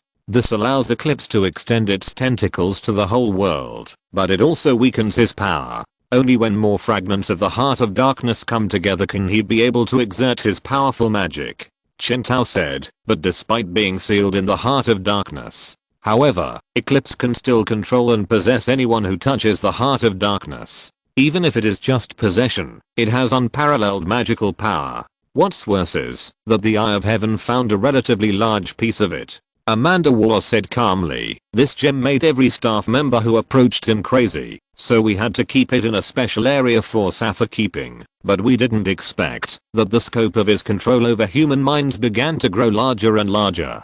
Every jailer was struggling whether to reach out and touch the Heart of Darkness. Even if they were repeatedly ordered, it had little effect. This was completely a control that humans could not resist, so we finally switched to robots. Chen Tao said, but Eclipse still used his magic to influence Maxwell Lord. He made Lord have the idea of obtaining the Heart of Darkness. Not only that, Amanda Waller said, he also radiated the entire Barelf prison. Except for the few supervillains who escaped before, the minds of everyone in the prison have been played by Eclipse. This is why I'm hiding in this house now. I'm isolated and helpless, said Amanda Waller. Chen Tao looked very unhappy. The situation was clear now. Amanda Waller and his Sky Bureau were playing with the Heart of Darkness, something they did not understand at all. They merged many small dark stars into a big one, and then made the one in their hands grow bigger and bigger, and then naturally restored the power of the Eclipse. After playing too much, Amanda Waller was forced to shrink in her room and activate the magic protection barrier to prevent the Eclipse from invading her mind, but it also made her unable to contact anyone. She could only hope that Batman would find out about his situation through clues and come to help save her life. So in summary, you are on guard against me, afraid that I know what you are doing, and then you make a time bomb in your warehouse, and then the bomb is activated, and you tell me that now I have to deal with this bomb, because once it explodes, it will blow up the entire Justice League. Chen Tao said, can I understand it this way? This time bomb was not made by us. When we discovered the Heart of Darkness, the Eclipse was already absorbing a lot of fragments of the Heart of Darkness. Amanda Waller corrected, without the eye in the sky, the Heart of Darkness will be brought back. It will explode in some other corner that we don't know about, and then it will cause more serious damage. And now we at least know who our enemy is. She said, I think you must have a solution now. Maxwell Lord closed his eyes. He could still hear the voice of an old man echoing in his ears. It was the voice of the High Priest of Devil Island, a magician. Maxwell Lord found him and forced him to brand himself with the holy symbol. The world is already fragile. He remembered the dying voice of the old priest with white beard and eyebrows. Then his own voice rang. That's right, the world is going to hell, isn't it? He has fallen into madness, and someone has to end him. The high priest shook his head, and blood flowed from the wound on his face. Not you. You were born a human, but I saw a person who chose darkness in your eyes. He stared at Lord. Until now, Lord still remembered his eyes before his death. Why do this? You and I both know that Eclipse will eventually regain his freedom. Maxwell Lord said, wouldn't it be better if someone could control him? Control? Stop kidding. Your ability is useless. You may be able to control a group of wild dogs, but you are not strong enough to control him. Maxwell Lord narrowed his eyes. Blood flowed from his nose, and he activated his ability on the high priest. His voice began to become erratic and persuasive, making people sound as if he was thinking about himself. Well, then give me what I want, and then I can make the result good for everyone. I promise you, if you help me, I can save you from pain. But he still got a rejection. I will never help you, Maxwell Lord. Is that so? Maybe you just need a little motivation. Then there was a scream at the top of his lungs. Maxwell Lord opened his eyes and saw the wild wolves standing in front of him. They had completely submitted to him, and what he was about to get would be far beyond the scope of what the old man could understand. A person who chooses darkness? There is no way to control it? Just wait and see. I will prove it to you with facts. He walked towards the target with the wind under his feet. The wild wolves followed him silently, like his honor guard. In the breeze that was about to start the battle, Maxwell Lord looked into the distance and saw that not far away from the swaying shadows of the trees, the Belle Reve prison stood there quietly waiting for his arrival. And the center of this prison is their target, Eclipse. Boom.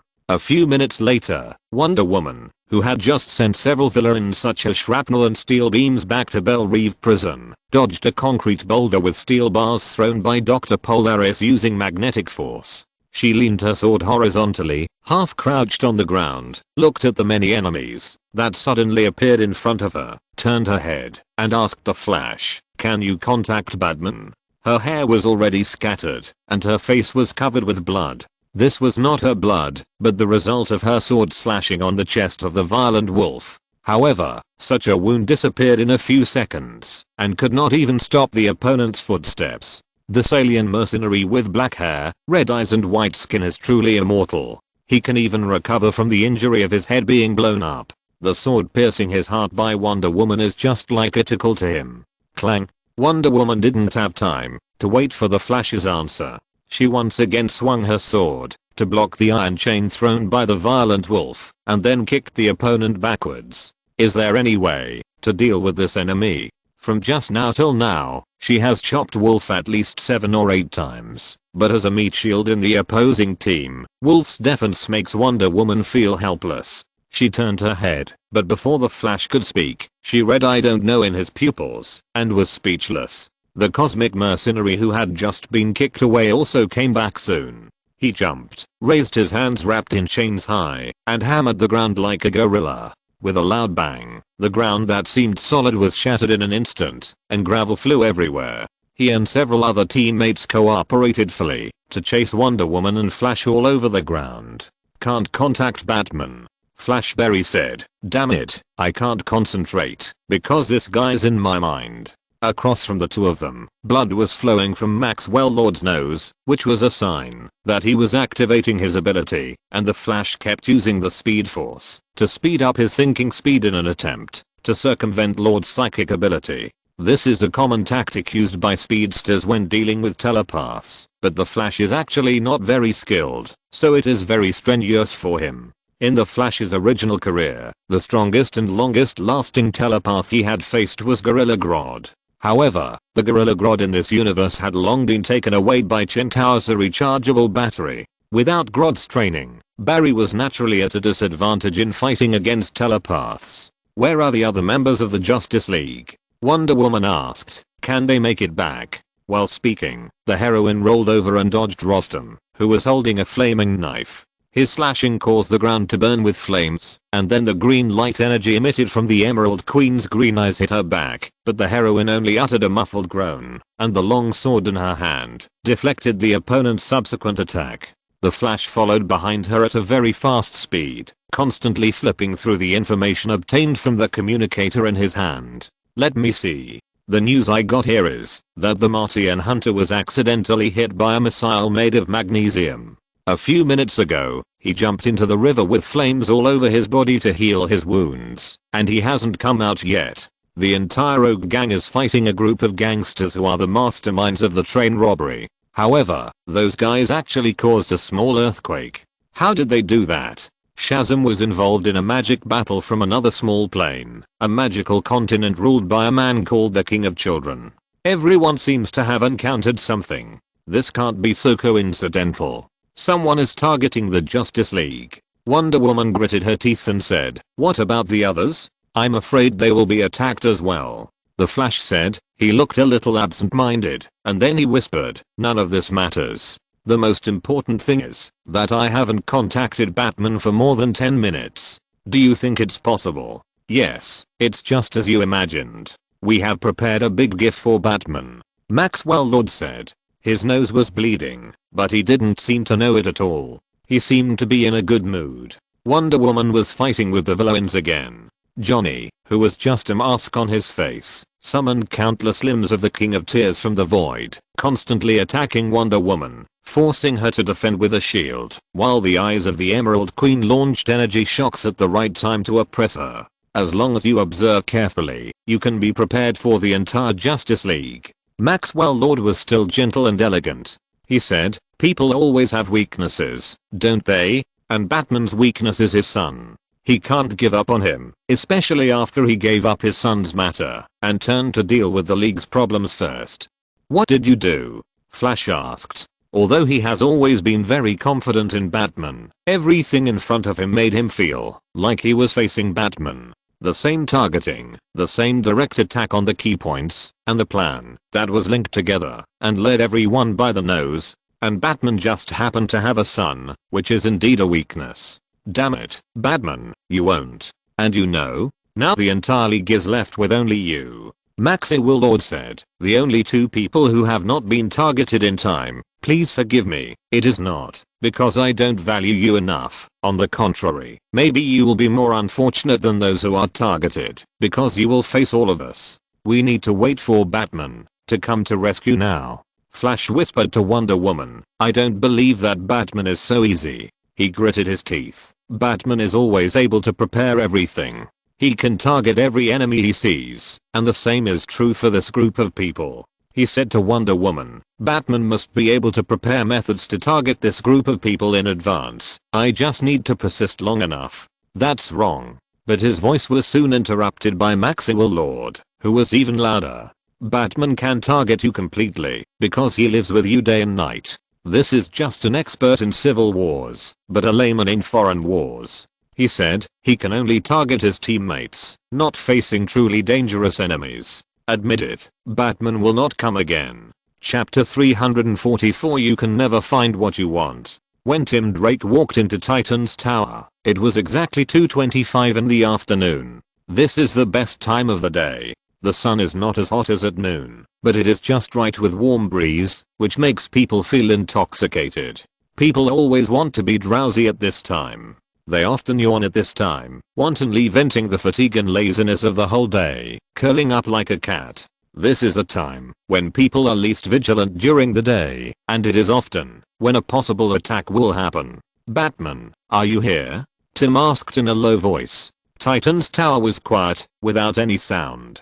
There was no Nightwing, no Starfire, no member of the Teen Titans. Everything was dead and terrifying. Tim looked down at the ground. Some green blood, which obviously belonged to Beast Boy. As the best detective among all the Robins in history, even though he had been unemployed and studying at home for a long time, Tim had never lost his skill. He could easily imagine Beast Boy turning into some large animal, maybe a lion, maybe a leopard, anyway, a cat. His eyes wandered over the bloody claw marks on the ground. He pounced directly at a possible, smaller enemy, and then he was electrocuted in midair, and then his abdomen was slashed open by a knife, blood flying everywhere. The violent scream seemed to still echo in his ears. Tim narrowed his eyes. He turned his head and looked to the side.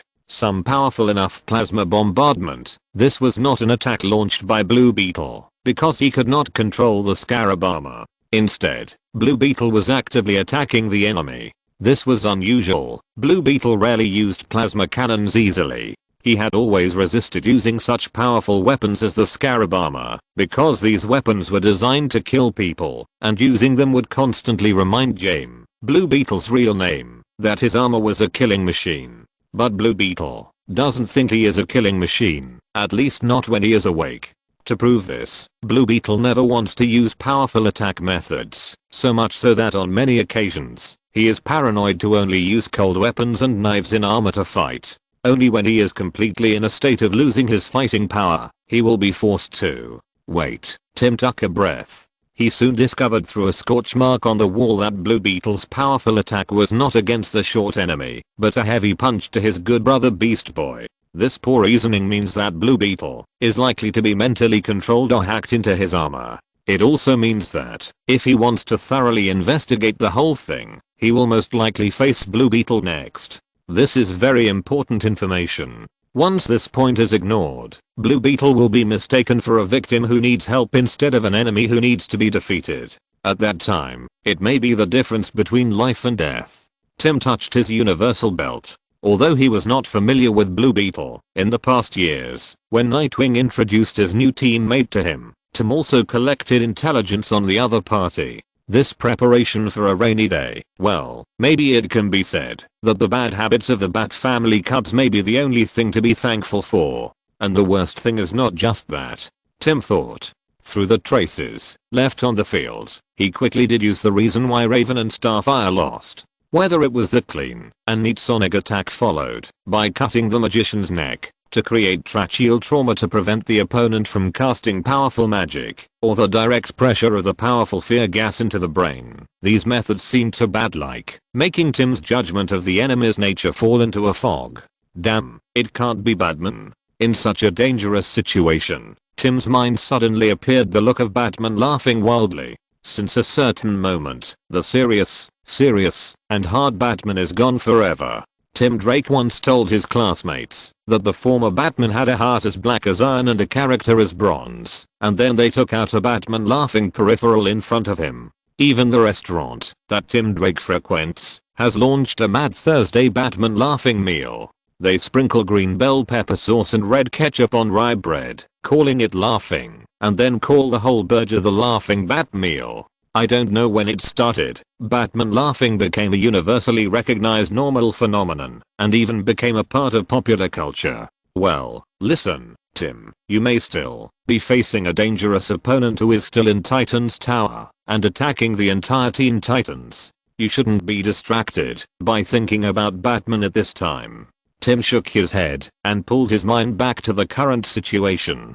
But no matter what Batman becomes, there are some things that will not change. For example, he is still as scary as before, or even more scary. He can still solve various problems as easily as before, and you will know that Batman can always be relied on, no matter when and where you lend a hand. Although Batman has been calling for retirement, in fact, it is Robin Tim who is the first to retire completely. As for Tim once became Robin because Batman lost Jason Todd and lost control of himself. He started to go down the road of self-destruction. Tim wanted to become Robin because he was determined to save Batman and replace Jason Todd.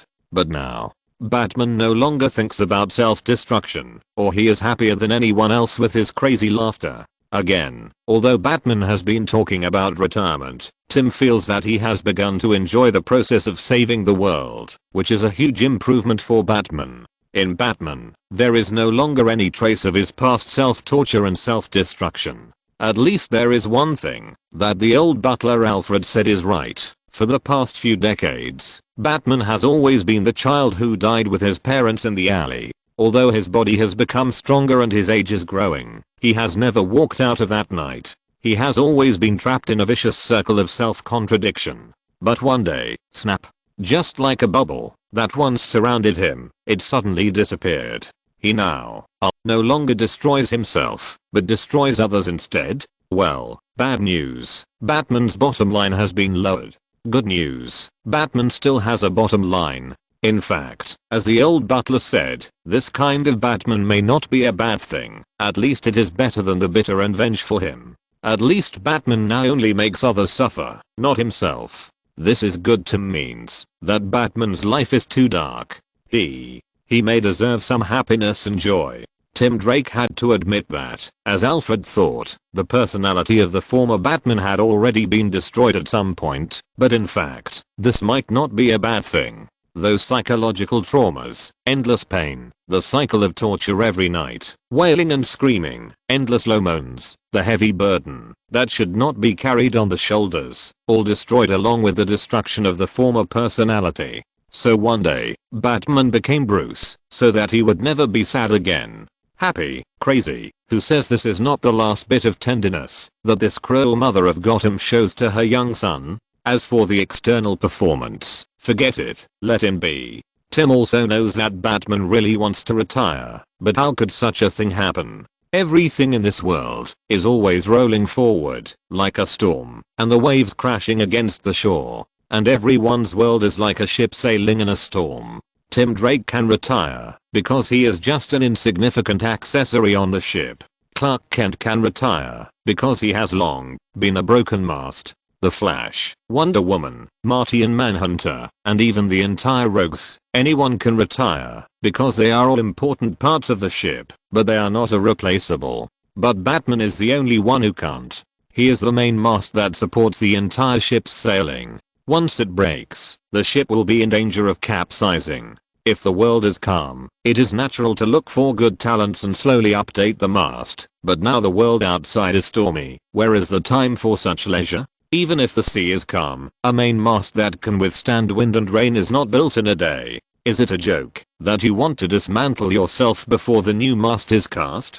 Sometimes, Tim always feels that Batman can never escape the fate of Sisyphus. That is the stone pusher in Greek mythology. He kept trying to push the boulder up the hillside, but every time he would slide down the abyss again. He could never catch what he wanted, so he was trapped for life. And Batman is the same. He used to beg for an end to crime forever, but he was always disappointed. And now he wants to let go of everything, but he is also always unable to do so. But maybe it's better now than in the past. At least despite the disappointment, Batman will be happier and happier than before. Just a little is enough. Compared with the Batman who once trapped himself in the quagmire of Gotham and rotted together, obsessed with eradicating evil instead of treating the symptoms, Batman now just can't retire, which is much better than in the past. In short, Tim chose to send a message to Batman quietly. He should ask Batman for help. Whatever is lurking in Titan's Tower now, it is dangerous enough, and not something he should touch.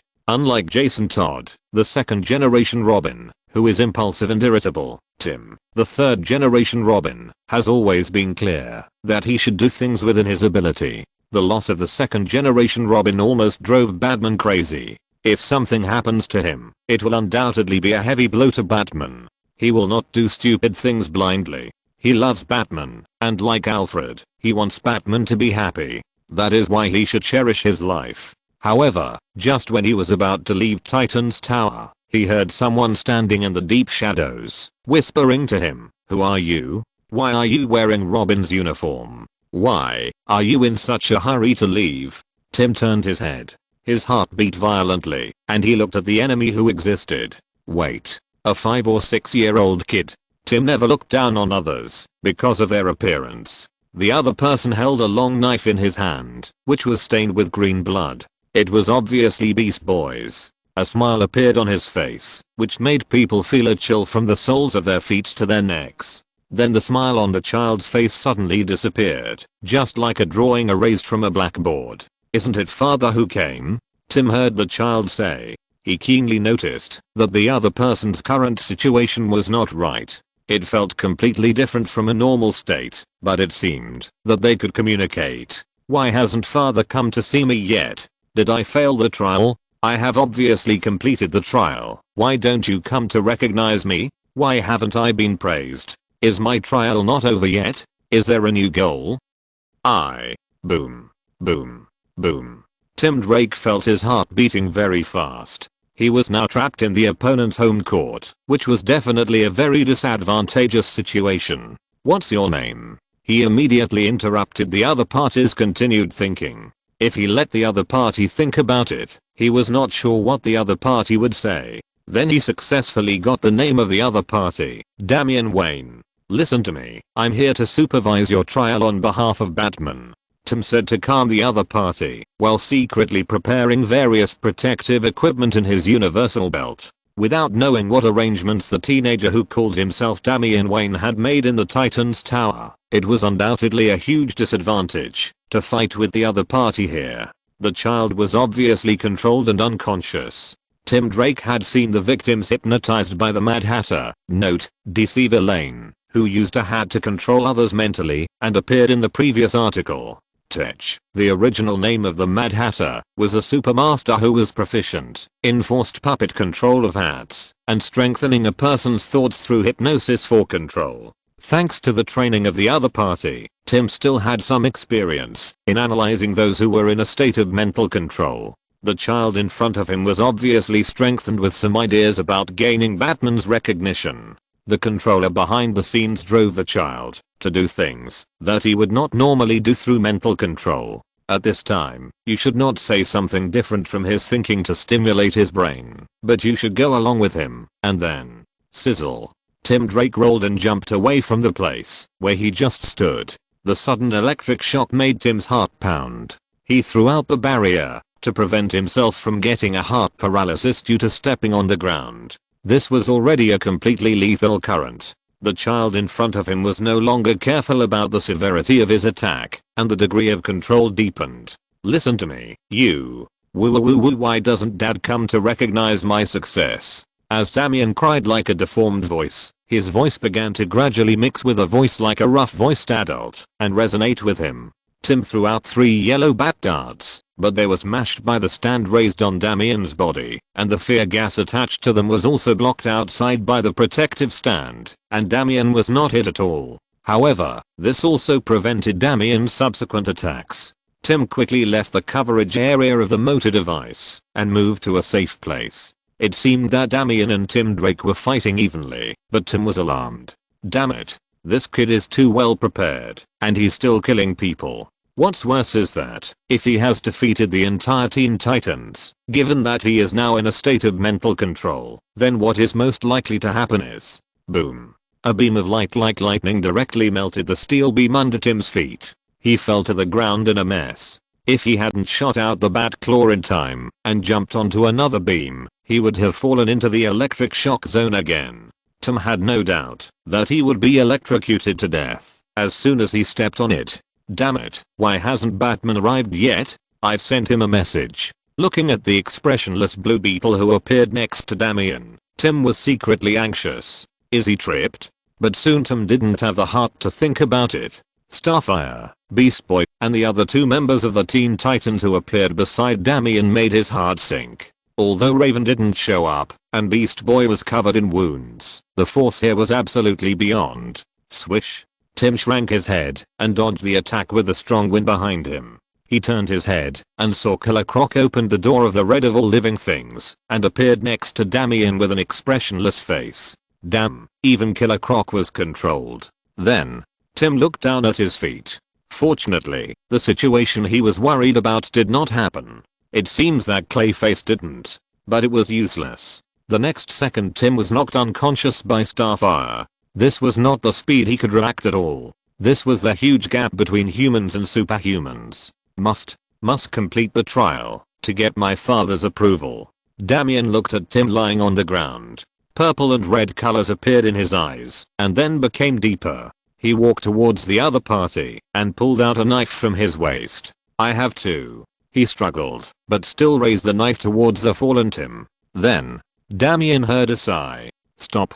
He turned his head and saw Batman appeared behind him at some point. He stretched out a hand and pressed it on his shoulder.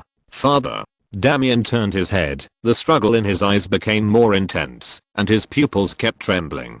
"Father." He couldn't say anything, but just shouted again. "It's okay, be good," Chen Tao said, "because I'm here." If you're listening to this novel on a channel other than Fanfic World, it means they downloaded and uploaded it without effort. We cordially invite you to visit our channel, Mundo Fanfic Novelos. There you'll find the original version of this story and you can explore many other novels of various genres. We're waiting for you to immerse yourself in a world of incredible novels. Chapter 345. All this may seem too cruel to me. 5,000 words long chapter. You see, things always happen like this. When Chen Tao stepped on the dark blue floor tiles of Burrell Ford prison, he suddenly remembered the night he faced Bane a long time ago. He heard Bane's breathing like the waves of the sea, rolling up a quiet, low roar, as clear as a whisper in his ear. The specific process of the fight has long been blurred in time, but he remembers that he was so pitiful, weak, helpless, and more importantly, alone. You can never count on anyone. You should never count on anyone. This voice has whispered in his ears countless times. He once regarded this voice as a breeze blowing in his face, but now it seems that it is a premeditated curse. He seemed to be standing in the center of the huge arena again, with countless demons and monsters standing in front of him. In the center of the huge roar, he confronted the enemy surrounded by countless people. One enemy fell, and another got up. He was like Hercules who killed the Hydra. He kept swinging his sword, chopping off heads one after another.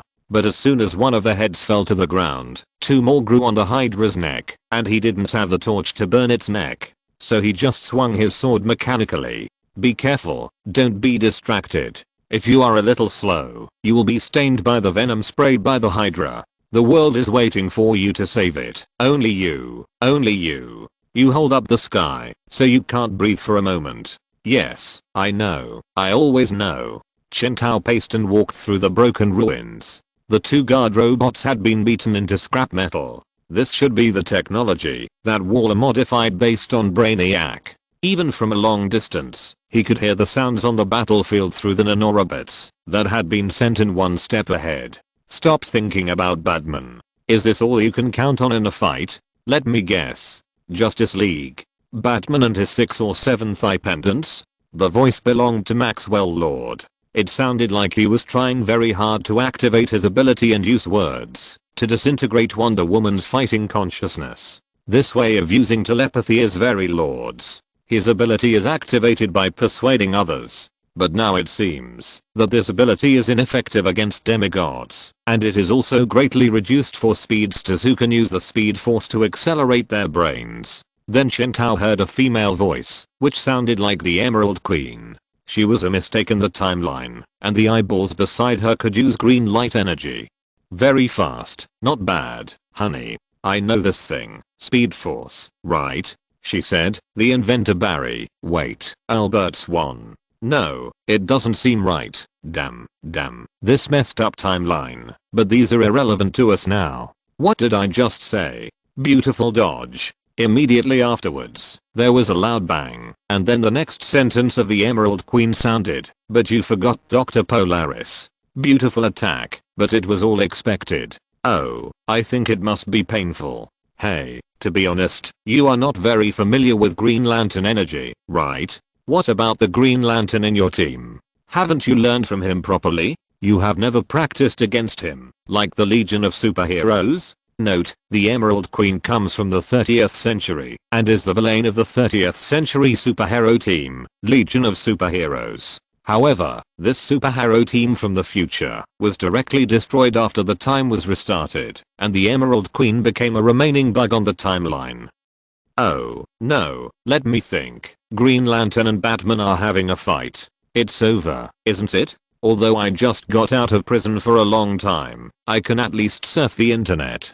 Green Lantern no longer appears in the league. Why? Because he doesn't want to be a dog for Batman like you? You talk too much nonsense, Emerald Queen. Then came the deep male voice of Dr. Polaris. Under the effect of the surging magnetic field beside him, this voice seemed to resonate in the empty cave. We should quickly get rid of the enemy in front of us, and then go and kill Amanda Waller. Drive Polaris is right. The only tough guy in the universe is already a little impatient. You can only tickle me, Your Highness. There was another fierce bombardment. Then Chen Tao heard Wonder Woman's answer. Just by listening to the voice, he could feel how stretched she was when she faced the siege of the entire villain army alone. Even if there are only 2 of us, we can stop you, Maxwell. Chen Tao sighed. While he was distracted by using the Clayface clone mixed with nanorobots to secretly control the time for Damian to launch, he was also paying attention to the situation of Wonder Woman and Flash. He used the green of all things to bloom an eyeball flower in the room, so as to clearly convey the scene in the room to him. This is a perfect combination of the red of all things and the green of all things, combining the eyeballs of living things and the roots of plants, and of course some of the power of the metal spirit as lubrication and energy. After long-term use, Chen Tao has long been handy with such synthetic creations. Wonder Woman, it is in your best interest to stand aside and let us finish the work. Maxwell Lord was still trying to launch his ability on Wonder Woman, and his nose was bleeding, but Wonder Woman was unmoved. She stood up from the ground and stood with her sword across. I know too well how unscrupulous you are in order to achieve your goals, Lord. Not only will you force others to achieve your goals, you will also drive them to collapse. My mind will not be manipulated by people like you. You are right. Maxwell Lord tried again, then sighed. Your mind is a locked box, Amazon Princess. I believe the key to open it is magic. And I don't have a key. I never had one, he said. Then the next second a purple light flashed in his eyes. Wonder Woman held her head and screamed, then suddenly hugged her head. But even so, Wonder Woman's sword still did not fall out of her hand. This is not enough to twist me. She used the wrist holding the sword to knock her forehead, and then rushed towards Lord like a bull, so that the other party had to dodge in embarrassment. He had a nosebleed, and even blood flowed from his ears, and the purple light in his eyes flickered. That's true. But it's enough to make you tell me what I want to know. What do you want? What? Wonder Woman didn't have time to think about it. She tensed up her whole body. No matter how Maxwell Lord interfered with her as a demigod, she was ready to resist his manipulation. In the entire Justice League, Wonder Woman was also one of the people with a close relationship with the government. Thanks to her friendship with Colonel Steve Trevor and her past work for the government, which had not been completely severed, and had not been thought of being severed, Wonder Woman's authority in Berelf prison was second only to Amanda Waller and Steve Trevor. If Maxwell Lord ordered Wonder Woman to hand over her authority to control the prison, then the other party could use this authority to skip many defense measures that originally required violent breakthroughs, and find Amanda Waller faster. Wonder Woman would not allow this to happen. But now she was injured, and Lord used unknown magic to break his superpowers and the defect that he could not control demigods. Wonder Woman herself was not sure whether she could withstand the other party's ability. She bit her tongue. She knew that Lord's ability was similar to forced persuasion. That is, he would not use his psychic power to control her body like Brainiac, but would use his power to make her believe from the bottom of her heart that what he said was very right, and then obey him. But such a thing would not happen. Absolutely not. She was a warrior, and before she spoke, she would rather bite off her. However, she heard Maxwell Lord ask, I'm not going to ask about Amanda Waller, but I want to know another harmless little thing. Why did Batman fall out with Green Lantern? So that Green Lantern, except for fighting side by side with other members of the League on the battlefield against Darkseid, never appeared in the League's appearance, but Batman still insisted that the other party was a member of the League. What? Isn't it my authority to ask? This unexpected question made Wonder Woman feel relaxed. Influenced by Maxwell Lord's ability, she subconsciously answered, because Batman has tampered with Green Lantern's mind to ensure that when dealing with Darkseid, the other party will not deviate from the preset command control and do something out of control. Wonder Woman's face darkened as soon as she spoke. Damn bastard. Is that so? Maxwell Lord said, thank you very much.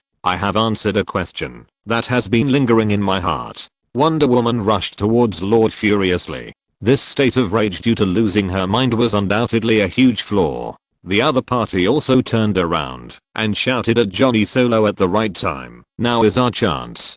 Don't forget why you are here. The magic messenger with a mask on his head slowly opened his hands and then pulled out a door of fire in the void. Don't worry, my performance still needs to invite guest performers. Maxwell Lord rolled awkwardly to avoid the splashing gravel caused by Wonder Woman's shield hitting the ground. I believe I can find many good ways to entertain our host. When I was imprisoned in Waller's prison, I was not alone. The screams in the darkness were always with me. That was the army of the King of Tears craving freedom.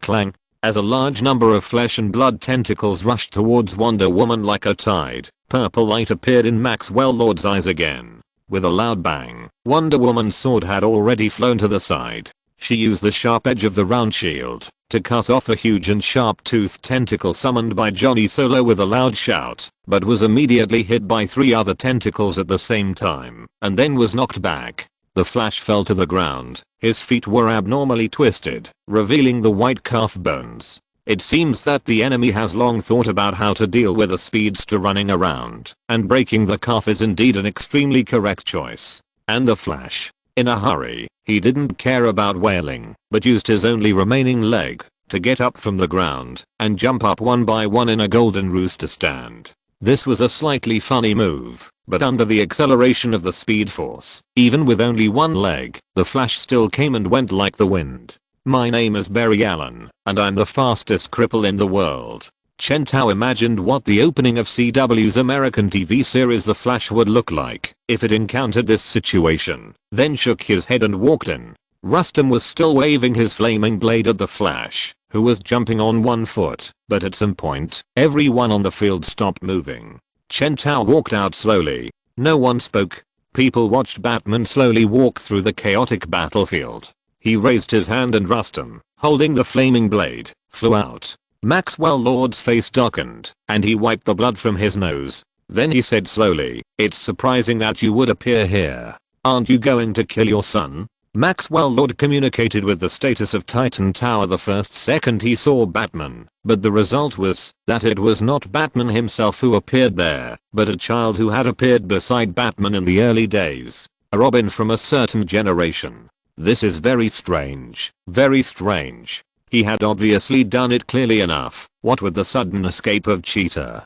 According to Batman's IQ, he should have easily realized that Cheetah was a pretext to lead him away from his child, and immediately realized that his son was in danger. What a father should do at this time is to protect his child no matter what, in order to make the dangerous situation that trapped Batman complete. Maxwell Lord also manipulated Talia. As long as Batman appeared in Titan Tower, she would immediately appear from hiding there, and then, that's right, Brain Demon, Leviathan Incident, and some villains such as Jinx, the Shrapnel Steel Beam Gizmo. All of this is the product of Maxwell Lord's cooperation with Super Queen of the Crime Syndicate. Maxwell Lord brought Talia and her son back to Batman, all the time to use them to contain Batman. In order to stop Batman from doubting, Lord even took the initiative to expose Super Queen and the Crime Syndicate to the public, so that Batman would think that he had found the real mastermind. Anyway, in Lord's opinion, this so-called crime syndicate is just a group of low-quality villains cosplaying Justice League, no different from third-rate characters like Jinx Gizmo.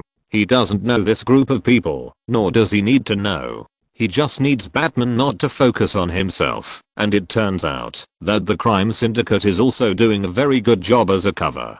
Although Batman doesn't know why he didn't hurt these villains, he also didn't find himself. His plan went smoothly, and he should have completely led Batman away at the right time. But now things are a little different. This is definitely a big accident, and Lord hates accidents. You have to save your son, Maxwell Lord said. He put his middle and index fingers on his temples. If you don't hurry up, they will probably die. You sent a villain called Killer Croc there before, right? That scumbag from Gotham City, that ugly beast with scales. You gave him a set of Robin uniform without pants as dog food, and commissioned him to save your son? Ridiculous. Don't you know that he has been knocked down and controlled by Damian, and it didn't affect the result at all? Lord threatened. I advise you to go back to Titan Tower immediately to save your baby son Damian. He will teleport the entire Titan Tower to a black hole in the universe. If you set out now, you may be able to rescue everyone before they are torn apart by the black hole.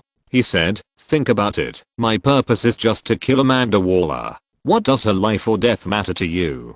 Humph, Maxi Warlord said halfway, and suddenly a stream of blood spurted out of his nose, and Chen Tao slowly retracted the corners of his mouth that were raised under his nose, and then curled his lips. As a telepath, Maxwell Lord had collected enough intelligence in advance. For a long time, Batman's ability may still be a secret to ordinary people, but there is no impenetrable wall in the world. Having seen the unfortunate past of so many telepathic predecessors, when facing Chen Tao this time, he only used his ability of forced persuasion, and was not stupid enough to try to enter Chen Tao's brain. It's a pity. If he dared to come in boldly, the two of them could hold hands and laugh together. However, after discovering the other party's caution, Chen Tao also turned his head into a piece of iron very quickly, making Maxwell Lord's ability work alone. But this kind of nosebleed is already commonplace for the other party. Chen Tao has always suspected that in addition to telepathy, Maxwell's hematopoietic function is also very strong.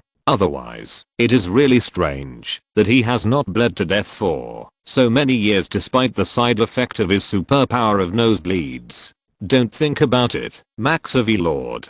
Facing Lord's direct threat, Chen Tao shook his head and said, if I appear here, the first thing you should do is not to ask me why I'm here, but to think about how much your arrangement has been damaged. He said, do you know? Chen Tao turned his head and looked at Wonder Woman and Flash lying on the ground. You may have deceived me for a while. I will admit that this is amazing. But you should know that when I appear here, it means that you have already lost completely. So Maxi Lord raised his head and saw Batman's cape flying, moving without wind, like the smoke falling in the Gotham night. And if you lose, it means I will win, and I will win soon. Although Flash climbed up from the ground, Chen Tao looked at his broken leg, which was still broken before he came, but in just a few minutes after he came, as the owner of this body was excited, the injury was completely healed under the acceleration of the Speed Force. Wonder Woman stood up from the ground with a smile on her face. When she saw Batman coming, her body, which had been powerless, burst out with divine power again. Maxwell Lord looked at Batman in confusion. He saw a mixture of happiness and sadness on his face. Maxwell didn't understand why. Although all this seems a bit too cruel to me. Chapter 346 This world will never let you down. Update. Be good. Damien felt his father touching his head. Purple light flashed in his eyes, and his whole body trembled. As soon as Chen Tao appeared, he cut open his chest, then took out a magic scroll that had been prepared long ago, and tore it open. Then a magic shield appeared outside the Titan Tower, completely isolating the entire area from Maxwell Lord's perception. Then he turned his head and looked at Damien. Father. Shh, don't say more. He heard his father make a gesture to silence. I know, Damien. Chen Tao looked at the young Robin. He sighed. It was difficult for Damien. Fighting against Maxwell Lord was not his responsibility. He was only 6 years old. Although he had been trained by his mother to be a qualified assassin, facing a telepath with such a strong power as Maxwell Lord, these were useless.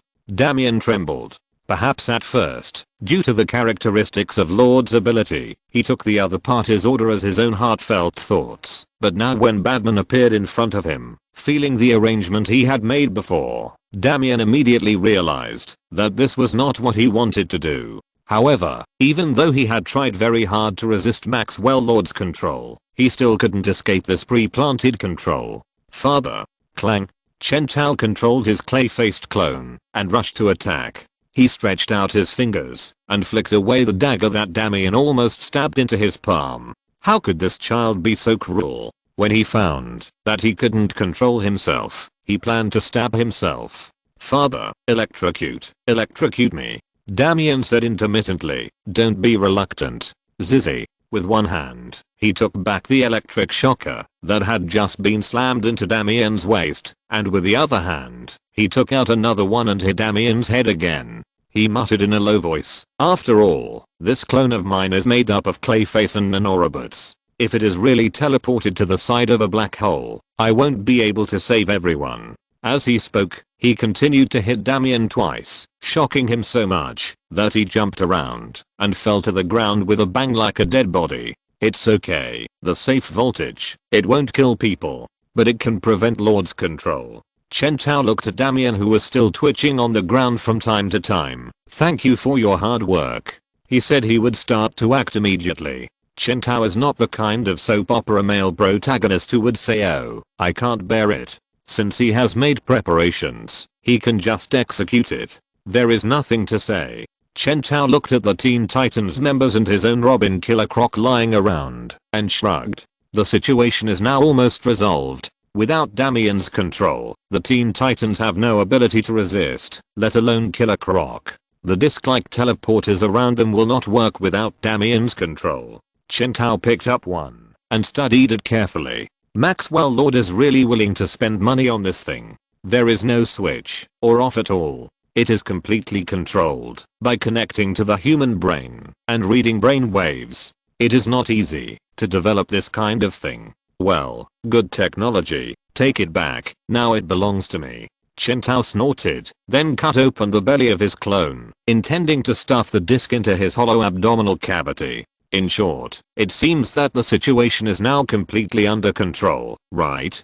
But, oh, of course, he certainly thought of another possibility. But Chen Tao had just stuffed the disc into his belly and then heard a violent noise coming from the side. Instantly, all the discs glowed blue and then began to hum slightly, as if activated by something. Chen Tao turned his head and saw Talia wearing a tight leather jacket, holding a samurai sword of the Assassin's League, with light brown hair, swaying her plump figure, and walking in from the gate like a beautiful snake. This looked like a classic look from the Golden Age, as classic as Catwoman's cat hood look. But at this moment, Chen Tao clearly saw that Talia's eyes were purple, and she was trembling all over. Like Damien, she was completely controlled by Maxwell Lord. "My love. I'm sorry. I'm really sorry." Talia said sorry, but one hand was raised uncontrollably, pressing the middle finger and ring finger on her temple. Then, the disc-shaped device, which had been silenced after Damien was knocked unconscious by the electric shock, began to tremble with Talia's movements.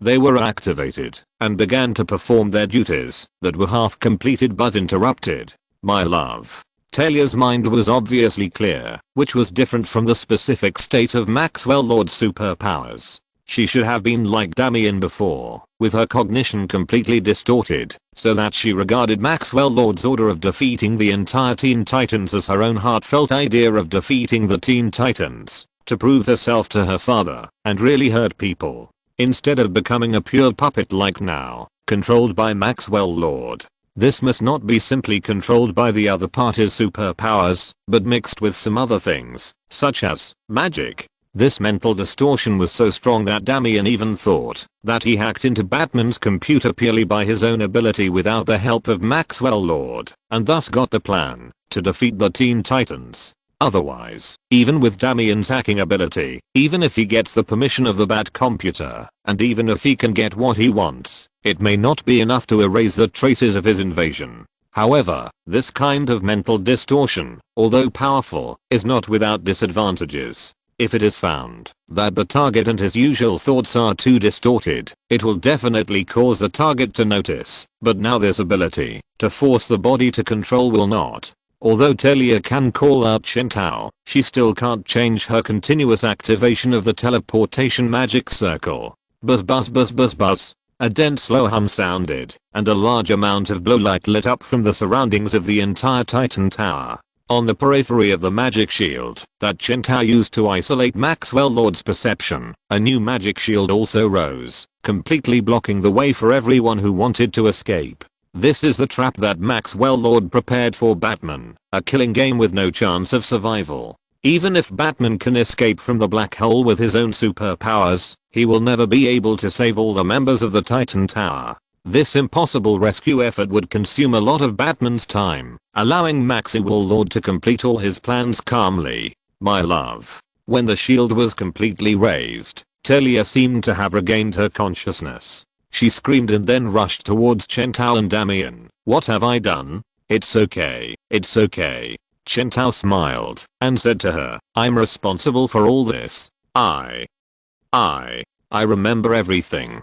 I was. No need to mention it." Talia was startled. She saw her delicate hand being held by Batman. Batman's big hand grabbed her hands that had become a little rough, but still white and delicate due to years of holding the sword, just like the time when they held hands under the moon many years ago. "You can always expect me. Look at me, Talia. Everything will be fine." Talia heard Batman say, "When I appear here, you will know that nothing will happen. Everything will be fine." Talia smiled bitterly. She broke free from Batman's hand. "I'll lead you to your death. It's really okay." He heard Batman say, "Don't you trust me so much?" Then he muttered in a low voice, "Alas, it's always like this. Everyone needs me." But, anyway, Talia saw the sadness in Batman's eyes, and she couldn't listen to what he was going to say next. "It's so familiar." He pretended to be relaxed.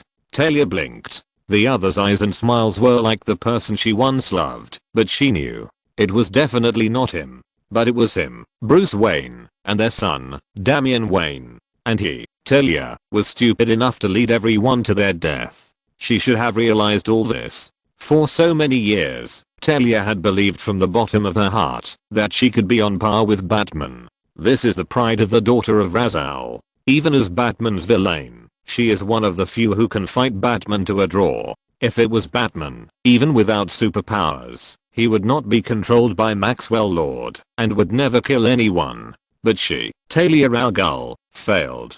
She was manipulated like a puppet, which led to the ending in front of her. But she can still fix it all. "I can save it all," Talia vowed. "I can do it, because I'm Talia al Ghul." What?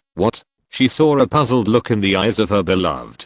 Talia held her head. "If Maxwell Lord can control these devices through my brain, then I can. My mind can also. Open it for me." Talia roared loudly, and then the sound turned into a scream. The entire Titan Tower trembled, shaking with the impending teleportation. The magic shield, which was originally airtight, actually opened a hole at this time, and the outside air rushed in violently. Talia did not give Batman a chance to speak. She screamed with all her might and encouraged the magic items created by those technological creations to burst out with magic shocks, blasting the surprised Batman and Damian out of the magic shield. "My love." In the last second, Talia looked at Batman. She saw her own image reflected in the other's pupils. "Keep going, my love. Your story will not end here." In this look at each other for thousands of years, countless scenes appeared in front of Talia's eyes. The man standing on the gargoyle had a bird's eye view of the whole world. He confronted his father and countless monsters.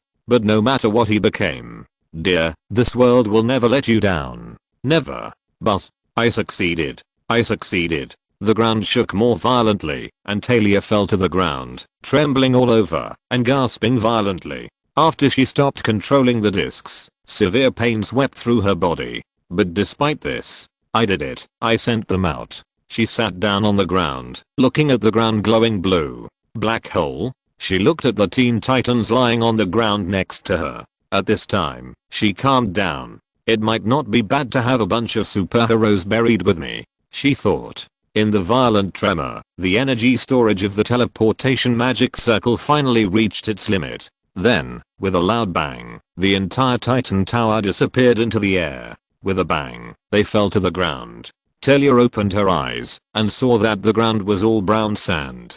Then, in front of Talia, Atrocitus appeared with a confused face. The other party was 2 or 3 meters tall, wearing a cooking apron, and suspended in the air with the help of a red light ring. He flew in from the window of the Titan Tower and looked at Talia with his eyes wide open. "Where's Batman?" he asked. "Didn't Batman say that he would position a magic circle to teleport to the side of the black hole to me so that I could take care of the wounded inside? I have prepared the magic circle for healing, food and beds, but where are the people now?" "Oh." Atrocitus stretched his head, and the Lord of Red Lanterns patted his forehead. "Look at my eyes. Aren't the wounded here?" He flew to the Titans lying in a mess. They still looked fainted, unaware that they had crossed thousands of mountains and rivers, and were teleported directly from the earth to the Red Lantern Call Air. Atrocitus used his huge palm to carefully pick up each fainted guy. When it was Beast Boy's turn, the other party subconsciously turned into a mammoth, even when he was unconscious, which scared Atrocitus. The huge Red Lantern grumbled his ferocious fangs. "What kind of monster is this?"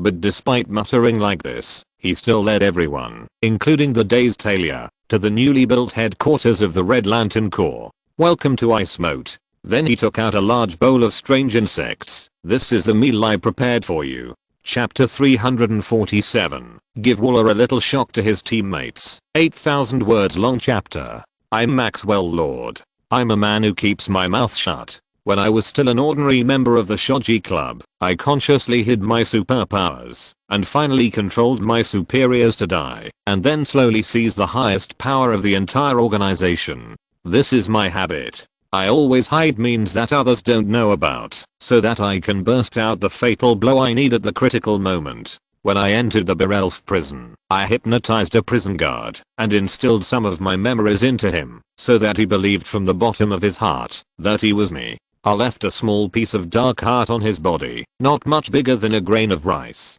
This is a magical gem. There are thousands of them all over the world. It contains the evil essence of the eclipse. Of course, it is also a powerful magic prop. Borrowing the magic energy contained in this gem, when I hold another piece of dark heart, he can perfectly replicate my superpowers from a distance, and the only price is his vitality. The external manifestation is that the amount of blood from the nose is far more than when I normally use my superpowers. He will bleed desperately until all the 4 to 6 liters of blood in his body are drained, which may be a bit eye-catching. Of course I thought about making up for this flaw, but magic must come at a price, and this is still an area I don't know much about. If you want to use magic to let an ordinary person gain the same superpowers as me, so that you can temporarily pretend to be me, the burning of vitality may be an insurmountable necessary condition. Therefore, I can only let this flaw exist, and then hope that the prison guard has more blood in his body, and will be exposed later. But frankly speaking of it again, I originally thought that such an abnormally large amount of bleeding would soon alert the 2 members of the Justice League, but it is obvious that I overestimated the IQ of Wonder Woman and Flash. Or, the effect of my previous deliberate inconspicuousness was good enough, and they didn't realize that Maxwell Lord was a fake, and they were weaker than they thought. Although it was 2 too many, the members of the Justice League were completely suppressed by my former members of the X-Force, so that they didn't fight back at all. Damn, why is Batman here? There must be something wrong with my previous plan, but unfortunately, I don't have the energy to figure out from a distance how Batman escaped the trap I set for his son. But none of this matters. Even if Batman rushes back, it won't change the overall situation. Berelf Prison. Maxwell Lord walked to a locked door, while the X-Force team I recruited was fighting with the 2 remaining members of the Justice League. I could go to the cellar and do whatever I wanted. That's where Amanda Waller stored important dangerous goods. You just like to bury things that you can't deal with, right, Amanda? Maxwell Lord took out a larger heart of darkness from his arms, which was several times larger than the one he gave to the jailer. If the previous one was a grain of rice, then this one is a pea. Revenge on Amanda Waller has never been Maxwell Lord's primary goal, unlike his allies, but he knows that without the help of those allies, he would never be here.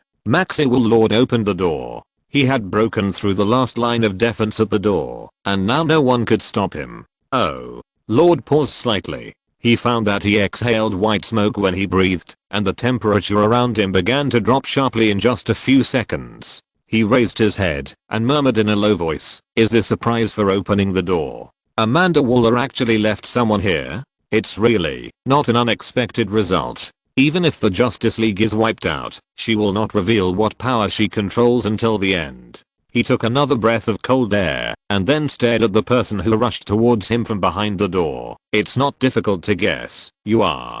Click, click, click, click, click. Before the slender figure who rushed out could catch Maxwell Lord, Frost quickly climbed up Lord's boots from the ground in an instant, followed by his legs, and finally spread to his shoulders. "I'm Killer Frost." Killer Frost grabbed Maxwell Lord's neck, and more cold air gushed out from her hands towards Maxwell. Lord narrowed his eyes and laughed. "Wow, a female version of Captain Cold? You've never been a passive-aggressive type, Maxwell. Freezing you can slow down your actions and make it more difficult for you to use magical persuasion. You can't. I didn't force anyone to do anything. I just made people determined to do what they have longed for." Don't you want to watch me kill Amanda Waller? Killer Frost's face showed a struggling expression, but her cold air worked. Maxwell Lord's ability was weakened by the freezing, and it didn't make Killer Frost succumb immediately. Waller, used others, but wait, you're still thinking about my brain. The struggling look in Killer Frost's eyes suddenly disappeared, and she began to violently burst out cold air. In an instant, condensed frost flowers climbed directly onto Lord's forehead. Don't you want to? Maxwell Lord began to bleed from his nose, and his eyes began to glow purple. It's really troublesome. Such a close distance, and a sudden attack. Waller's level has always been online. It is absolutely the right choice to put Frost Killer here to attack him. Frost Killer's ability does have a certain inhibitory effect on his ability, but unfortunately, Maxwell Lord pinched his bean-sized dark heart. The magical energy contained in it, and his superpowers were perfectly integrated at this moment. Let him never force his will on others again. In a flash, Frost Killer's eyes immediately turned purple without any resistance. Waller can't impose his will on others anymore. You are right. She showed a cruel smile. I know you agree with me, and you will help me save himself from the world. Boom. When Batman appeared on the scene, standing next to Wonder Woman and Flash, confronting the entire former X-Force, the wall behind them made a deafening noise and then collapsed like a building block. More monsters emerged from behind the wall. Some of them looked like a combination of a rhino and a lizard, some looked like a dinosaur with wings, but a snake's body, and all kinds of strange shapes. These were the many monsters summoned by Johnny Solo, the messenger of the evil god Tears King from another dimension, whose head was a mask. These monsters roared and chased a fleeing the human who was running was none other than Amanda Waller. She was twisting her plump hips and running away in a very embarrassing manner. Waller did a standard roll in a posture that was totally inconsistent with her appearance, and the next second, the position she had just occupied was caught by a steel beam pulled by Dr. Polaris using magnetic force. Even after so many years, her figure was out of shape and her appearance was aged, but Amanda Waller never gave up the combat skills she learned in the army. She knew that she couldn't sit in the office forever, and she knew that these skills would come in handy one day, and it seemed to be true. Amanda Waller. As soon as he saw Amanda Waller being forced out of her safe house by Johnny Solo's monster, Violent Wolf's eyes turned red on the spot. Oh, his eyes were red to begin with, that's alright. In short, this immortal alien abandoned his opponent on the spot, swinging his chains like a swing, jumping towards Amanda Waller. Johnny Solo opened his palms, and his tentacles with sharp teeth lashed out. He coordinated with Violent Wolf's movements to block Waller's possible reinforcement.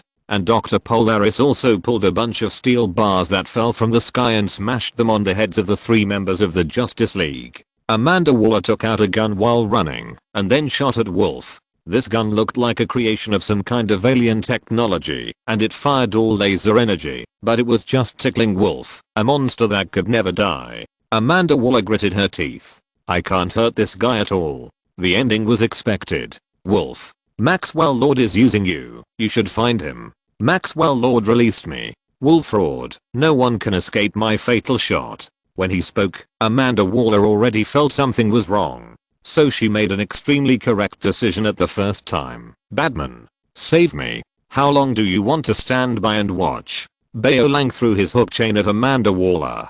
The silver-white chain whizzed over, but was caught easily by Chen Tao. He used the force of Baolang's own throw to pull it back violently, and then punched Baolang in the face. The opponent was caught off guard, and flew out immediately. Chen Tao turned his head, and looked at Amanda Waller. Why do you have to let me save you? He stared, not knowing what to say about the behavior of the black aunt female agent. What do you mean? Amanda Waller was still pretending to be stupid. Since you found out that I was monitoring your home and some government agencies, you simply took advantage of the situation, kept my surveillance nanorobots, showed my robots your fat ass every day, and then secretly started a new business by yourself and established a new system that was completely different from the previous intelligence agency. You did a lot of things that I didn't know, right? Chen Tao said. Then let me speak out. Do you really think you are hiding so well? I'm not the kind of person who wants to control everything.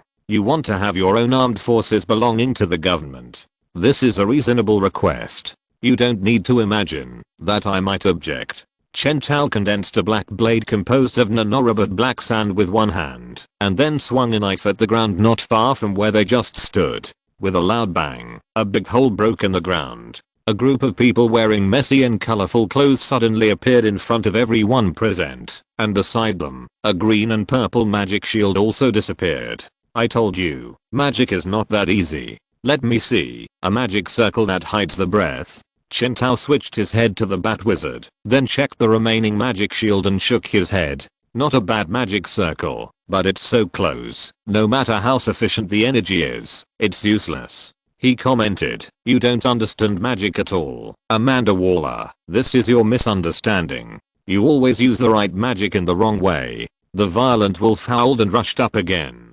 Chen Tao took out the Death King's treasure, the Golden Ball, the Atlantis secret treasure that could create golden portals at will within the distance of the planet. He opened a portal when the violent wolf rushed over and then let him fall from the sky to the ruins below. The violent wolf's resistance was too fierce. He once thought about forcibly teleporting him to the Pacific Ocean or somewhere else, but soon found that such a short forced teleportation distance was the limit. Then Chen Tao turned his head and looked at Amanda Waller. She didn't speak, and Chen Tao touched his chin again. Speaking of which, the level of the magic circles around you is good and the effect is very strong. Although you don't understand magic and the effect is not strong, this is not the problem of the magic circle. Chen Tao said, who provided you with these magics? It can't be Constantine and them. Is it the witch? Huh? Is it? It can't be the villain? Forced. Note, Forced, the evil wizard, the villain of the superhero irony magic master Zatanna. Amanda Waller still didn't speak. Chen Tao shook his head and didn't intend to get to the bottom of it. It's a good thing that Amanda Waller has her own power. As Chen Tao himself said before, he doesn't want to control everyone. This will make everyone feel insecure, and there is no need, and he himself doesn't have the energy. Amanda has her own armed forces, and can share some of his burden. In many things, Amanda Waller's cold-blooded attitude is more efficient than herself. He is a Batman who wants to retire, rather than a Zhuge Liang who does everything himself. Amanda has the ability to organize a superpower team. Why should he stop it? Chen Tao counted the wealth that Waller has accumulated. Polka Dot Man, Bloodsport, King Shark, Captain Boomerang, the classic team mode of Task Force X. Chen Tao said, I guess you put a bomb behind the head of each of them to blow their heads off when you need it, right? It's too classic, the classic Amanda Waller way of doing things.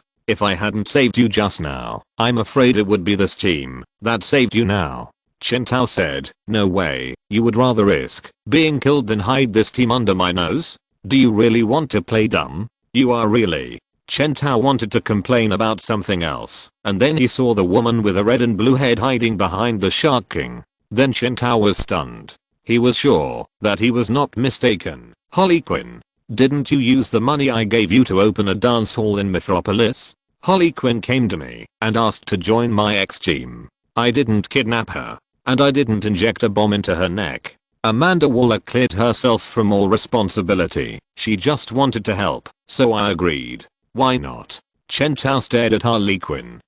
Hi. Seeing that she was seen, Harley stopped pretending. She got out from behind King Shark and jumped onto his head. Hey, haha. Facing Batman, Harley Quinn avoided the question and laughed awkwardly. Yes, I run a dance hall. That great dance hall is doing very well now. I just came out to have some fun. Chen Tao asked, does Poison Ivy know about this? Hey, Batman, when are you going to marry Wonder Woman? A poor way of changing the subject. Chen Tao said. Harley Quinn pouted. Then she made a trumpet shape with her hands and shouted to Wonder Woman, who was still fighting with Rostam holding a flaming blade not far away. Hey, long time no see, Ms. Wonder. Where are my hugs and kisses? The last time we met, I thought we made a pinky promise to be invincible best friends. But we can still do it now. Since we are good friends, let me ask you quietly, have you slept with Batman? You guys, woo woo woo woo woo. Harley Quinn wanted to say something, but then Chen Tao threw out a large group of nanorobots with muddy faces to gag her mouth, and then tied her up. I will take Harley Quinn away later.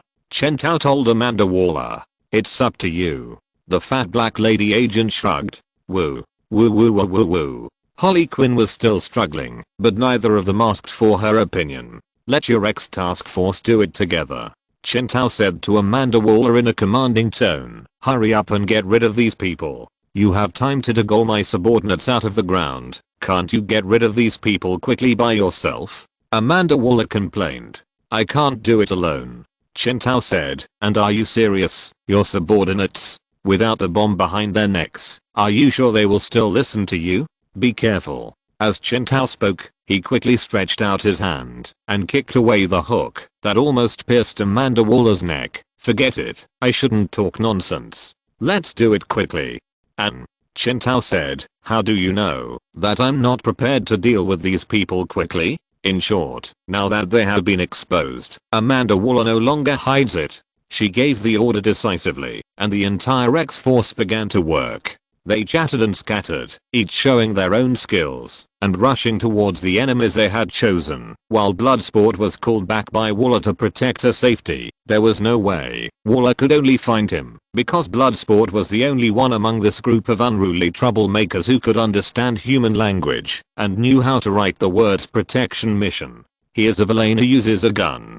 To some extent, he has a lot in common with Deadshot, such as having a daughter. Bang bang bang bang bang. Various parts were transmitted from the void by space devices, and then assembled by Bloodsport to form a huge rotating firearm. He kept shooting bullets at Wolf, but Wolf caught everything we threw at him, and he is constantly healing himself, said Bloodsport. His voice was calm. This is not an enemy we can deal with, Batman. You have to do it. I had to do it when you weren't on the scene, and I still have to do it when you're on the scene. So isn't your appearance in vain?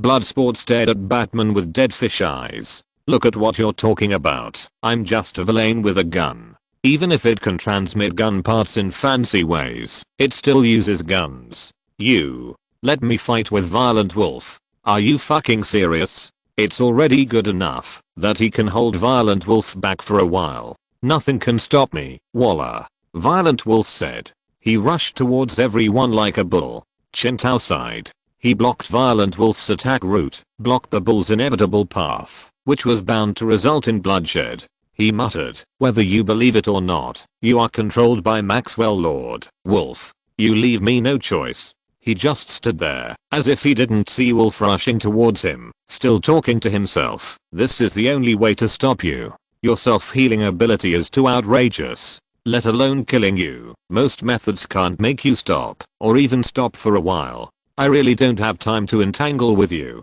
Batman, he's rushing over now. Stop talking nonsense. You'd better use your tricks quickly. You don't really expect me to fight Wolf, do you? Bloodsport retreated and fired. The gun he used was obviously beyond the scope of normal caliber, so it could actually break Wolf's skin. Soon Wolf was beaten to a bloody pulp, but almost at the same time the bullet left his body, the wound caused by the bullet had healed. The metal storm shot by Bloodsport couldn't even make Wolf retreat half a step. He's coming, hurry up. I know, don't rush me. Then Bloodsport felt Batman standing behind him. Chen Tao stretched out a hand and put it on the back of his neck, saying, come on, you can beat Bao Lang, you can do it. I beat your father. Bloodsport broke suddenly and swallowed the words parents back into his stomach. He really had the urge to curse. Not only was there a mess here, but Wonder Woman and Flash were also fighting in other places. But even in such a critical situation, Batman actually had the mind to joke with him. Not only did he joke, but he also stood there without taking action, which was really frustrating. Enough, you. He wanted to say something, but the next second he suddenly felt a pain in the back of his neck, and then he fainted. Chen Tao knocked Bloodsport unconscious with a palm in front of Amanda Waller's dumbfounded eyes, then snatched his gun, wiped the muzzle with his hand, and then fired several shots directly at Bao Lang's neck. Fuck, you talk too much nonsense. If you don't want to shoot, let me do it. Batman, what are you doing? You. Boom. The next second, Bao Lang's head exploded. His brain exploded like fireworks, and a blazing fire ignited on his forehead. The whole person lay down like a golden mountain overturning a jade pillar, and the iron hook in his hand fell to the ground with a clang. Amanda clenched her fist and took a breath of cold air. She saw Batman turned around. Half of his face was hidden in the shadow, and a smile appeared at the corner of his mouth. "Solved, Ms. Waller." "Damn it, Batman," Amanda Waller said. He saw that Batman did not make that kind of deliberate laughter, but a shallow smile. It was precisely because of this that it seemed so creepy. "Batman, you killed." Amanda Waller stopped talking halfway. She didn't know what would happen if she told Batman that she had killed someone. Waller's mind was in a mess. Batman rarely murdered in public. Did this mean that the other party? "What are you thinking about?" Then she heard Batman say, "Wait, didn't Batman kill him?" "That's right, with the self-healing ability of the wolf. But can he really heal his own brain?" Then Waller heard the second half of Batman's sentence. "What are you thinking about? Tyrannosaurus is not dead. He just fell asleep. Bomb in the brain." Chen Tao explained, "I just talked to Bloodsport for so long, just to remove the bomb you buried in his brain behind his neck. I need to use nanorobots to take out the bomb without damaging the bomb itself and his nerves. This requires great patience, otherwise it will explode halfway through." "Waller, have you forgotten the program you set yourself? Then I will use Bloodsport's bullets to attach this bomb directly to the bullet and shoot it into Tyrannosaurus' body. It's not that I lack the means to destroy the brain, but Tyrannosaurus is not a fool. Look, when he saw my eyes flashing with heat and flying over, he would also hide. It is much more troublesome to catch a jumping violent wolf, but he will not dodge the bullets of Bloodsport. The other party has just proved to him personally that the gun is no threat to him, so this gives me a chance." Chen Tao said, "Don't worry, this level will not kill the violent wolf. Otherwise, what do you think? I killed the violent wolf. The violent wolf's brain has been completely controlled by Maxwell Lord. It is definitely a big project to get him out of that state. So instead of doing this, I might as well replace the violent wolf's brain and let him reset his brain to get rid of all mental control at once." "You are right," Amanda Waller said. She lowered her head and looked at Bloodsport on the ground. The other party fell into a baby-like sleep on the chaotic battlefield. But is it really necessary to be so cruel to your teammates? Then next, Chen Tao pretended not to hear Waller's words. He turned his eyes to the Emerald Queen next to him. At this time, she was manipulating her eyeballs to shoot green lasers, shooting at the Shark King. King Shark is a descendant of a Hawaiian god, a giant shark in human form. He once participated in the battle organized by Bane to recruit people from the Villain Bar to besiege Superman and Batman. Later, he was arrested and imprisoned. Somehow, he fell into the hands of Amanda Waller, and then unfortunately, he was equipped with a brain bomb. At this time, his whole body was bathed in intense green light and kept howling. The Emerald Queen, who was attacking the opponent, was more excited than the big monster. She kept increasing the power output of the huge eyeball next to him, and said angrily, "If you knew what the future would be like, you would let Maxwell Lord complete his career." "Future?" King Shark said. "Nanori doesn't know. It's better for you to die than to know the truth." Boom. The green beam of light penetrated half of the building, and the mask of the Apostle of the King of Tears, which replaced his head, could not help but fold slightly. "Be careful, Emerald Queen. If you continue like this, the building will collapse, and we will all be buried inside.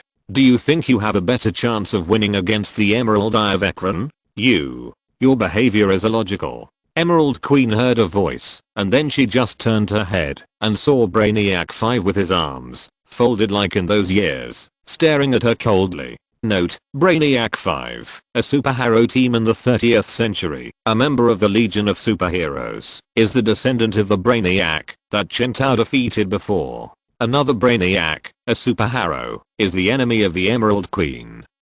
Brainiac 5. The Emerald Queen was shocked. "You actually came here?" The Emerald Queen had no doubt about the man in front of her. She was familiar with Brainiac 5. She could feel that he was using telepathy to invade her brain. This was too familiar. His ability was no different from that of the former villain Brainiac. However, this unique Brainiac-style telepathy was very different from the invasion of other telepaths. The Emerald Queen had been fighting with the Legion of Superheroes for so many years that she had developed the ability to distinguish the mental attacks of Brainiac 5. While she was stunned, the familiar Brainiac 5 suddenly grew pointed bat horns on his head, and then raised his hand, which was covered with a red light ring. As the opponent materialized, a huge red truck fell from the sky and hit the green eyeball directly. Boom. No. Cracks spread on the eyeball. The Emerald Queen didn't care about anything. She rushed forward and created a green barrier to protect herself and the eyeball in the middle. If the eyeball breaks, I will be trapped here, but I must find him. I must find Saturn Girl, child. Her voice became louder and louder, and the green light energy ball became brighter and brighter. Then in a dazzling light, the Emerald Queen disappeared into the air, as if she had never appeared or existed. Who is Saturn Girl? Shark King sat up from the ground, scratched his head, and asked in confusion. We will deal with him later, Chen Tao said. He frowned. He knew about the grudge between the Emerald Queen and the 30th Century Superhero Legion, but now was not the time to delve into it. He turned his head to look at the other members who were still wreaking havoc, but he was thinking about Maxwell Lord in his heart. It's better not to develop in the worst direction. Chen Tao shook his head. Magic? Is Maxwell Lord going to use magic to strengthen himself? This is a really stupid choice. As we all know, Superman is the complete opposite of Superman. Superman's magic resistance is negative compared to physical resistance, while Superman's magic resistance. He is the natural nemesis of all magicians. Chapter 348. How dare you use my teammates to attack me? My boomerang is sucked. Captain Boomerang threw 2 boomerangs at the alien monster summoned by Johnny Solo, but only made the damn monster bleed a little.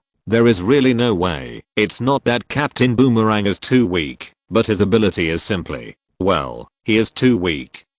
Then he lowered his head and saw that he was being carried on the shoulders of the Flash. Can you stop screaming?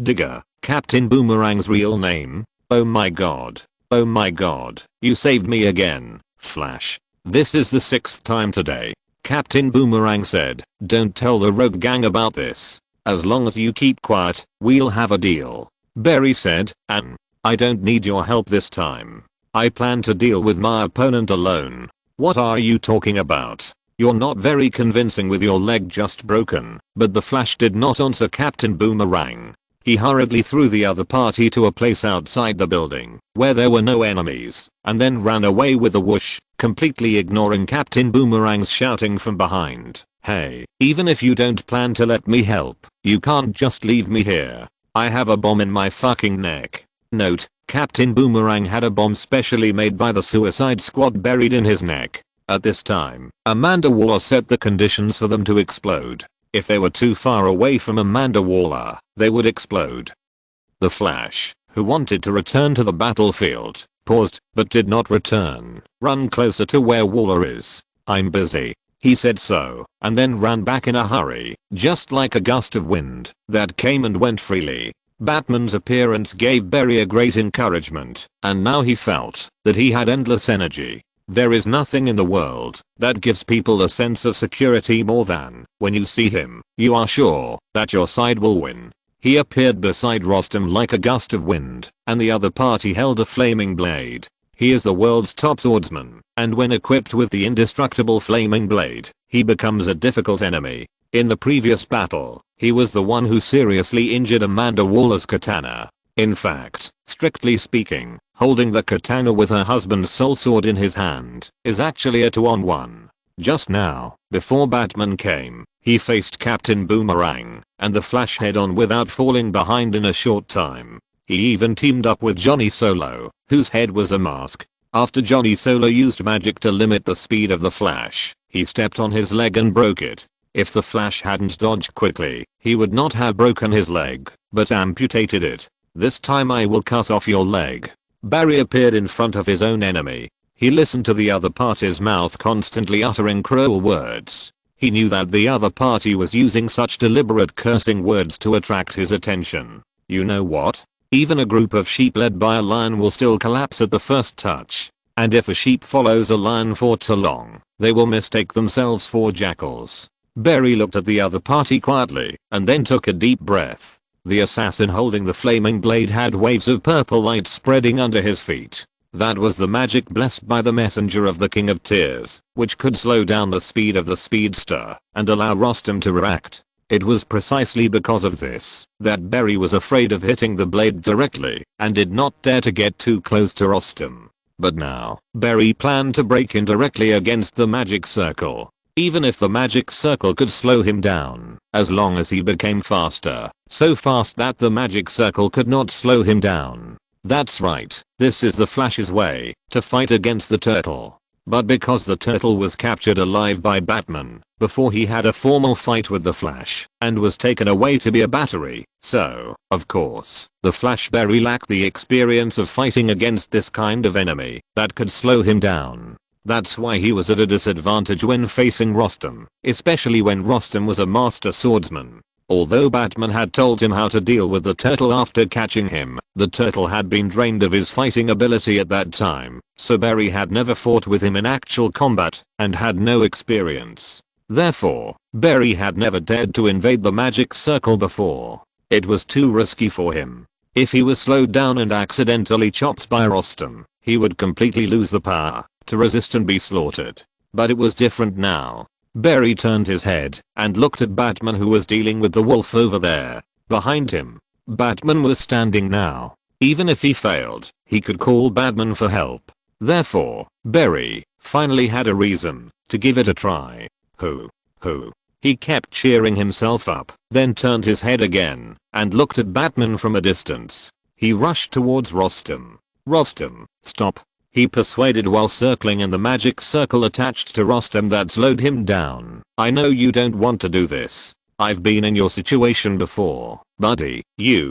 No one can resist my sword. Standing in the middle of a bunch of flash after images, Rostam roared and waved the flames. I'm afraid it would be more merciful to kill you. Berry finally stopped talking. He finally realized that he couldn't reason with the other party, so he moved faster and faster. He had to snatch Rostam's weapon before Rostam could react, and he himself should not be hit by the other party, or cuts would also cause. With a clang, Rostam's flaming blade was knocked down and fell to the ground. Before he could react, he was knocked unconscious by the Flash's powerful hand knife. The red and yellow after images disappeared, and Flash Barry Allen looked at his hands in a daze. He didn't expect things to be so easy. The previous caution, waiting, and habitual expectation of Batman's arrival. At this moment, it all seemed like a joke. You are not my real enemy. Wonder Woman held a shield and confronted the enemy in front of her. The messenger of the King of Tears, the evil god of the different dimensions, folded his arms. Behind him were countless golden space cracks, from which various limbs emerged. But the show must go on. Wonder Woman, if we are not your enemies, then why did you help Maxwell Lord? Wonder Woman said.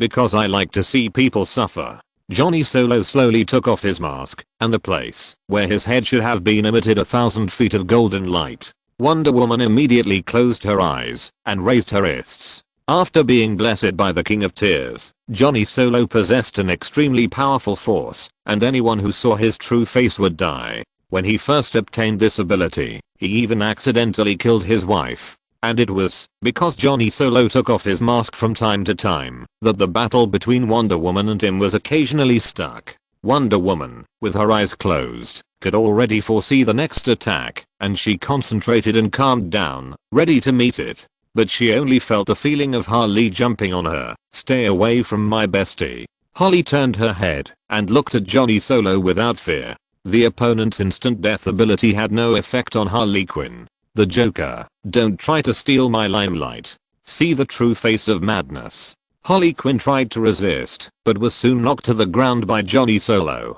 This is the dilemma they are in now. Wonder Woman, who has the ability to fight Johnny Solo, dare not look at Johnny Solo, and Harley Quinn, who can ignore the instant death effect of Johnny Solo's face, can't beat the opponent. All she can do now is to give Wonder Woman, who has her eyes closed, directions, but with little effect.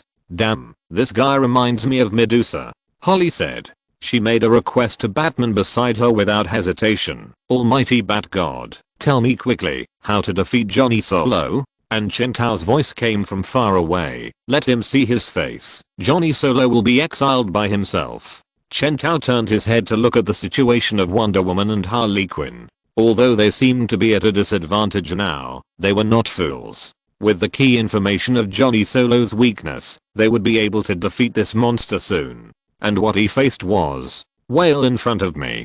Dr. Polaris was glowing purple, and countless metals surrounded him, like a tide driven by turbines, strangling everything around. And the person who swam in this metal tide for a long time was King Shark. He opened his mouth and held his head with both hands. He relied purely on his bloodline to resist the piercing of countless sharp metals, but he was still swept by the steel current and could not splash any water. This moving metal current was like a huge meat grinder. Even many monsters summoned by Johnny Solo were devoured mercilessly by Dr. Polaris. King Shark was a little irritated. His simple mind did not understand why he was being dragged around. He tried to pounce on Dr. Polaris, but was soon swept into the sky by the iron current. Do you feel it? The iron in your blood is twisting and burning. Dr. Polaris, who was suspended in the air, said to the monsters that were taken to the sky with King Shark. Then he looked down at Chen Tao. Is it true? They actually sent a man covered with nanorobots to stop me? Dr. Polaris could easily feel that Batman was wrapped with countless tiny nanorobots, and these robots were all made of metal, so they would naturally be affected by magnetism. He immediately activated his magnetic superpowers on Batman. Then he saw Batman sitting down without a word and turning into a Batmobile. The huge headlights shone, staring at him, completely unmoved by his gushing magnetic force. Come on. Chen Tao muttered, I have possessed the power of the metal spirit for a long time. Do you really think I have never thought about how to deal with magnetism? As long as I use my metal body to adjust the electromagnetic waves, I can create my own electromagnetic field and cancel out yours. With a clang, Dr. Polaris also lay on the ground. After solving the problem, Chen Tao clapped his hands and turned his head to see Harley Quinn holding the mask left behind by Johnny Solo. After he turned into a ball of light and disappeared, jumping next to Wonder Woman. What? Why can I survive? After looking directly into Solo's face. Come on, you won't be surprised. After staring into the abyss once. You saved my life today, Wonder Woman said. Holly turned her head immediately, carrying her wooden baseball bat calmly. It's no big deal. Then she turned around and hugged Wonder Woman. Oh, who am I kidding? We are good sisters again. We are the new Wonder Twins. We have to hurry up to support others, Holly, Wonder Woman said. Then she looked around and found that all the battles were over. So, where is the place where the Heart of Darkness is hidden? Tell me, Amanda, Chen Tao asked. The Heart of Darkness should not have a living host. Once it has an object of possession, the eclipse will become very. We are here, Killer Frost. There is only this last door between us and the power to change the world. Maxwell Lord and Killer Frost stood together in front of the huge circular door that was so huge that it was unimaginable. Now, destroy the basement. Maxwell Lord gave an order to Killer Frost. No. Frost Killer's face showed a few traces of struggle, but soon as Lord's nosebleed, her struggle disappeared. Frost Killer gathered cold air on his hands and sprayed it towards the huge iron door. Creaking, creaking, creaking. The super alloy metal door, which was harder than steel, began to freeze under the impact of the cold current, and then the whole wall collapsed with a groan. The purple in his eyes became more and more obvious. One after another, purple light shone from the ruins of the gate, turning Maxwell Lord's face purple. Maxwell Lord's 7 orifices bled, and he slowly walked towards the purple light that came out of the room step by step. Finally, everything is under my control. You see, anyone who touches the Heart of Darkness will be corrupted by it. No matter how pure your soul is, or how strong your will is, darkness will infect you from the depths of your heart. And if Maxwell Lord uses his power to control the Heart of Darkness, then he can not only command people to submit to him, but Maxwell Lord has the power to turn everyone into their most evil self. Everyone will be defeated without a fight. In the corridor, Chen Tao walked slowly with the 2 remaining members of the Justice League, as well as Amanda Waller and his ex-team.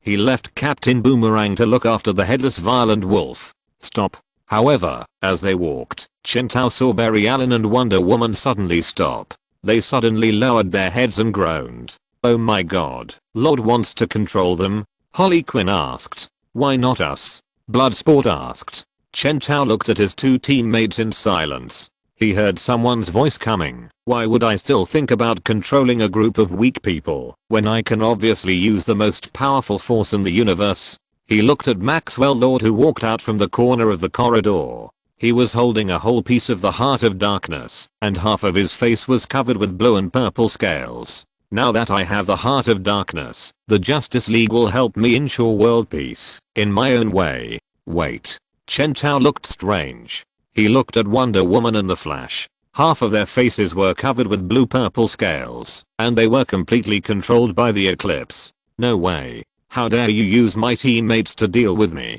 Book title: I can see the health bar. My purity is extremely high. Recommendation: it tends to be a doomsday style dungeon flow, original infinite flow. The protagonist is extremely pure, a muscular man, a chaotic neutral fun guy, and has a gold finger that can see the target's current status and health. Chapter 349. The Justice League is laughing. Let me start with the conclusion. First of all, Chen Tao believes that the magic control of the eclipse is actually a kind of enhancement. That's right. In front of Chen Tao, the Flash, whose half of his face was covered with blue-purple scale-like wrinkles, roared to the sky like a zombie. He was controlled by Maxwell Lord, and half of his body was shaking at a high frequency. Then he performed a high-frequency shaking hand knife with both hands in front of Chen Tao. This is also one of the classic skills of the speedster.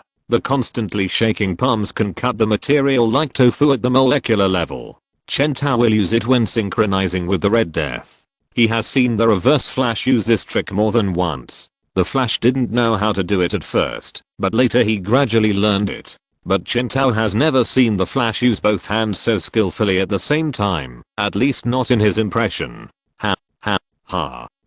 Under the control of Maxwell Lord, the Flash kept shouting, wrapping his shaking hands around his head and brain, and swung them into a group of after images. He touched the wall next to him lightly, and then a small piece of the wall was completely swallowed by the two arms of the Flash, which kept spinning and swinging, and a smooth round pit appeared. Good. Too strong. The indestructible high-frequency hand knife plus the arm rotation speed accelerated by the speed force. This is a complete meat grinder, killing people without blinking an eye, and the victim died without even saying what a fast knife. Chen Tao's eyes lit up. In addition, more importantly, Chen Tao, who had synchronized with a part of the Bat Wizard, could clearly feel that, after being completely eroded by the magic energy of the eclipse, the Flash felt that his physical fitness had taken a small step forward, and even his movement seemed to have become a little faster. Don't get me wrong, Chen Tao didn't intend to use the eclipse to control his teammates and do something when needed, because there are two main difficulties in doing so. First, the super evil magician like the eclipse will not obey obediently, and second, the dark power of the eclipse may distort the Flash's mind and cause psychological trauma to his teammates. So, as long as we solve these two, I didn't plan to do that, so there's no need to solve these two problems. Chen Tao shook his head slightly and retracted his divergent thoughts. However, he really thought so only in this matter.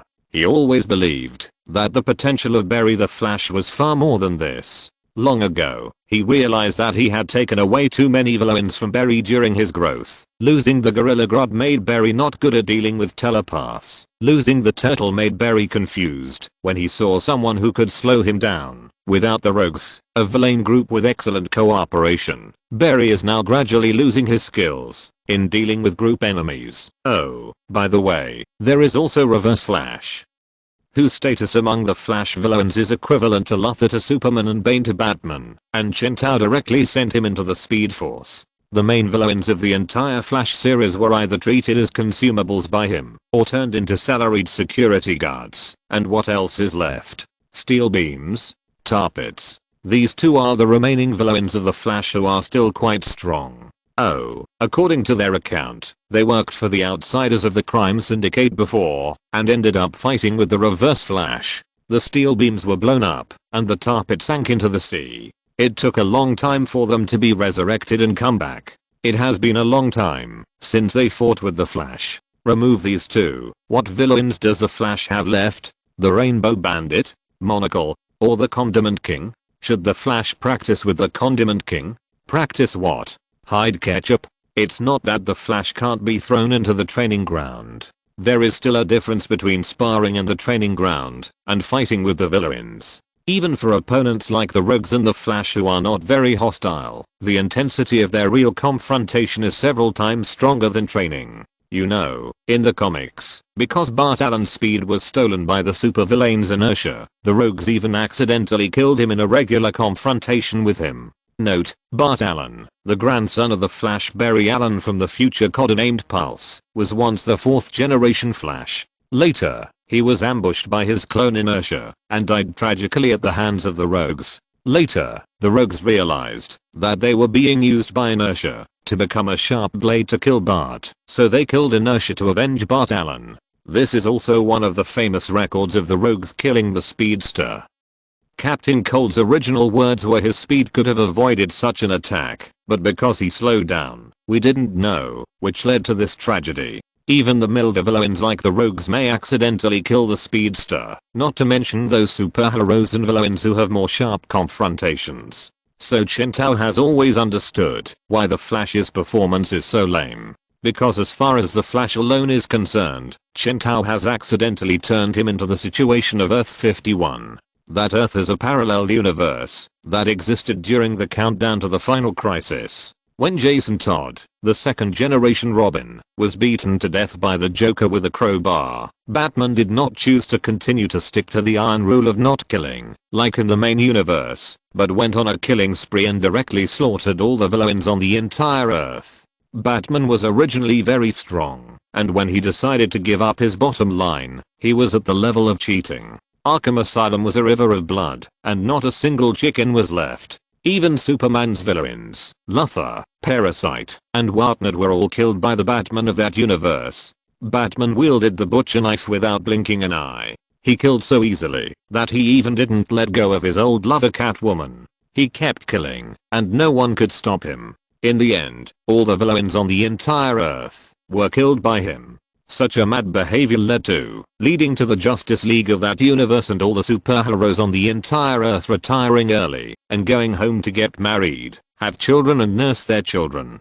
Of course, the end of that universe was not good. Since the villains were gone, the superheroes had been at ease for too long, and their strength did not improve but declined, and they all degenerated into chickens. Therefore, when the supervillain, Emperor, invaded, they were killed before they even reacted. And this universe was finally destroyed by Superboy Prime. And now the Flash is in this state.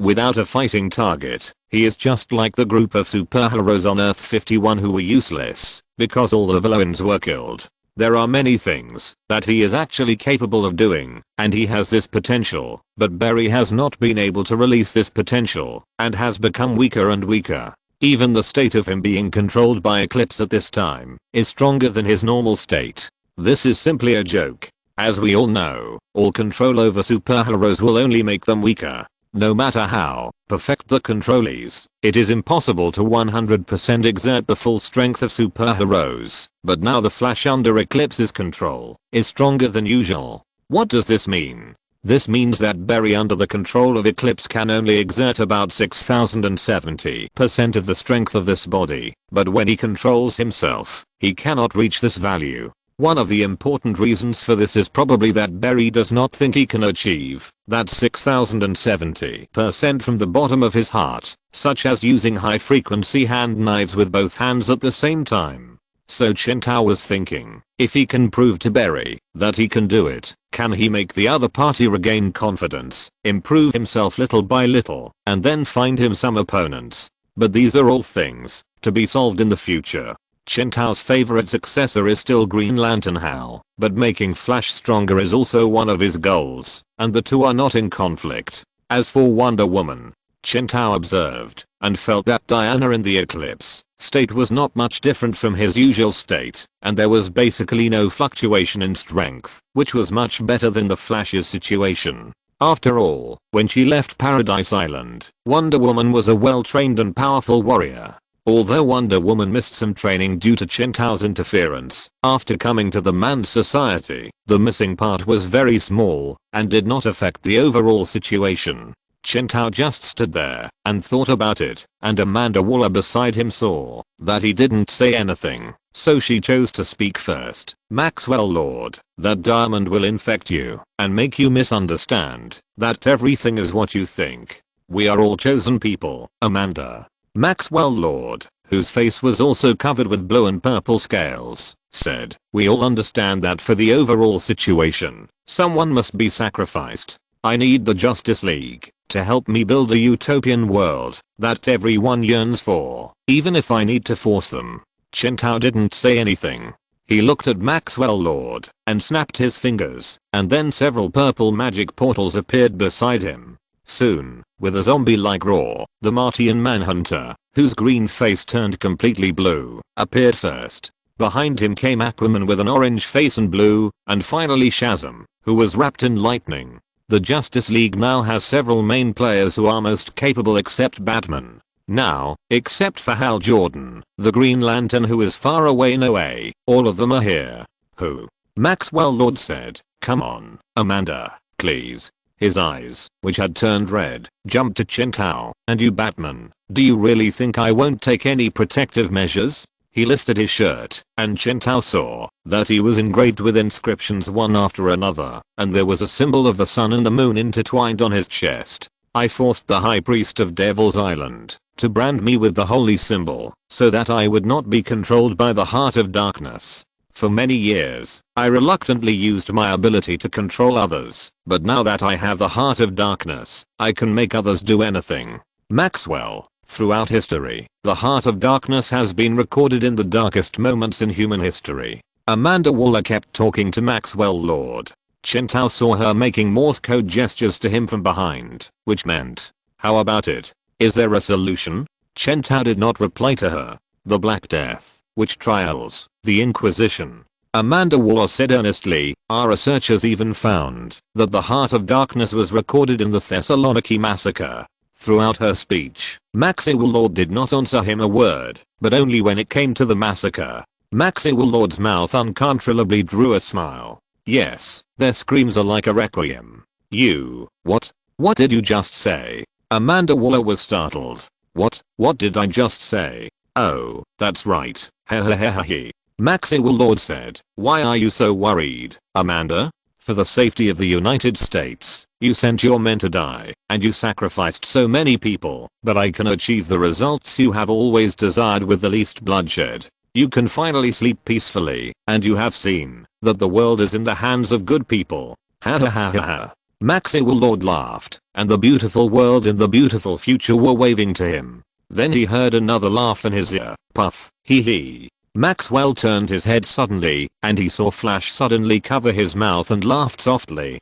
What's wrong with you? Maxwell Lord frowned. Even though he was eroded by the eclipse, he still retained his consciousness, and so did Flash and the others. The eclipse can evoke the darkest evil thoughts in human hearts, instead of simply turning them into puppets. Nothing, I think of something happy. Flash said, I feel happy from the bottom of my heart when I think that we are finally doing the right thing. Ha ha ha ha ha ha. Maxwell Lord frowned again. He still chose to force himself to continue. America is just the beginning, Amanda. Puff. Maxwell Lord turned his head again, and this time it was Wonder Woman's turn to laugh. Her face, half covered with blue and purple, showed a somewhat twisted smile, which looked a little scary. You continue, she said. Maxwell Lord once again confirmed that his telepathic ability had not failed. That's right, his ability was strengthened by the Heart of Darkness, and his super persuasion mental control ability was further improved.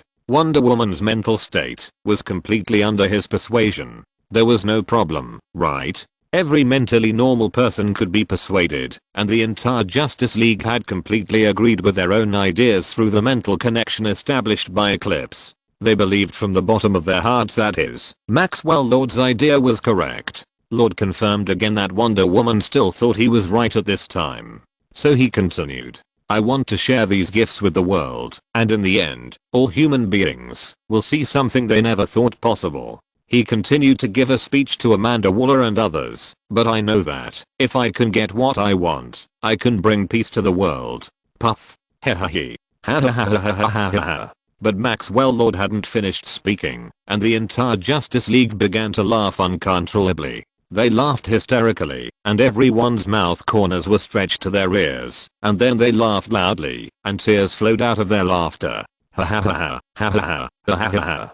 Chapter 350 Batman, I love your teeth. Maxwell Lord's ability is a kind of persuasion. When Lord himself uses his ability, he will stand in the victim's perspective and describe a set of logic to the other party, as if he is thinking for the other party from the other party's perspective. Then, he can use his ability to make the victim completely accept Lord's logic, no matter how unreasonable this logic is. Frost Killer once called Maxwell Lord's superpower magical persuasion. In fact, strictly speaking, this kind of mental manipulation ability is much more subtle than simple puppet control. He can quietly influence many people through this ability, so that they don't even realize that they are being manipulated by Lord, such as Damian Wayne. When he almost teleported everyone into a black hole, he realized that his thoughts were being played by others. For example, Talia Org. She even thought she had successfully escaped the mental control of the brain demon before.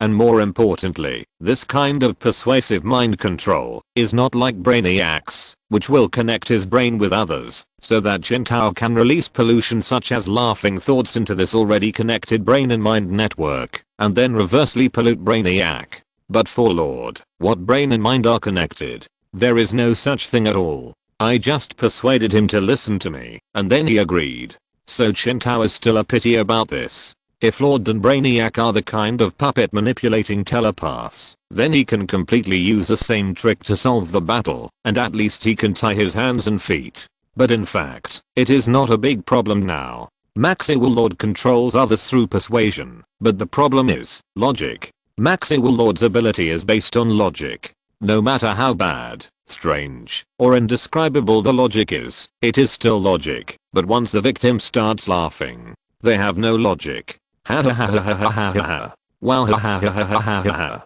Hiss. Standing in the center of the entire Justice League that was laughing wildly, Chen Tao took a breath of cold air. He saw that the Flash's mouth was wide open, and it was estimated that his lower jaw had been dislocated by his brute force. The corner of his mouth was torn, revealing red muscles, and blood immediately flowed out. The blood flowed into his gums and was held on his lips, turning his entire mouth into a deep red, which made people feel cold. It doesn't matter. Anyway, the speed of healing is several times that of normal people. Such injuries will heal soon. At this time, the fastest runner in the world fell to the ground with wild laughter, and his whole body trembled, as if he had an attack, performing a speed force epilepsy in front of Chen Tao. Chen Tao carefully observed the other party for a while to make sure that he didn't need to take out some freezing guns or other things specifically for the Flash. What are you doing, Flash? You promised us that together we would fill the world with justice. Think about it, you said you would use your powers to benefit the world. Maxwell Lord was still trying to use his powers on the Flash. He stopped bleeding from his nose, but Chen Tao could clearly feel that his powers had become stronger. Although Eclipse had manipulated him, he had also strengthened him, making him completely different from before. Ha ha ha ha ha. Justice. Chen Tao frowned and was slightly surprised. According to the amount of laughing thoughts he had injected into the Flash's brain, after connecting to it, the Flash should have only laughed wildly and could not say a word. However, at this moment, he could speak complete words. Chen Tao looked a little gloomy. Frankly speaking, he did not want to fight the Flash. A speedster like Barry Allen was not an easy opponent to deal with even under the control of Eclipse. Being manipulated to be fearless and fearless meant that most plans that focused on Flash's character weaknesses and plans that threatened Flash were useless. The only option left was to take out weapons specifically targeting him and fight him head on. In this situation, no matter what method he used, Chen Tao could not ensure that Flash was unscathed. If possible, Chen Tao still wanted to be nicer to the many heroes of the Justice League, rather than letting Barry wake up and find that every bone in his body was broken and lying in the hospital. Chen Tao turned his head and looked at Wonder Woman.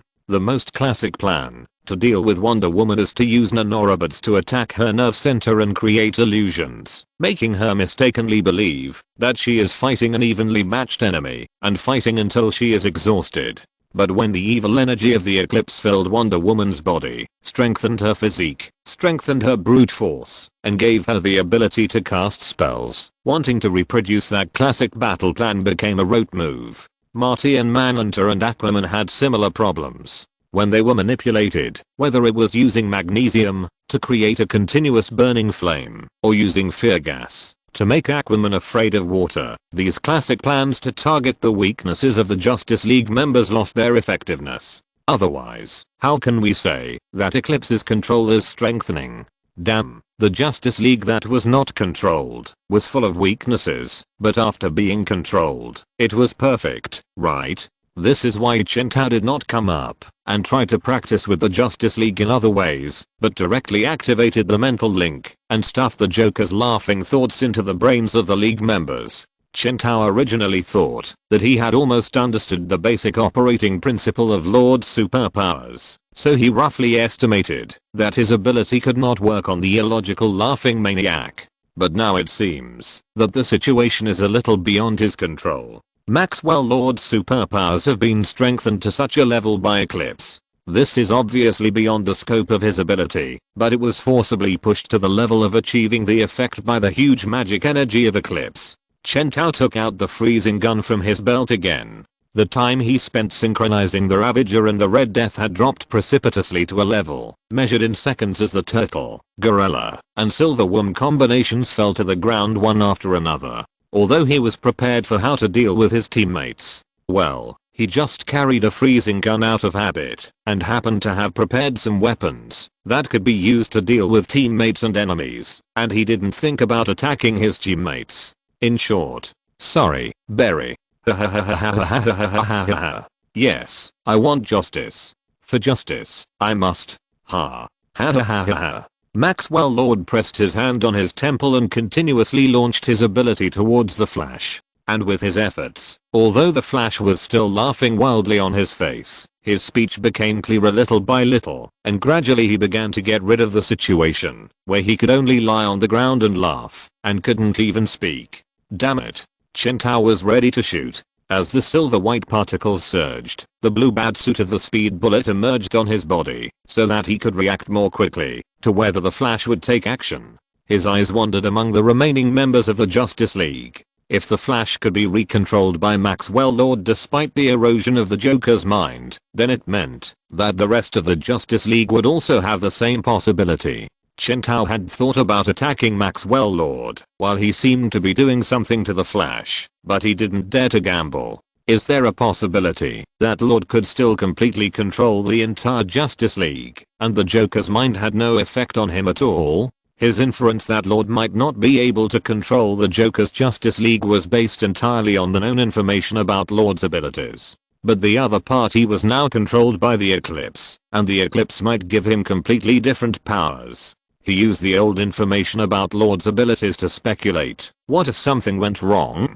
Although the Flash was now acting as if he had not been completely controlled by Lord, could this be Lord's acting? If he was trying to attack Maxwell Lord to stop his mental control of the Flash and was suddenly attacked by Wonder Woman and Aquaman, who seemed to be uncontrolled but were actually controlled, would he get hurt and cause things to collapse to a more serious level? He already had weapons in his hands that could deal with his teammates. Once confirmed, he could deal with them. This was actually a more prudent approach, a way to ensure that his side would win no matter what, rather than taking the risk of being exposed and attacked and severely injured by gambling that the other members of the Justice League were not controlled at this time. In this universe, that was not normal to begin with. No matter how small the possibility was, it could not be ignored. If Chen Tao had not been so deliberate in the battle, he would have died many times. As for the Flash and the others who woke up after being targeted and found themselves lying in the hospital in pain, to put it more coldly, this was a necessary sacrifice. This was also the reason why Chen Tao did not let Wonder Woman become the leader of the Justice League. If Wonder Woman stood here, she would never do this, and if anyone in the Justice League was here, they would not do it either. They would rush forward and leave the victory to the universe and leave the victory to the worst thing might not happen. No one could be as rational as him, and no one could be as cold-blooded as him. Chen Tao let out a sigh of relief. If possible, he still hoped that the truth would not be as he thought, which was why he did not take the initiative now, but waited for the Flash to continue laughing wildly, or be controlled by Maxwell Lord. He had to find a way in the gap that would keep everyone alive, but would win 100%. Please forgive my cruelty, he whispered to himself. Then he watched sadly as the Flash spoke more and more logically and clearly. This meant that the chaos brought by the laughing mind was leaving the Flash's body, and the logical mind had regained control of his brain. On the other side of the reins called logical mind, holding it was Eclipse. Ha ha ha ha. That's right. Ha ha ha ha. For justice, I must do it for justice. Chen Tao lowered his eyebrows. Things eventually developed in the worst direction. Barry once again succumbed to the control of Maxwell Lord. He raised the freezing gun. Disappointed. Not really. That's right, he shouldn't have expected anything. This is the dark universe. Never be surprised when things get worse. The reaction from the speeding bullets allowed him to barely keep up with the speed of the Flash. As long as he fired fast enough, the large-scale AoE group freezing damage would be able to stop the Flash's footsteps and give him a chance. Chen Tao had already prepared how to kick the Flash's foot off in order to prevent the Eclipse from healing him and leading him back to the battlefield again. He might be forced to break every bone of the opponent and then use a round barrel to seal the Flash, whose bones were all broken like meat paste, and then, for justice, the Flash shouted loudly. The smile disappeared from his face, and the torn face was gradually healing. His expression began to become firm, like bright stars shining in his eyes. Chen Tao was ready for the battle. Maxwell Lord distorted Barry's mind, making him believe that only by obeying Lord's orders could the most real justice be implemented. He saw Maxwell Lord grinning. That's right, justice. Only listen to me, Pa! Exclamation mark. Maxwell Lord, who was still talking nonsense, was suddenly slapped by the Flash at supersonic speed and was stunned. Batman. Maxwell Lord covered his face in shock, and all he heard was the Flash's shout, which was earth-shaking and made Bailey shudder. That's right, for justice, Batman, for you for justice. He turned his head, and the speed force wrapped around his whole body, driving the jumping and surging arcs. The Flash Barry Allen, at this moment, without anyone's expectation, was wearing the pure speed force mixed with the evil magic of the Eclipse, and returned like a god like a comet, sweeping away the demons and monsters. I'm back. He suddenly smiled. Things won't always go in the worst direction, right? Chen Tao looked at him blankly, and he put down the freezing gun in his hand. He also smiled back. A smile that belongs to Batman, not the twisted laughter that is deliberately made. That's right. Maybe it's like this, Barry. When I can't see the way forward, in every darkest night, you always shine like today.